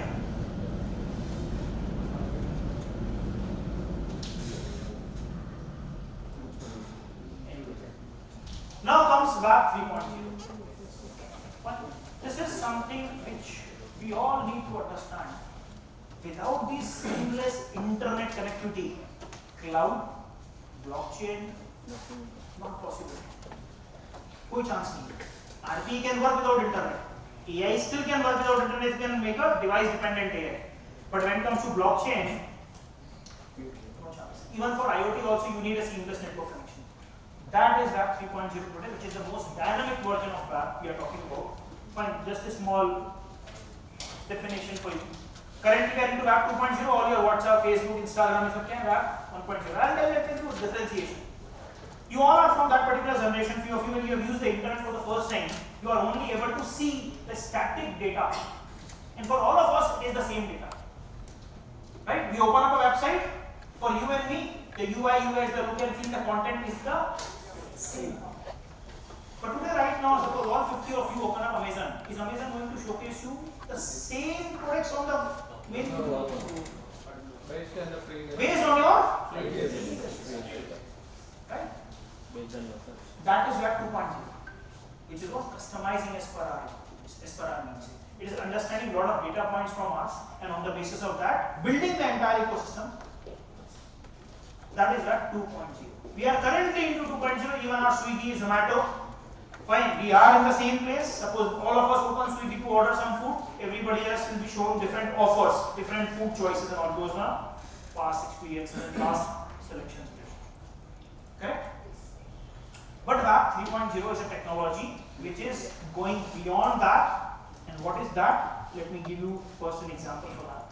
That is no intermediary and decentralized. Again, the same blockchain and concept is applied. This was old when we were talking about MSN, Google, Yahoo. If come down to this particular zone, today when you are using YouTube, Snapchat, WhatsApp, Windows, Google, Dropbox, this is Web 2.0, that is participatory and centralized model. But we are heading towards no intermediate related decentralized model, in which obviously you might have not heard about any of these things, but ये देखा है आपने blockchain. Brave is actually not decentralized. कौन सा? Brave browser. Web browser is not decentralized. I think. The image is taken from Google, so Google is wrong. We have to recheck and we'll do that. But anyway, let's talk about this. You know that Bitcoin. Ether also, Ether is also actually they are building their own environment. Bitcoin is open. Bitcoin is open. But Ether there is Ether, they can set prices and everything. agree, but at the same time, I can mine Ether also at my house. You can do because I can do Agree. So that is the important. That is no intermediary and that is complete business. So as he rightly said, in blockchain, is it you have to purchase a blockchain, you have to sell, sorry, a Bitcoin, you have to purchase a Bitcoin to sell a Bitcoin, can you mine a Bitcoin? No. Yes. Yes, we can. Mining is possible. And for which only you need NVIDIA processors and large servers and all to mine it out. And mining is based on what? Data processing, primarily. 3 days back, one person Airbnb for 3 days and electricity consumption is 2.28 because he's developed a farm, mine farm here in the Airbnb. He set up everything and for 4 and 5 days he stay there and the electricity bill is around 2.8. See, that's the power consumption that we. Yeah, so I'll explain. So he said that there was a person who has rented an Airbnb house, fine, somewhere in the world. Fine. Sitting out there, he has created a server sort of ecosystem within the room. India, okay, great. So India में एक room के अंदर server setup करके Bitcoin को mine किया या किसी भी cryptocurrency को mine किया. अब Airbnb के room में when you are staying, you might be paying $1,500, $1,500, right? At the end of 3 days, he might have paid those 5,000-10,000 rupees, but the consumption of electricity bill which comes up in 3 days was 1.28 lakhs. So he stayed there, but because he has mined with NVIDIA blockchain, this blockchain processing servers and everything, the consumption of electricity was 1.2 lakhs. That is what I said. It's a resource-hungry technology, very resource. And so sustaining this resource on technology, our ecosystem is not as of now ready for that. We have to build that ecosystem, will come up. Because we are heading towards what sustainable energy, when the entire solar system processing will happen, the bill will be zero. Right? The bill will be zero. Anyway, so when you talk about no intermediaries and decentralized, we are talking about certain ecosystems and certain applications, certain platforms which is actually not governed by individuals. These are self-governed because there are no intermediaries, no complete. The algo has been built up and algo has become open source. So today, is anybody controlling Bitcoin prices? Not yet. Not yet. Completely not. Is anybody controlling any other cryptocurrency prices? No. It's on demand and supply. And that's the reason the fluctuations are a very high side. Correct? So that is completely decentralized and that is no intermediaries involved. Once the algorithm has been built up, the users are working on that algorithms and are doing the trading. Even so-called individual who has built up this particular algorithm for Bitcoin, which is known as Satoshi Nakamoto, fine, I don't know who he is because he has never been discovered. Nobody knows him. It might be a body of individuals who name themselves as Satoshi Nakamoto and build their ecosystem. But point is that they are not traceable. And they themselves cannot control now the algorithm of multiple. So open end market. So no implementation, and that is another challenging thing. That is another challenging thing because if corruption happens, it's going to hurt everybody else. Your decentralized finance definition, it's actually one of the clear use cases of financial examples wherein entire transactions, whatever you are doing, fine, today transferring money from banks, so banks are involved. If you go for digital transformation completely and making sure that blockchain technology comes up into play, they are actually getting into decentralized finance, completely algorithm finance. Right? Then comes decentralized exchange as well.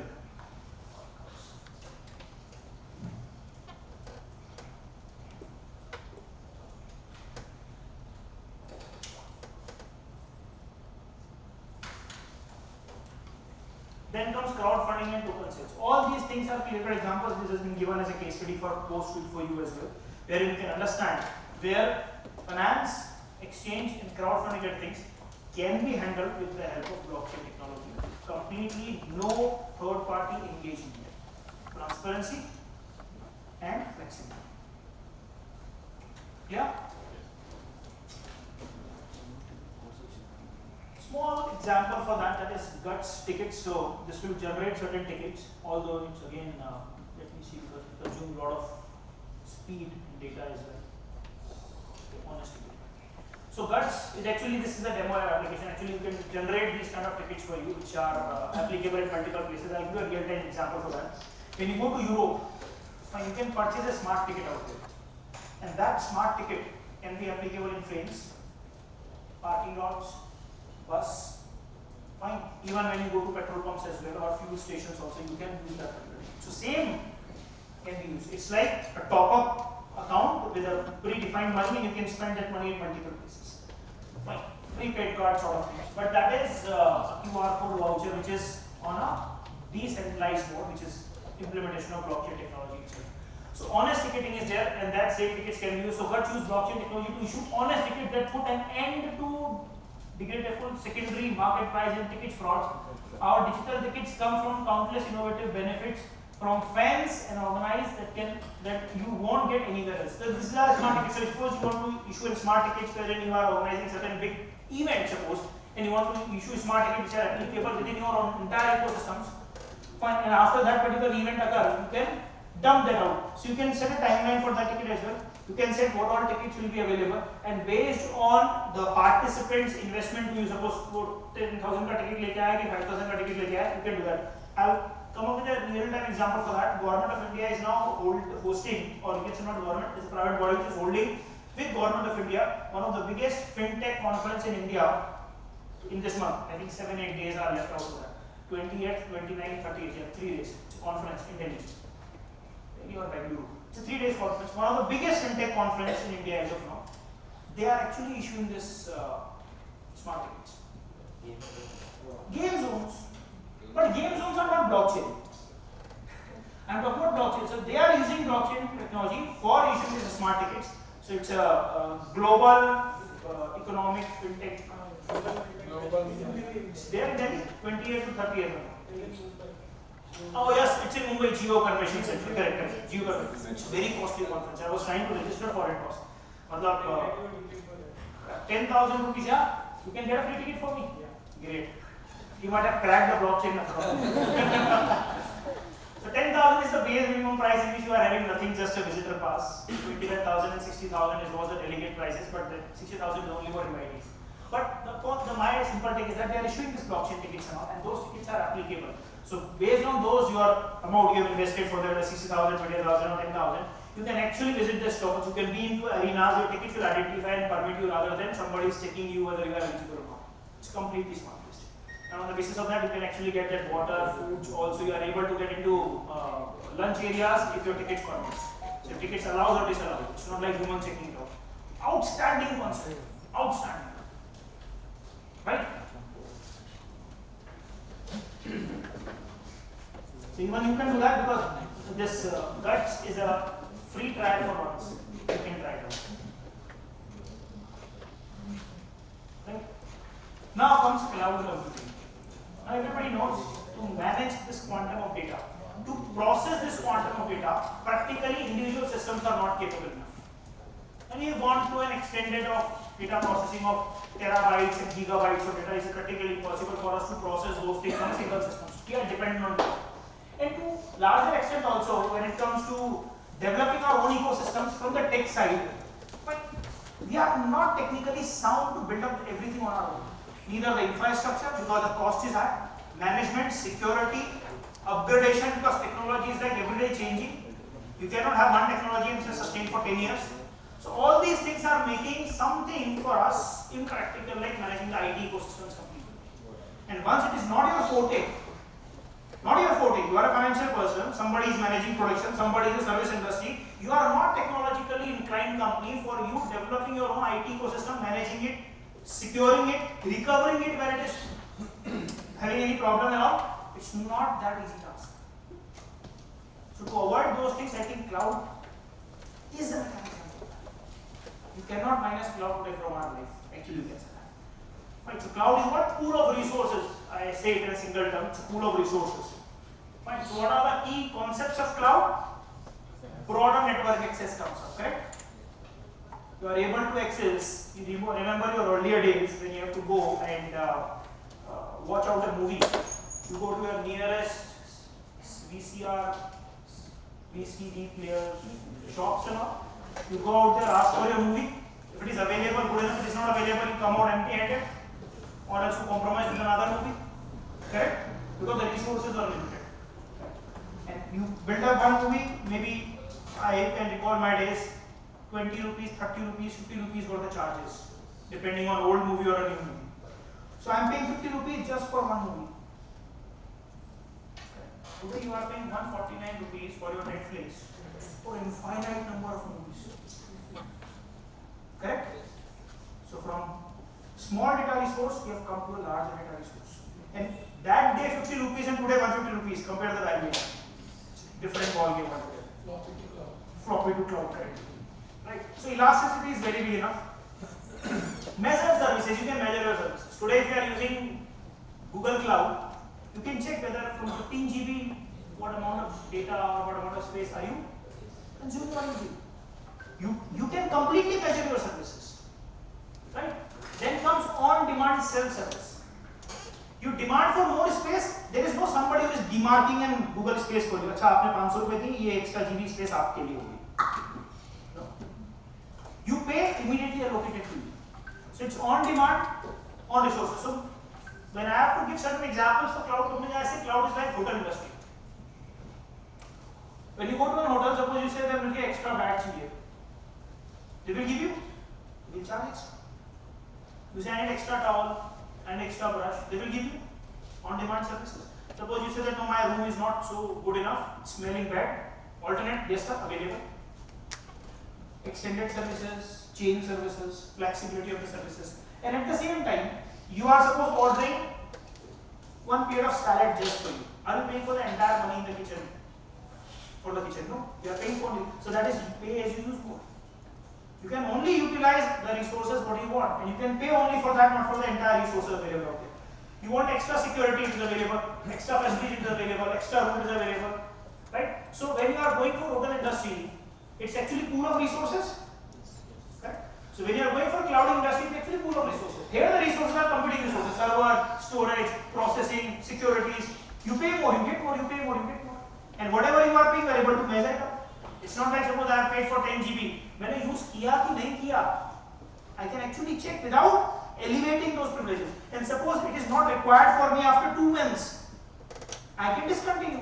It's like suppose you are free enough for 2 months to watch Netflix. You pay for 149 rupees a month. You watch for that month. Next month, if you want, you can repay. Otherwise, you can sign out. So you can measure, you can count, you can elevate, you can fluctuate from your services, right? And those services are available in 3 modes: SaaS, PaaS, and IaaS. I am sure you are aware of that. Yes, everyone. So let me know some SaaS services. No, full form. I want some real-time example for SaaS. Like Tele, like Computex. Like? Like Tele, like Computex. Zoho, correct? Zoho. अरे बस अभी मैं Netflix बोला ना, that's a real example. Google, it's a real-time example for you. Amazon Web Services, fine. See, if you are using a ready-made available packages, wherein even the data management is done by them, The application is there. You are just a user. You log in with your credentials. You use the entire resources. Once you sign out, you are not having any resource on your device. Any resource on your device, any data on your device. That is SaaS services. Clear? Zoom is a class SaaS service, clear-cut SaaS service. You log in, you attend the meeting, you clear the meeting, when you sign out, nothing is there. It's all virtual world. So that is software as a service, where everything is being done by the provider, not by you. When somebody is giving you just a platform, data is yours, application is yours. That becomes PaaS platform as a service. Fine, suppose you have developed an application. You have developed a new application today. Now record again earlier days, then you have developed a new software. You have to circulate that new software to the entire chartered accountant fraternity. So troublesome task is CD बनाओ, promote करो, किसी को order आएगा उसको dispatch करो. Today what happens? You develop an application, you put it on Google Play cloud, Play Store, correct? And you just send a message. Click to download. They click, they download. If it is paid services, once you pay money, the credentials are given to them. They do not pay money, it's a trial version, or maybe no use version. So what Google has done? Google has given you a platform for mounting your application. So Google Play Store can be done as platform as service or not? It's a clear-cut platform as service. Or when you are using your Google Drive, fine, for putting up your data, for putting up your important data out there, in that case Google Drive is acting as what? Infrastructure service. Because you are using their infrastructure for storing your content and all. Correct? So AWS, fine. Almost everybody of us is using AWS. Free of cost it is available for us here. So we are putting our applications, data. We are doing our BCP related work on cloud platforms and all. So they are actually acting as an infrastructure service for you. So now my humble request with you all. Please do not say that Amazon is PaaS. Amazon is also PaaS service. So it's a cloud ecosystem which is offering all services. So consider the service and then categorize. Do not categorize the name itself. Do not categorize that Amazon is always an PaaS services. No. Amazon is also giving you a platform for putting up your products. Suppose you are a handicraft manufacturer a small product. It's giving you a platform to put your products. So you can put your products. They give you a mechanism for sale, purchase, and do your business management. So also acting as a PaaS platform. So consider what services are you availing from those. What services? Do not categorize Google is this, Amazon is this. No. What services are you using for Google? In that case, consider the service, elaborate the service, and then classify as PaaS and SaaS. Agreed? So do not classify one particular cloud as one particular platform. It's like universal truth. No. How you are using is the basic parameter for categorizing those things. Correct? And then comes the different types of cloud. If you are building the cloud for your own ecosystem, if you are getting the resources to build up the cloud for your own purpose, using within the organization, that is what private. That is private cloud. So build up within the company, used by the company, outsiders not allowed. But obviously investment needs to be done by you, security needs to be done by you, fine, escalation of the privileges needs to be done by you, all maintenance, everything needs to be done by you. That's a private cloud. And if something is being done for everyone, that becomes what? So suppose you talk about Amazon Web Services. It's a public cloud. It's giving one. But my simple question out here is that, anyway, I'll ask that just a couple of minutes. If I'm combining, if I am 100% public cloud, is there any cloud platform which is 100% public? Is a Google का platform? Is it 100% public? Google खुद भी तो use कर रहा है. Google खुद भी अपना ही cloud use कर रहा है ना? Yes or no? 100% public cloud platform exists. But हाँ, हम ये बोल सकते हैं कि if it is, you can set a parameter. So what Google does or what Amazon does, they are utilizing their own cloud platform for 2%. 98% is for. So we can say that's just majorly a public cloud platform. But 100% cloud platform does not exist. एक जो वो खुद भी use कर रहा है ना उसको, वो खुद भी तो यूज कर रहा है. Every company who is setting up the cloud platform, utilizing that for their own purpose to build up the entire ecosystem. Agreed. So 100% public cloud actually never exists. That is my assumption. I may be wrong, but I have a logic for that. 100% public cloud does not exist. But yeah, 100% private can exist. कुछ तो करेगा, वो पैसे कहाँ से कमाएगा और अपनी सर्विसेज कहाँ से देगा? He also needs a platform to deliver the services. Correct? So this is a simple categorization. Although I do not agree with this because data also lies with the server itself. So the image which is being taken is being slightly wrongly crafted. I do not agree with that. Although people are there, users are here. Fine, but the data will be there on cloud. So what is there is that the greener part is being the cloud service provider responsibility. CSP is cloud service provider. So in us, cloud service provider talks about network, storage, server, hypervisor. Hypervisor is an intermediary which gives you a network possibility of connection between the resources. Rest everything is yours output. That is customer responsibility. As you move forward, the responsibility of CSP are increasing, and the user is taking less load on his own shoulders. When it comes to SaaS, data is also managed by cloud service provider. Data is also managed by cloud service provider. It's only people, that is users, who are doing things out there. Users are mine. Users, people are mine. Employees are mine. Or team members are mine. But rest everything can be taken to SaaS. And that is what Salesforce, if you have heard about, HubSpot, Zoho, Razorpay, these all are SaaS platforms. Wherein it's only you who are initiating the financial rest. Everything, even the data management, backup, recovery, security, processing, controlling is being done by cloud service provider. Now here I create an opportunity for you all, or maybe discuss an opportunity for you all. You might be representing multiple cities. In your own city, there's a big problem, or there's a big opportunity both of sides you can say that. Almost every company, whether it is a large cap company or a mid cap company, or to leave the large cap part, India has the biggest MSME market. Yes, you know how many MSMEs are there in India? Any record? 15. More than 14 lakhs. 15 lakhs. 15 lakhs. MSMEs. So Google पर search करना है 6.33 crores. Sorry, 6.39 crores. 15 lakh last month. 6 crore से ज्यादा MSMEs हैं. All MSMEs are actually interested to go for digital transformation. Yes or no? Yes. Everybody wants to include either RPA or cloud for data management, right? Or some other IoT mechanism for faster data collection, or if not anything else, at least data analytics for projection for predictive analysis. How many MSMEs? See, 6 crore MSMEs are there. If I talk about one MSME needs one consultant, or 10 MSMEs need one consultant. 10 MSMEs. How many digital transformation consultants are required in the country? 60 lakhs. कितने तो engineer और chartered accountant मिला के भी नहीं है देश में. सही बोल रहा हूँ? Yes. So big opportunity. An opportunity lies in the smallest of the segments. Let's consider from cloud side of it. We'll talk about data analytics platform. Data security, processing independency, right? Data privacy, all these things are today being a bottleneck of almost all. Shifting them to cloud is one solution, in which they are paying less, getting more, taking less tension, availing more benefits. Why can't be a cloud consultant? AWS, Google, Azure, fine. All these are big cloud platforms which are actually inviting people who are slightly tech, slightly oriented to business. Because if 100% tech, not oriented to business, practically sell करना possible नहीं. Possible नहीं sell करने के लिए business connect होना चाहिए. Business connect आपके पास है. But 100% business connect, no tech, not be able to sell because पता ही नहीं क्या होता है. Again, you need an intermingling or alignment of both the concepts like fintechs.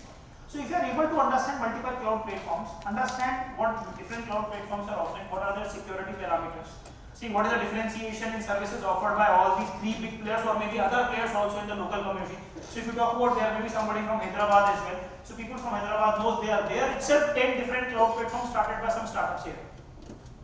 Bengaluru there might be someone. Bengaluru have more than 20 different cloud platforms built up by startups and they are leveraging better services. Now, what is the differentiation in services offered by startup, services offered by Google? Why to support a startup or why to support a Google? Now, these all comparative analysis needs to be done. So, in terms of data processing, in terms of security, in terms of flexibility, scalability, all those things, compliances and everything needs to be done. Who has done that? And if you are able to do that, you can be a cloud consultant. Because almost everybody needs that. But my simple take is that if you go even on Google and try to find out the comparative analysis, you will be able to have comparative analysis only for these 3 players. Amazon, Google, Microsoft. What about other small players? They might be offering bigger and better services at a lesser cost. Why not? And let me tell you, if you have heard this or not, Ola has recently shifted from Microsoft Azure and they have built up their own cloud platform. Krityam. OpenAI. They have, yeah, Google Map is the next thing they have recently come up. They have eliminated Google Maps also. They said, no, we don't use Google Map. Because for Google Map, you know how much they are paying to Google every year? 100 crore rupees. Every year. So they have built up their own maps. Why to pay 100 crore? Maybe invest 500 crore to build up our own map. That is sustainable. 5 years down the line, ROI nikal gaya. And even, why not 5 years? They can sell their Google Maps to somebody else as well.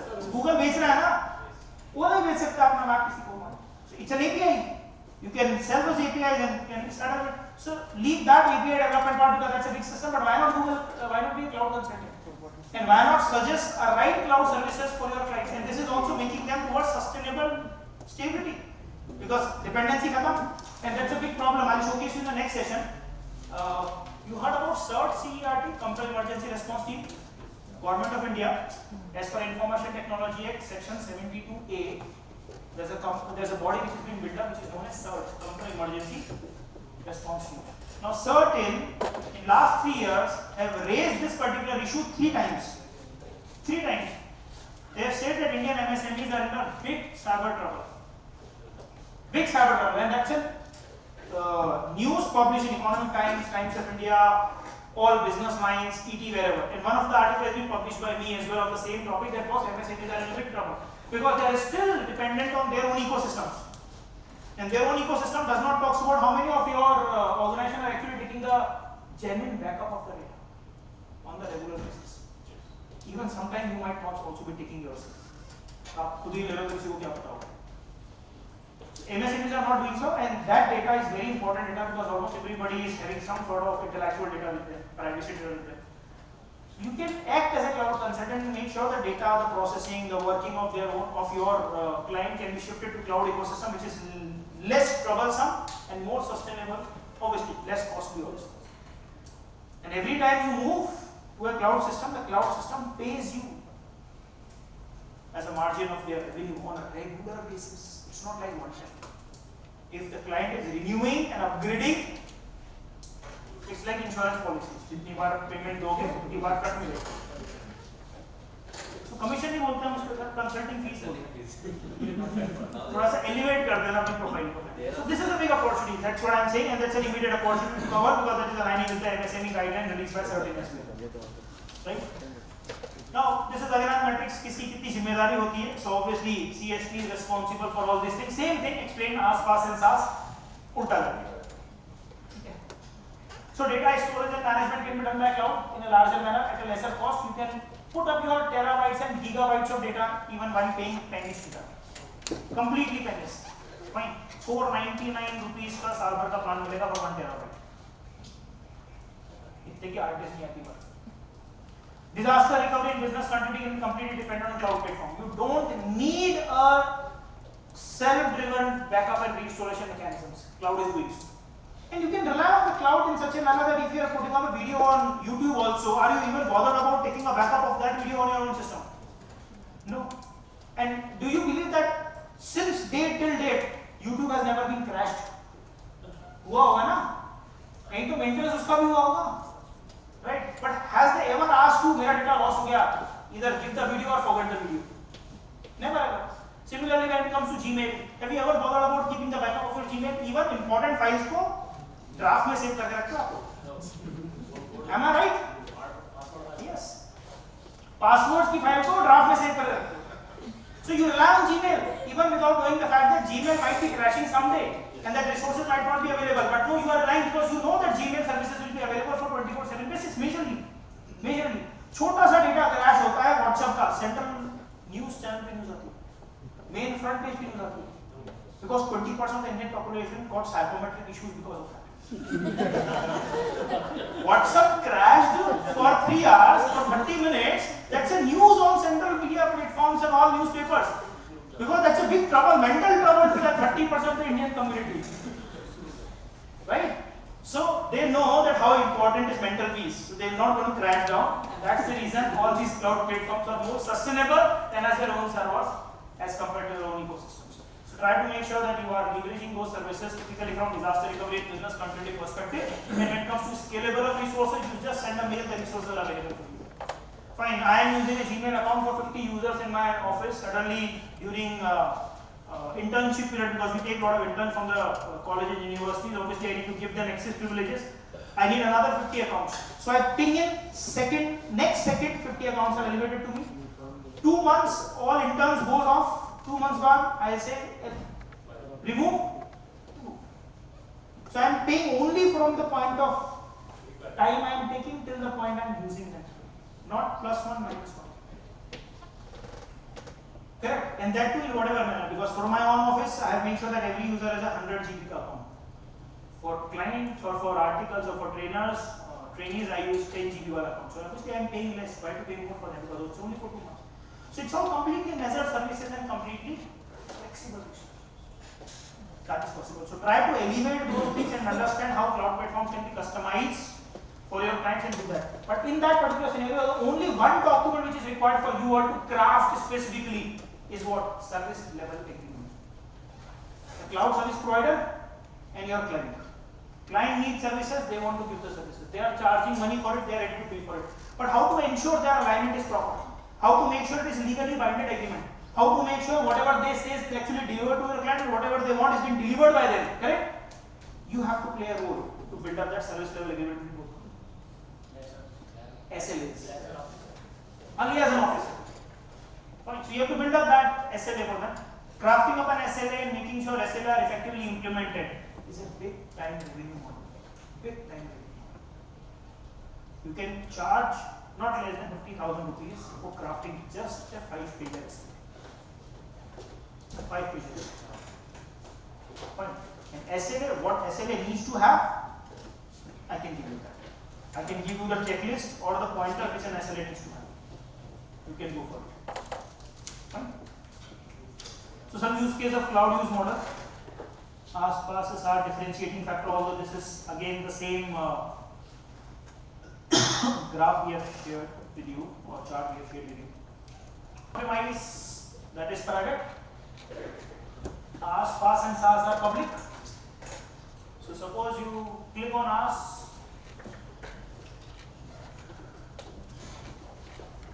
you can see you manage service provider manage, right? Others means obviously cloud service provider. So just another way to do it. So rather than if you are seeing that specific chart, you can have a dynamic model as well. You can keep on changing and you can have who is managing what, who is managing what. So again the same thing which we have seen in the chart in this particular format as well. Correct? Reduce, SaaS, even the data and application is managed by that, which I have told you. In the chart I was not agreeing for that because data and application will be completely managed. Only people who needs to be taken. So this is how entire thing has been managed by cloud and you are doing nothing. And if we are going for on-premise, that is what private cloud, everything is yours. Right? Everything is to be done by you. So rather than looking for private, I think these are the options. You can choose whatever one. Then comes next topic, Internet of Things. So lunch time to be okay. Everybody else has one? Achha, so it's the last topic of this is only not last, but the IoT Internet of Things. Before elevating this particular topic, I would like to give you a clear-cut understanding of what the smart ecosystem is all about. Is there anybody from Gujarat? Sir ke alawa? Sir ke alawa? Nobody? तो sir से मैं पूछूंगा sir वो ढोलेरा का case नहीं बता रहा मुझे नहीं पता सर मैं रहता तो मुंबई में हूँ अच्छा Have you heard about a city called Dholera? DHOLER नहीं although yes concept बहुत पुराना है but उस concept नोट को पढ़ो and then you try to connect that to the smart city concept stated by government DHOLER Dholera although थोड़ा fail project हो गया है वो because it has not been implemented so perfectly and there are other priorities comes up like gift city and all ठीक है so Dholera थोड़ा सा setback में चला गया but that was the first smart city concepts laid down on paper laid down on grounds and on the basis of that only that 100 smart city project was released by central government. Now what is a smart city? What is the problem which we are facing in current scenarios? Now in current scenarios in the morning itself we were driving to this place from hotel. We see on one side it was free flowing traffic. On one side it was jam. And we are standing on the red light and red light is still showcasing 60 seconds for both. 60 seconds here and 60 seconds there. पर यहाँ traffic नहीं है भाई. इसको 10 seconds में off कर सकते थे. And those 50 seconds can be given here so that the ease flow can happen. But as of now we are working on a static model. Static model of this traffic management. अभी आया जब वैसी फंसा. हाँ. एक side से खुलता, दूसरे से आधा खोल दिया. No. Simple take is that. Now suppose that traffic light will have a sensor above it, and sensor is sensing the traffic, the number of vehicles standing out completely, and on the basis of traffic flow it is dynamically adjusting the time, not statically giving 60 seconds for each road. That is a smart concept. Second, water logging is a big problem in almost every city in the country during rainfalls. And wherever you say that no, यहाँ पानी रुका हुआ है, so they say पूरा खोद दो. Correct? देखते हैं कहाँ problem. Now, if smart city concept will be implemented, the sewerage mechanisms will build up with sensors. Now, sensors will tell you where the blockage is because you are monitoring the data from the outside.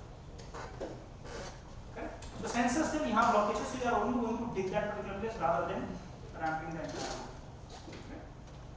Clear-cut examples. Another thing which we are going to discuss, I have already told you, dynamic insurance. Now, government has come up with that high security registration plate. Almost everybody of us has gone for that. Now, from that high security number plate, all of our plates are embedded with certain chips, sensors. Correct? And because of that sensors, they are able to monitor our movement. They will be able to track the vehicle as well. Now, if this particular mechanism is being implemented perfectly, India said, गाड़ी चोरी होने का concept खत्म हो जाएगा. Right? या तो उसको क्या करना पड़ेगा, नंबर को उठा के देखनी पड़ेगी.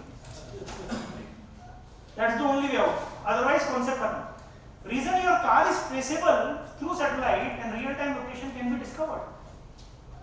So these are the sensors which are actually working. Couple of more examples. Medical science is implementing these sensors in an amazing manner. There are a couple of cases in India as well which have successfully executed those cases, wherein the person is having heart problem, right? And when it comes to heart problems and unable to pump up the blood properly, you know, stents are installed, pacemakers. Now pacemaker body के अंदर लगा हुआ है, ढंग से काम कर रहा है because I am working perfect. Suddenly I crashed down someday. Again move back to the hospital. Hospital says boss pacemaker ने काम करना बंद किया था. So जब काम करना बंद किया, I fainted and I discovered when I was taken to the hospital back. Now if pacemakers are built up with IoT sensors, which is a real-time scenario case already implemented. Pacemakers are built up with IoT sensors. They will be able to send the real-time information whether they are working perfectly or not on your mobile phones. There is an application for that. You can monitor from here whether it's working perfectly or not. Suppose no काम ढंग से नहीं कर रहा है. You approach the hospital doctor, sir, doctor काम ढंग से नहीं कर रहा है. ऐसा software update करना होगा. They will send the update and you are updated and it will perfectly done. Rather than you going under the knife every time, fine, software update will come up and it will start version 2 of your pacemakers working perfectly for next 6 months or so. Again, it's like smartwatch is what we are having. Yes or no? Smartwatch update comes up. It monitors the number of steps I have walked, it monitors the number of calories I have burned, whether it is right or wrong, irrespective. But I am an informed individual. Yes or no? I am an informed individual. I say that okay, I need to work up 10,000 steps a day. शाम को पता पड़ा 6,000 ही में 4,000 और कर लेते. Now, without having these kind of watches, slightly impractical for us to keep ourselves fit and monitor our progress on the daily basis. क्योंकि ये connected है. Suppose me and my friends are connected. Almost everybody is walking 8,000 steps. आज मैं नहीं करूँगा तो मेरे friends मेरे को बोलेंगे मैं भी कर लूँ. So this is how we are being a informed individual. Yes or no? So IoT sensors are the sensors or IoT ecosystem which is sending the data between two devices without human involvement. Without human involvement. Your Apple watches have actually saved hundreds of lives in US. You have heard about that? Fine. The person fainted because of ECG goes up and down. The Apple Watch sends the signal to the nearest SOS and SOS person or the medical support system comes up immediately without anybody can search it out on Google how many lives have been saved by Apple Watch. You will be able to know hundreds of cases. That is one part of the story, which is like informed individual, informed machines. Machines are having sensors, they are able to detect. If you are watching Discovery channels and History channels on the regular basis, you will be able to know that there are certain mega machines and all these things comes up, which are actually helping or triggered by sensors and all automatically. The smallest challenge out here is that, consider the pacemaker example. Now is pacemaker connected, updated, and can the pacemaker be hacked outside from the outside? And if it is hacked out from the outside, can it be intentionally stopped functioning? So I am giving a tool to someone. इनको मुझे मारना है, चाकू लाने की जरूरत नहीं है. Pacemaker hack करना सीखेंगे, बैठे-बैठे टक बंद. Hacker very risky. You know, also claims that you are ethical hacker. Yeah. Right, so scenarios again on the both sides of it. Technology is giving us a tool to enhance. Technology is also troubling us, but that troublesome thing can be controlled with the help of mechanisms, governance controls, and everything. So let's not be affected by this part of it. Let's utilize the technology in the perfect manner. So IoT is that ecosystem. Fine. So almost all devices what we are having today are sensors. Your car sensors, fine. Watch sensors, smart TV, smart cameras, all sensors. So what is IoT? It's a system of interconnected computing devices, mechanical devices, everything. You can have about objects, animals, and people also. Now let me give you some precise example which may correlate to each other. How many of you have watched IPL? Almost everyone. Right? IPL में कैसे पता पड़ता है arbitrage लगा? इतना सा आवाज आता है, किसी को नहीं सुनाई दिया. Fluctuation mode. कैसे पता पड़ा? क्या रखा हुआ है वहाँ पे? बैट में नहीं. स्टंप पे. स्टंप पे क्या है? कैमरा. सेंसर. कैमरे से दिखेगा वो फ्लक्चुएशन कहाँ से आएगा? सेंसर है. एग्रीड? Ball tracking. सेंसर है, तभी तो ट्रैक कर पाए. आप देखते हो फील्ड में वो उसका ईगल आई व्यू दिखाते हैं, वो फील्डर आपको रियल टाइम मूव होते हुए दिखते हैं और सबके नाम भी दिख रहे होते हैं उनके ऊपर. एग्रीड? सबके शूज में सेंसर लगे हुए हैं. And that's obvious. Nike comes up with that. You can have a Nike shoe which is having sensors for a public domain. उनके पास है. That's why it is monitored. Few more examples. Smart electric meters आपके घर में लगे हुए हैं. Everybody of us has a smart electric meter today. Now that smart electric meter as of now is not serving the main purpose. उसका main purpose जो वो serve नहीं कर रहा. What is the main purpose of smart electric meters? No sir, smart electric meter will give you the real time monitoring of your electricity usage on your mobile phones. As of now it's not happening. Now as of now what happens is that महीने का bill आता है तब पता पड़ता है यार ज़्यादा बिजली कंज्यूम कर बजट से बाहर बिल चला गया. एग्री? टारगेट था 5000 का, गर्मी ज़्यादा थी, एसी चल गया, 10000 का बिल आ गया. Then you curse yourself. But it has happened. Now if smart electric meters will start functioning in the way they are intended to, it will take time because ecosystem is big enough. You will have an application on mobile phone. Your application will monitor how much electricity is consumed by television, how much electricity is consumed by light, fan, AC, TV, everything will be there on your mobile phone. And suppose you have set a margin of 3000 rupees a month, that means 100 rupees a day का आपका budget है. किसी दिन 100 rupees से ज़्यादा होगा बोलोगे, कल ये नहीं होना है, कल वो नहीं होना है, you will be able to manage your finances. And you will be again better informed individual. Again, the main target is better informed individual to take decision on a faster basis. So smart electric meters is a clear-cut example which we are going to implement in our life. And if you want to see all your Zoro hostels हैं, again वो कोटा से आता हूँ तो hostels industry का पता है. कोटा में जितने भी Zoro के hostels हैं, हर hostel के अंदर smart meter लगा रखा है. So as a student, I will be able to track on my mobile phone how much electricity I am consuming on a daily basis. If I have set a budget of 500 rupees a month, that means suppose whatever 30 rupees a day or 20 rupees a day, I will be able to track my usage accordingly.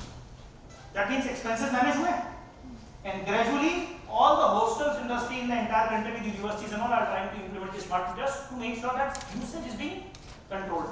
और वो implement हुआ तो ये 1 लाख 1.25 लाख का bill आता ही नहीं. Another important example, you can just note it down. Have you heard about a company called Bebolt? B-A-B-O-L-T. B-A-B-O-L-T. Bebolt. Now Bebolt is a smart sports equipment manufacturing company. Smart equipment. Now suppose I want to be a player like Roger Federer. When I was fascinated to be like Roger Federer or Andrea Agassi, when I want to be like him. Now, practically impossible for me as a small town guy to have a coach who can train me like him, correct?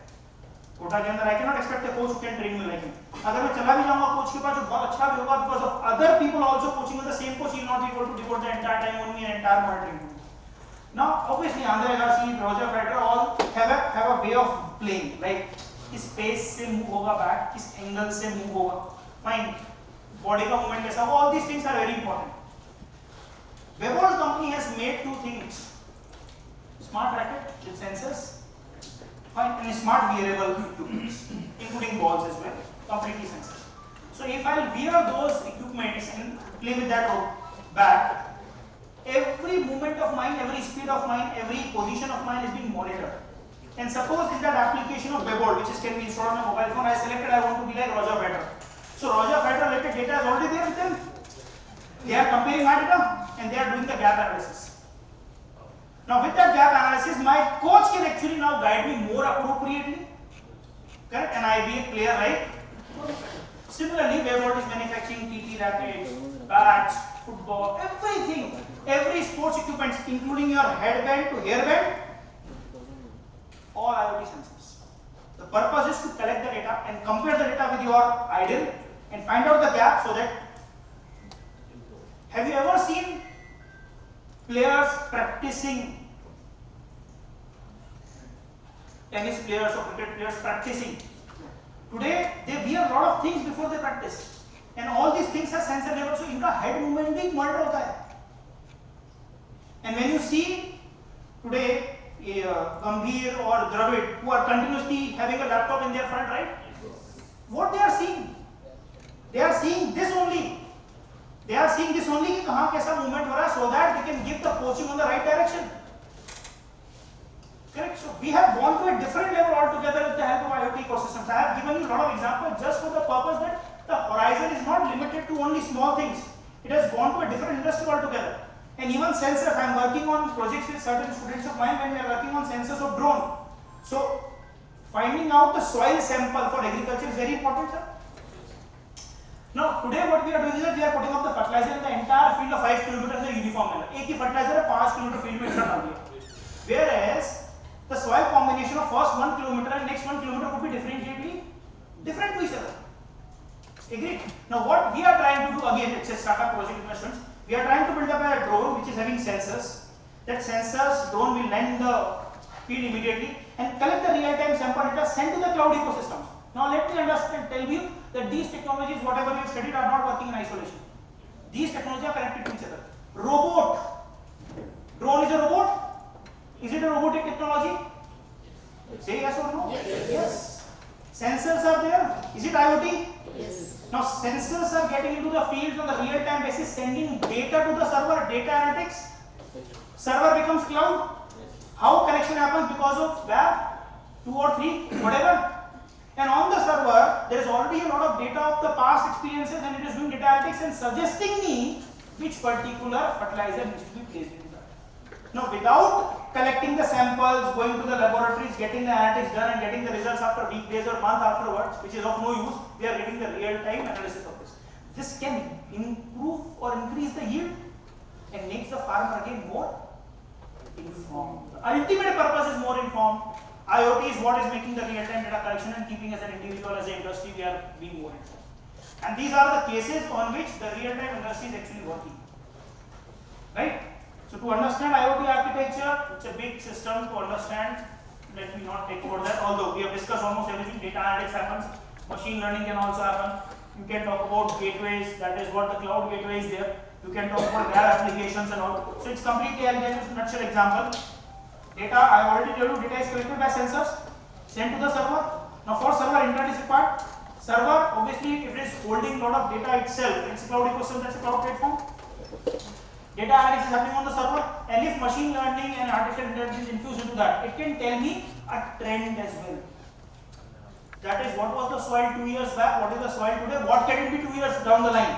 So rather than putting up this, you can do this, or these kind of remedial mechanisms can be done to make sure that sustainability periods sustain. So all these technologies can be clubbed up together as well. So it's not like all these technologies are working in isolation. No, isolation में कुछ काम नहीं हो रहा है. It's all interconnected and joined. Correct? So wearable devices, we all know that. Asset tracking, all those. There's a company, and I'll give you again real time. Have you heard about tag boxes? Tag boxes is a company. That's okay. Pfizer vaccine. Fine. It was the first vaccine for corona. You know, Yes. Pfizer vaccine needs to be transported or traveled between a temperature range -4 to -9 if you can recall. ना तो -4 से ज्यादा ऊपर जाना चाहिए ना -9 से नीचे होना चाहिए था. दोनों तरफ में वैक्सीन खराब हो जाती है. Now when you have to move the vaccine from UK or US to India, is it practically possible to keep the temperature within this particular range in a precise manner? Manually, no. With the sensors, yes. So sensors are input, which are keeping a track and monitoring whether the temperature goes up and down and ultimately controlling that. And these are big example. Let's come down to a very small example. Havel's fan. Seen that? It's not a ceiling fan, it's a ceiling fan. Seen that or not? Small kids. So even sensing your sweat. Fine. And beyond that, I think your favorite movie stars. Ranveer Singh, Deepika Padukone, Lloyd AC. Lloyd AC? Fine. It's a completely IoT basis. It is actually sensing on the real-time basis, understanding voice commands also. See the advertisements. I am just correlating that. So you can note down one company called TUIA. It's a company you can have a detailed history on TUIA. And TUIA is a company, you know, you see, Lloyd as a product is coming in U. Philips may be releasing a product, but for Philips and Lloyd, the research is done by which company? So TUIA is a back-end research company which is developing a lot of IoT-enabled electronic products, technology for them. The technology comes down to you with companies like Lloyd, Philips, or XYZ. But back-end company which is doing the research and making sure this is going to happen is what? TUIA research will broaden your horizon about how AI IoT technology is going to implement. And even in time to come up, your washing machines, your microwave ovens, and your refrigerator. These all three things are going to be IoT enabled in next year.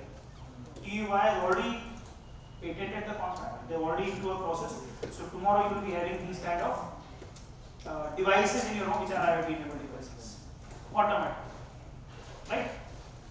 Even predictive maintenance of ATMs and point of sales systems and all is being done by IoT or it's an IoT system or not? POS. Card swiping, connecting to the servers and all. Today almost all ATM machines, earlier you can, if you were not seen and try to see that, almost all ATM machines before were connected to wires. All ATM machines. Today ATM machines are wireless machines. On that ATM block, antenna is there connected to the display directly, and the system is not connected to wire.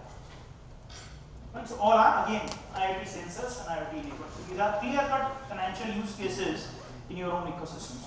So you can have logo which you have already talked about, Skylab drones and drones technology. So they have built up multiple drones for that particular purpose of sensing. And even today, drone and another anti-drone technology, both of them has picked up a next level altogether. And you have seen the case study of Russia and Ukraine, wherein it's all drone attacks. Human fighter planes are completely eliminated majorly because that may affect the human lives also. That is something which drone attacks and also Ukraine and drone attack kiya, Russia and kiya, you are all witnessing that. So Skylab drone company is building drone not for the purpose of Ukraine and Russia, but for purpose of agriculture, for purpose of monitoring and all those things, right? Fine. Now these technologies are interplaying with each other. These are not isolation. So go deeper into understanding of AI and ML, and we are going to do it post lunch session. Fine. So as of now, the target was to understand these technologies. These are what? Digital transformation technologies. And these are not the only technologies. We are going to talk about 3D printing as well, in precise. We are going to talk about AR and VR as well, augmented reality, virtual reality also.